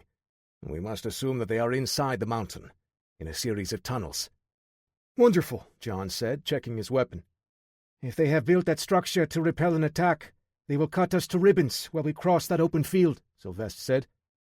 John turned to look over his shoulder and then back at the building ahead. We should be able to get inside with minimal trouble. How can you be so sure? Sylvester asked, fixing his red dot sight on the entrance. They built this here to hide, John said. Yes, we're stuck in a bottleneck to cross that gap. But look over there. He pointed to the front face of the structure. No firing ports. Only a few windows, set too high to effectively fight from, John said. So what are you suggesting? Gavreau asked. If we put a high enough volume of fire on those windows, I can get to the door and press the attack. They'll have no choice but to fall back and let the rest of you come up. You have no idea what the inside of that building looks like, Gavreau said. The Cougars don't have rockets, and the machine guns would only chip away at the reinforced roof, John said. Our best bet is to charge in there before they can dig in. I'm with John on this one, Curtis said. At least I would be if I were down there with you guys. Sylvester shrugged, conceding the point. All right, Gavreau said to John. When I give the signal, we go. Before John could protest, the commander had already started passing the instructions on to the rest of the teams in French. He twisted the ball off of his foot into the loose rocks and dirt, trying to find perches to start his run when the raid commander gave the signal. Gavreau put a hand on John's shoulder and gave him 2 quick pats as he shouted the go signal to the rest of the teams. The muzzle flashes bloomed, glowing flowers planted into the rocks, spitting projectiles at 2,400 feet per second. John exhaled and pushed his body forward. Bullets smacked off the concrete facade and the windows shattered. Enemy blooms sprouted from the base, answering back as several serpents fired blindly through the high windows. Puffs of dirt kicked rocks into John's body as he closed the distance. They were only 10 meters from the front entrance when John adjusted his course to plant himself along the side, preparing to tell Gavreau that he would kick the door in. The raid commander reached the door right behind John. He shifted his grip on the M4, using the weapon mounted under the barrel of the carbine. John recognized it as a short-barreled Mossberg 500. Gavreau held the muzzle close to the door's latch and blasted a hole in the mild steel door. He racked the weapon and fired again, knocking a large chunk from the frame and sending the handle flying inward. He pivoted and put his back to the wall as John immediately stepped into his role, falling back a step and planting a foot into the door. The metal slab swung inward violently, the thundering clang echoing down the hall as John and Gavreau stepped inside. The entryway ended at a short T intersection. John signaled for Gavreau to cover the right as he leaned out along the left. The path opened up to a broader walkway, windows on the left and a pair of doors on the right. The men inside were still attempting to stand on boxes and chairs to return fire. Kneeling and using the wall for cover, John shouldered his P90 and punched a trio of holes in the back of one of the serpents. Gavreau's carbine rattled the walls along the other side as he barked commands in the radio for the others to advance. A pair of men whirled around and opened up with their AKs, aiming too high. John held his ground and put the front sight on the first, pressing the trigger before swinging the muzzle to the right and dumping the rest of the magazine into the man. The PDW spit a dozen 5.7mm projectiles into his target's body in less than a second. The last serpent let out a cry and whipped his weapon around. John's hand fell to the USP-45 as he drew the handgun and pressed it forward. He strode around the corner and placed 4 rounds center mass, sending the man crashing to the floor. Echoes of the last of the shots still reverberated through the concrete halls as John walked forward, pistol in his hands. "Clear." "Clear," Gavreau answered back.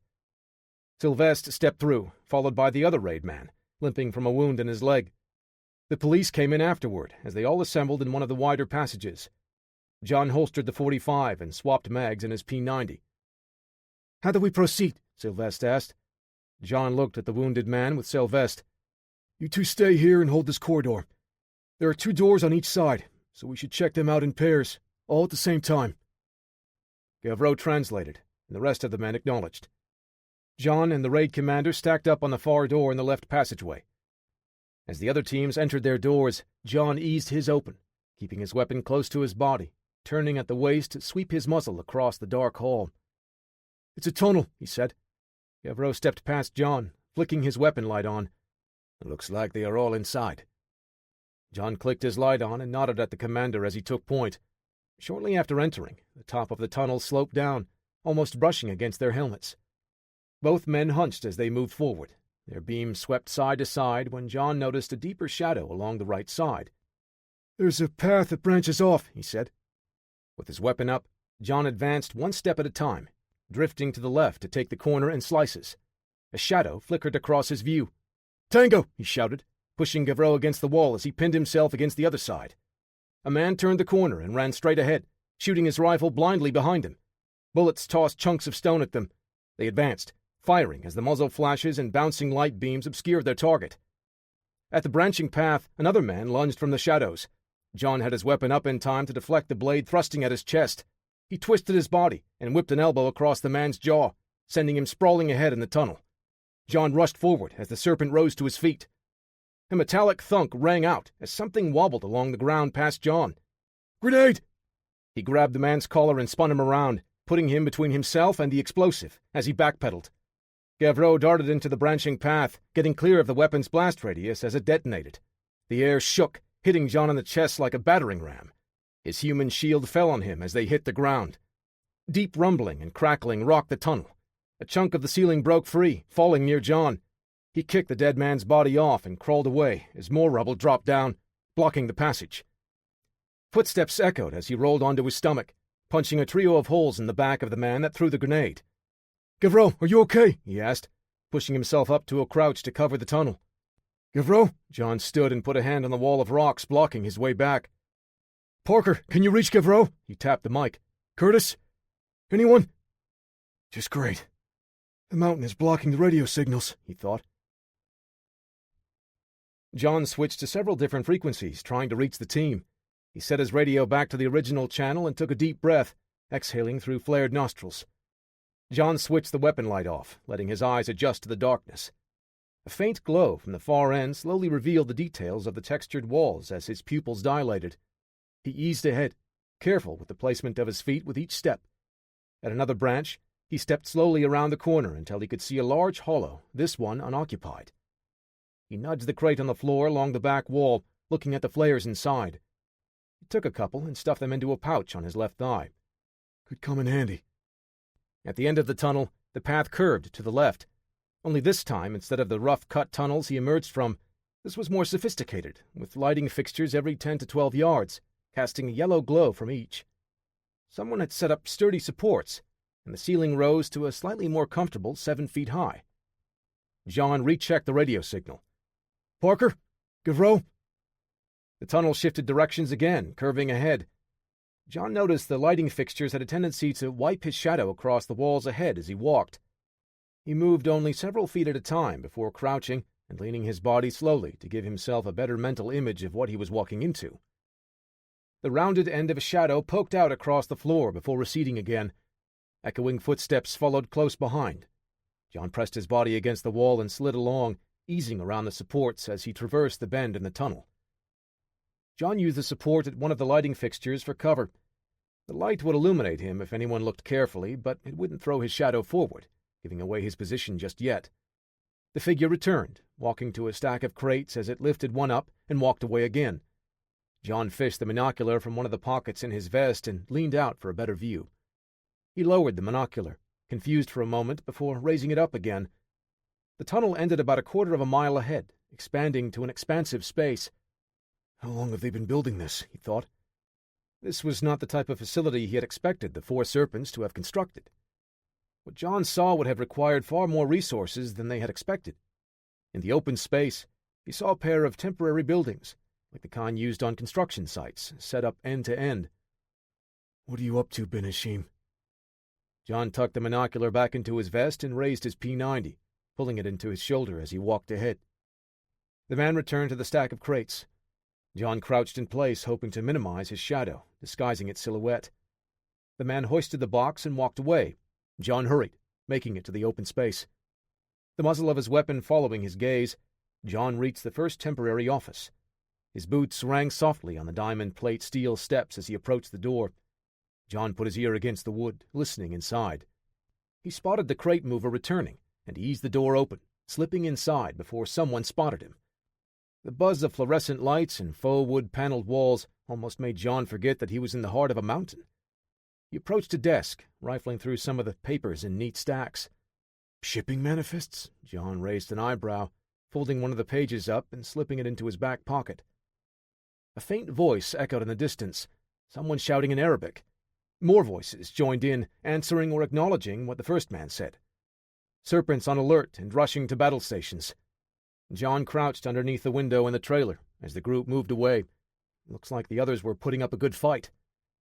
Another page caught John's eye as he shifted some of the sheets to the side, revealing blueprints for a drone. He only had a second to look at the page when the stairs at the front clanged and rattled. John brought his weapon up just as the door swung open. The crate man stared at the stranger in his trailer, his hand snapping to the grip of his rifle. John's PDW split the air, stitching 5 rounds in a jagged line up the man's torso, the last bullet cracking his collarbone. The man staggered backward, tumbling down the stairs as his AK chattered. Well, if they didn't hear my shots, they undoubtedly would have heard that. As if on cue, shouting and thumping steps rushed toward the trailers. The back door flew open as an overweight man barged in. John whirled around and dropped to a crouch, pumping the man's body with bullets. As his body fell forward, another man was already storming in, rifle barking. John drove his body to the side, shoulder slamming into the wall and rocking the trailer. He returned fire, sending 2 long bursts at the serpent, leading his target as he attempted to dodge. John's weapon ran dry as a third terrorist barged in, his shotgun releasing a thunderclap in the close quarters. John pivoted behind his steel filing cabinet, letting his weapon fall to its sling and hoisting the heavy office furniture up. The shotgun exploded again, but the cabinet absorbed much of the buckshot as John charged ahead. He slammed into the serpent, the weight of the steel filing cabinet adding to the force of the impact. The terrorist winced in pain as the collision cracked several of his ribs. John hurled the filing cabinet out the door, sending 2 more men diving to the side to avoid being crushed. John wrapped an arm around his foe's head and wrenched it to his right. As the terrorist's body slumped to the floor, John caught the shotgun before it hit the ground. He stepped out the back door, twirled the firearm around, and unleashed another fusillade of lead shot, exploding another man's chest. John racked the weapon and blasted the second serpent, shredding his shoulder and severing the arm. The pump let out another ka-chock as John finished the screaming man's misery. His boots rang out as he went down the steps, heading for the second trailer. The door opened, and John brought the shotgun up. The man coming out looked down the barrel, eyes wide, struggling to hold his scorpion steady. Both men squeezed the trigger at the same time, the serpent's bullets flying over John's head into the first trailer, as the double-aught buckshot slammed into his foe's chest, hurling him back into the next temporary office. John bounded up the steps and stepped over the body, racking the weapon again. As he passed the entryway, a blur of movement closed in, a glint of steel leading the way. Bringing the shotgun up, John blocked the machete as it clanged off the steel body. He deflected the attack and swung the barrel back, pressing the trigger. Click! The madman swiped with the blade again as John leaned back, barely escaping the killing blow. He slammed the stock of the shotgun into the man's jaw, cracking the bone and sending the serpent flying out the window. John saw 1 more man in the office with him and whipped the shotgun through the air in a flat spin like a boomerang. The barrel struck the terrorist's face, exploding in a spray of blood, saliva, and teeth. Drawing the USP, he ended the man's misery with a double tap, sending a pair of .45 caliber slugs through him. The firefight now over, voices from further in the caves echoed as they approached. John scanned the immediate area with his pistol before swapping the partial mag for a full one and sliding the weapon into its holster. He picked up the AK-47 from the last man and stepped over his body, exiting the office. I guess they know I'm here now, he thought. John checked the selector, finding it still set to fire, and exited the second office trailer, making his way into the dark tunnels ahead. Chapter 33. The large space narrowed again, branching off into a series of tunnels. John could hear voices almost arguing. He turned his head and listened. Distant popping and thumps let him know Gavreau and the others were still in the fight. Something dripped onto his earlobe. He wiped it away and glanced down at the blood on his gloved fingertips. John dabbed at his ear, taking note at the stinging pain. His adrenaline was receding and no longer working to mask the smaller wounds across his body. Buckshot, grenade shrapnel, and flying shards of glass had all done a number, slicing small lines and punching tiny holes in various limbs. John couldn't help but smile. With everything the enemy had thrown at him, including the kinetic strike javelins, he could only count himself as lucky. Can't get lazy now, John, he said, swinging the rifle sling over his body and heading into the dark network of tunnels. Pausing to let his eyes adjust again, John crept forward. The discussions in the deeper tunnel separated, and he could tell now that only 3 men approached, judging by their conversations. They spoke in a mix of French and Arabic, but John still had no idea what they were saying. He spotted another hollow in the wall and sliced the corner before settling inside. This one was deeper than the other 2, starting to turn before ending. He bent down at the box along the back wall, lifting the lid. Flares. Again. It wasn't clear what the serpents were doing with the branches, but John could only guess that these were expansions or additional paths to the larger clearings. Before he made it back to the central tunnel, the flickering glow and hiss of a flare clattered along the ground up ahead. The angry red glow exposed another hollow up ahead on the other side of the tunnel. John held the front sight of the rifle, expecting someone to emerge, but instead, a figure rounded the bend of the primary pathway. The man wore a suit much different than the other serpents John had faced up to this point, more tactical in nature, with hard-shell knee and elbow pads, and a helmet.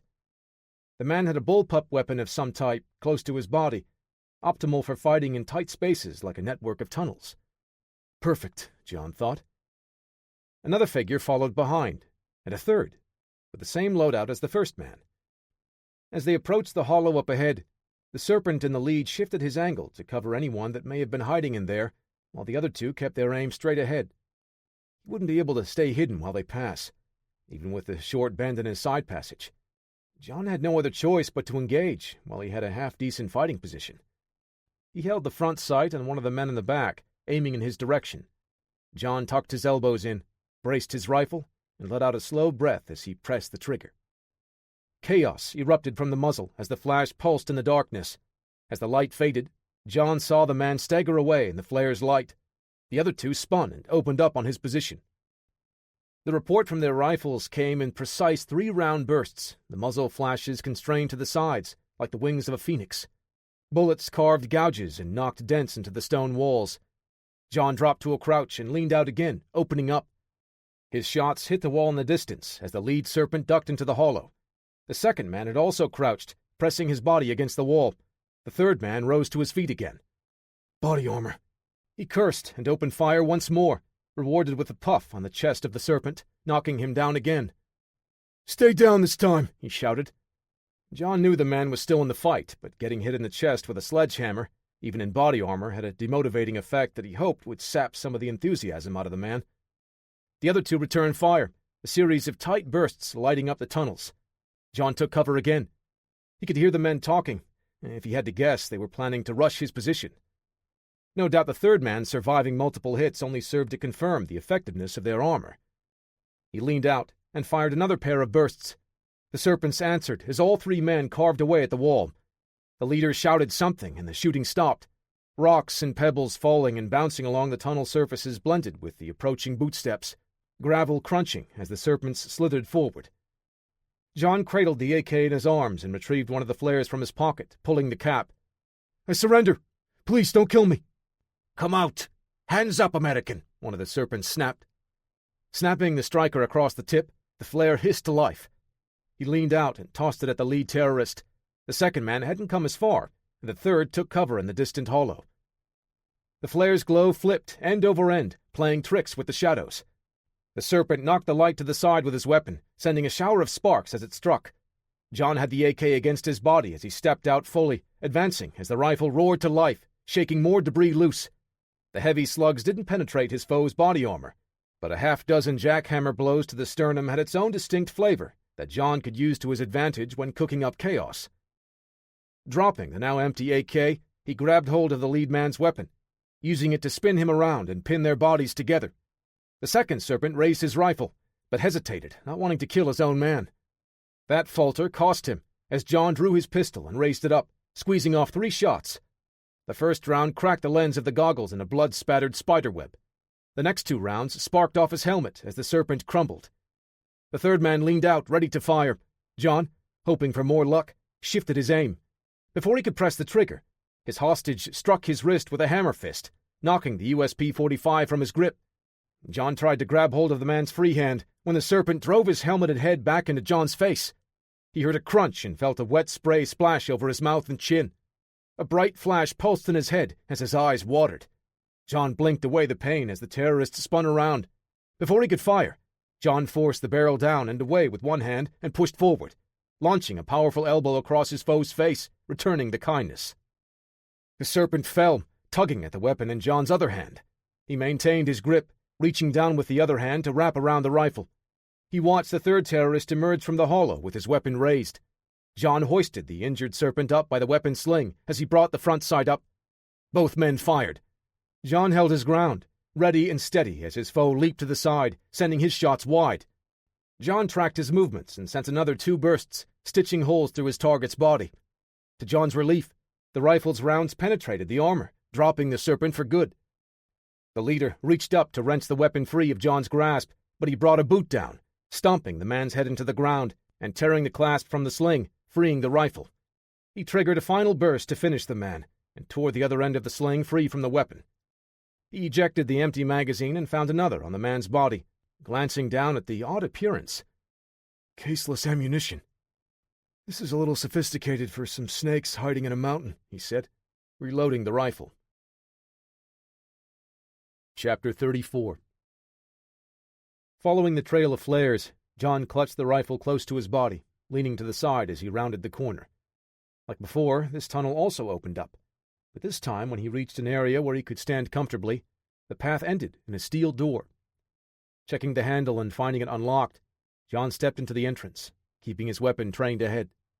He eased the door closed, letting it latch when he noticed a strange crackling and popping. He knelt on one side of the hall and put a finger to his ear, keeping his voice low. "Parker, is that you?" He could make out what sounded like a transmission, broken up into small pieces, only syllables slipping through the static. John looked around as he walked to the end of the short entryway, like an airlock.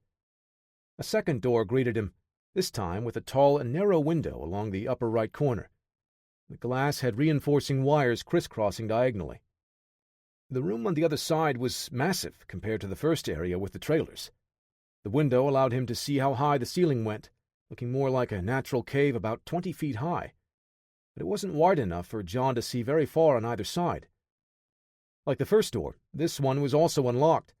John had to push against the door with his shoulder, fighting the pressure from the other side. He slipped by the narrow gap, not wanting to open the door any further, and eased it shut. John stepped further inside and found a deep shadow along one of the walls, and knelt down in it to stay hidden. "Oppie?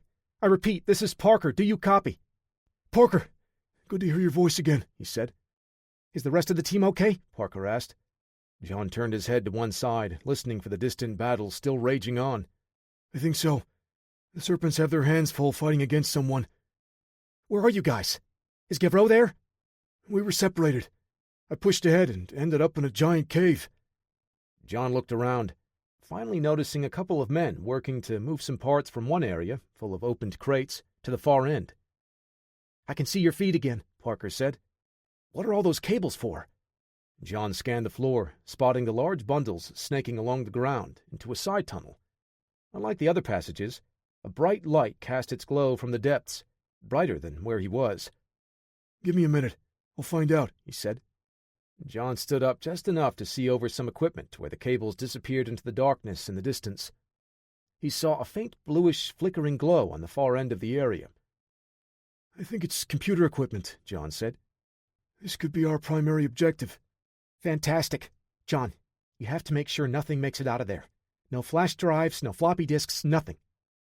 Parker stressed the importance of the mission through his tone, none of the usual jovial nature left. "You can count on it," John said. He made his way along one of the curving walls toward the point of origin of the bundled cables.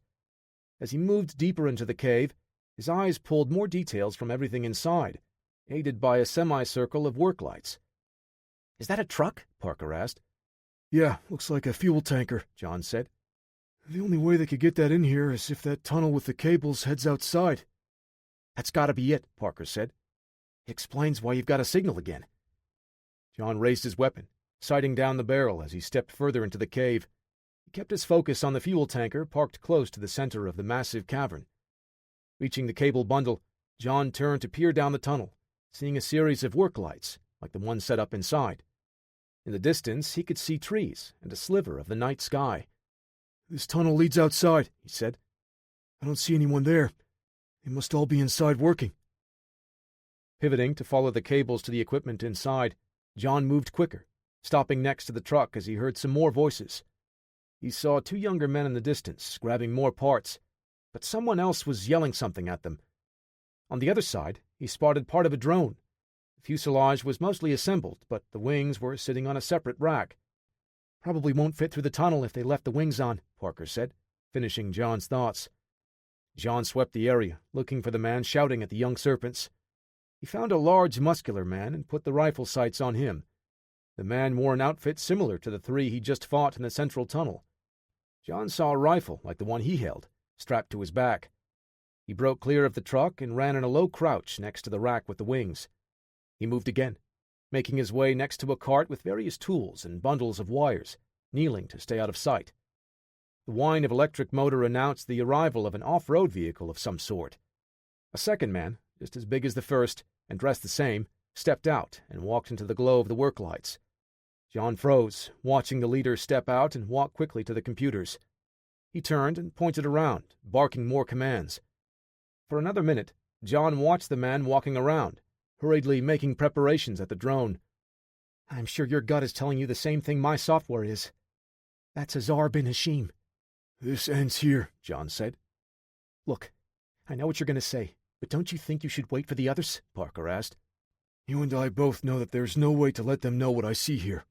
"Wait. I'm going to patch Curtis in on this conversation. Maybe he can have the pilot swing the chopper around the mountain to find that tunnel," Parker said, almost pleading. "There's no time. Looks like he's downloading the data to a portable drive," John said. "I need to shut that computer down and stop bin Hashim here." He stepped out as one of the bodyguards spun around. Before John could put his sights on bin Hashim, the big man stepped into the path of the incoming burst. The rounds thumped him in the gut, piercing the armor. The serpent dropped to his knees, but he reached back to bring his rifle into the fight. John cursed and bolted as the second man had his weapon up, snapping out several bursts. John dove and rolled behind a crate with spare parts for the drone. He rose up fast, catching the enemy off guard, and fired at the first guard again, killing him. The serpent fell back, arm out to the side as his weapon spit a 3-round burst, killing one of the younger men assembling the drone. A second bodyguard advanced, firing a series of bursts, the penetrator rounds punching holes through John's cover. He stayed low, moving to the side to find another barrier. A bullet slipped through the crate, lancing through John's left upper arm. He felt the heat and pain pulse out, but the next burst stopped cold as John pressed his back against a heavy rack full of metallic cylinders tapering to a point. The bodyguard fired again, the bullets bouncing off the tungsten-rich rods John used for protection. His left arm weak and shaking, John used his good arm to prop himself up against the rack and return fire. The foolish serpent had been standing out in the open, advancing on his prey. John's rifle spit burst after burst, perforating the serpent's chest and head. His weapon clicked empty. John stood, looking for bin Hashim as his hand fell to the drop-leg holster. Nothing. The pistol had been knocked from his grip in an earlier confrontation. The head of the serpents let out a cry of fury and opened fire with the first dead bodyguard's rifle. John dove forward and rolled behind a series of stalagmites. Azar bin Hashim circled the rocks, probing out with repeated bursts. "It is too late, Stone," he shouted, his voice echoing in the cave. "It's not too late," John said. "Surrender now. Maybe I'll just break your arms and leave your legs alone." "You Americans are all the same. You think the battle is never lost as long as you still have your tongue to spit out clever little quips," bin Hashim said. "I was basing that on the fact that you're surrounded, most of your men are dead, and I'm in a pretty bad mood," John said. The serpent rocked his head back, bellowing in laughter. "Once I kill you, I will escape, and the God Hand will still be in my possession. The Western world will never be able to stop the four serpents as we encircle the globe." Azar bin Hashim stepped quickly to the side, bringing the rifle up just as he reached a position giving him a clear line of sight. But John was listening to the sound of his voice and tracking bin Hashim's movement, waiting for his moment to strike. The serpent leader's muzzle sparked, spitting out wings of flame to either side. John had already changed directions, charging back to the drone parts. He skidded to a stop, grabbing one of the javelins off the rack. Bin Hashim swung the muzzle to track the ranger. He pressed the trigger, unleashing full auto fury. Hoisting the dense kinetic strike javelin to his shoulder, John stepped forward, driving his full weight into the throw. A bullet punched through John, just below his ribs, as he hurled the tapered rod, letting out a grunt through clenched teeth. The impact sent a jarring wave through his body. He dropped to a knee, catching himself with his uninjured arm. The kinetic javelin slammed into Azar bin Hashim, driving him backward. His body struck the tanker truck behind him, and a loud ring reverberated through the cavern. John rose to his feet, steadying himself on the crates of spare parts. The rifle fell from bin Hashim's hand, clattering to the floor. He clutched the tungsten rod protruding from his chest and coughed gouts of blood. The javelin had punched through his body, separating ribs as it passed through just below his heart. His body was slack, but stayed upright, pinned to the truck. Jet fuel and blood poured from the wound, pooling at bin Hashim's feet. A trail of the reddish fluid snaked outward. His lung was punctured, and his life poured out in dark red pulsing streams. Wheezing his last breaths, bin Hashim glared at his enemy with fiery hatred. John watched the strength seep from the man through squinted eyes. He limped forward, pulling the last flare from the pouch on his thigh. Popping the cap to expose the tip, he looked the leader of the four serpents in the eye. "You should lighten up," John said, and sparked the stick to life. He tossed the hissing flare on the ground in the oncoming path of bloody fuel. The liquid reached the flare, birthing a serpent of intense flame. The fire flashed toward the dying man, engulfing his entire body in a whoosh. Rasping hisses escaped the man's lips as he writhed in agony. John rushed across the open cavern toward the exit tunnel on the other side. The sound of the explosion dominated his senses.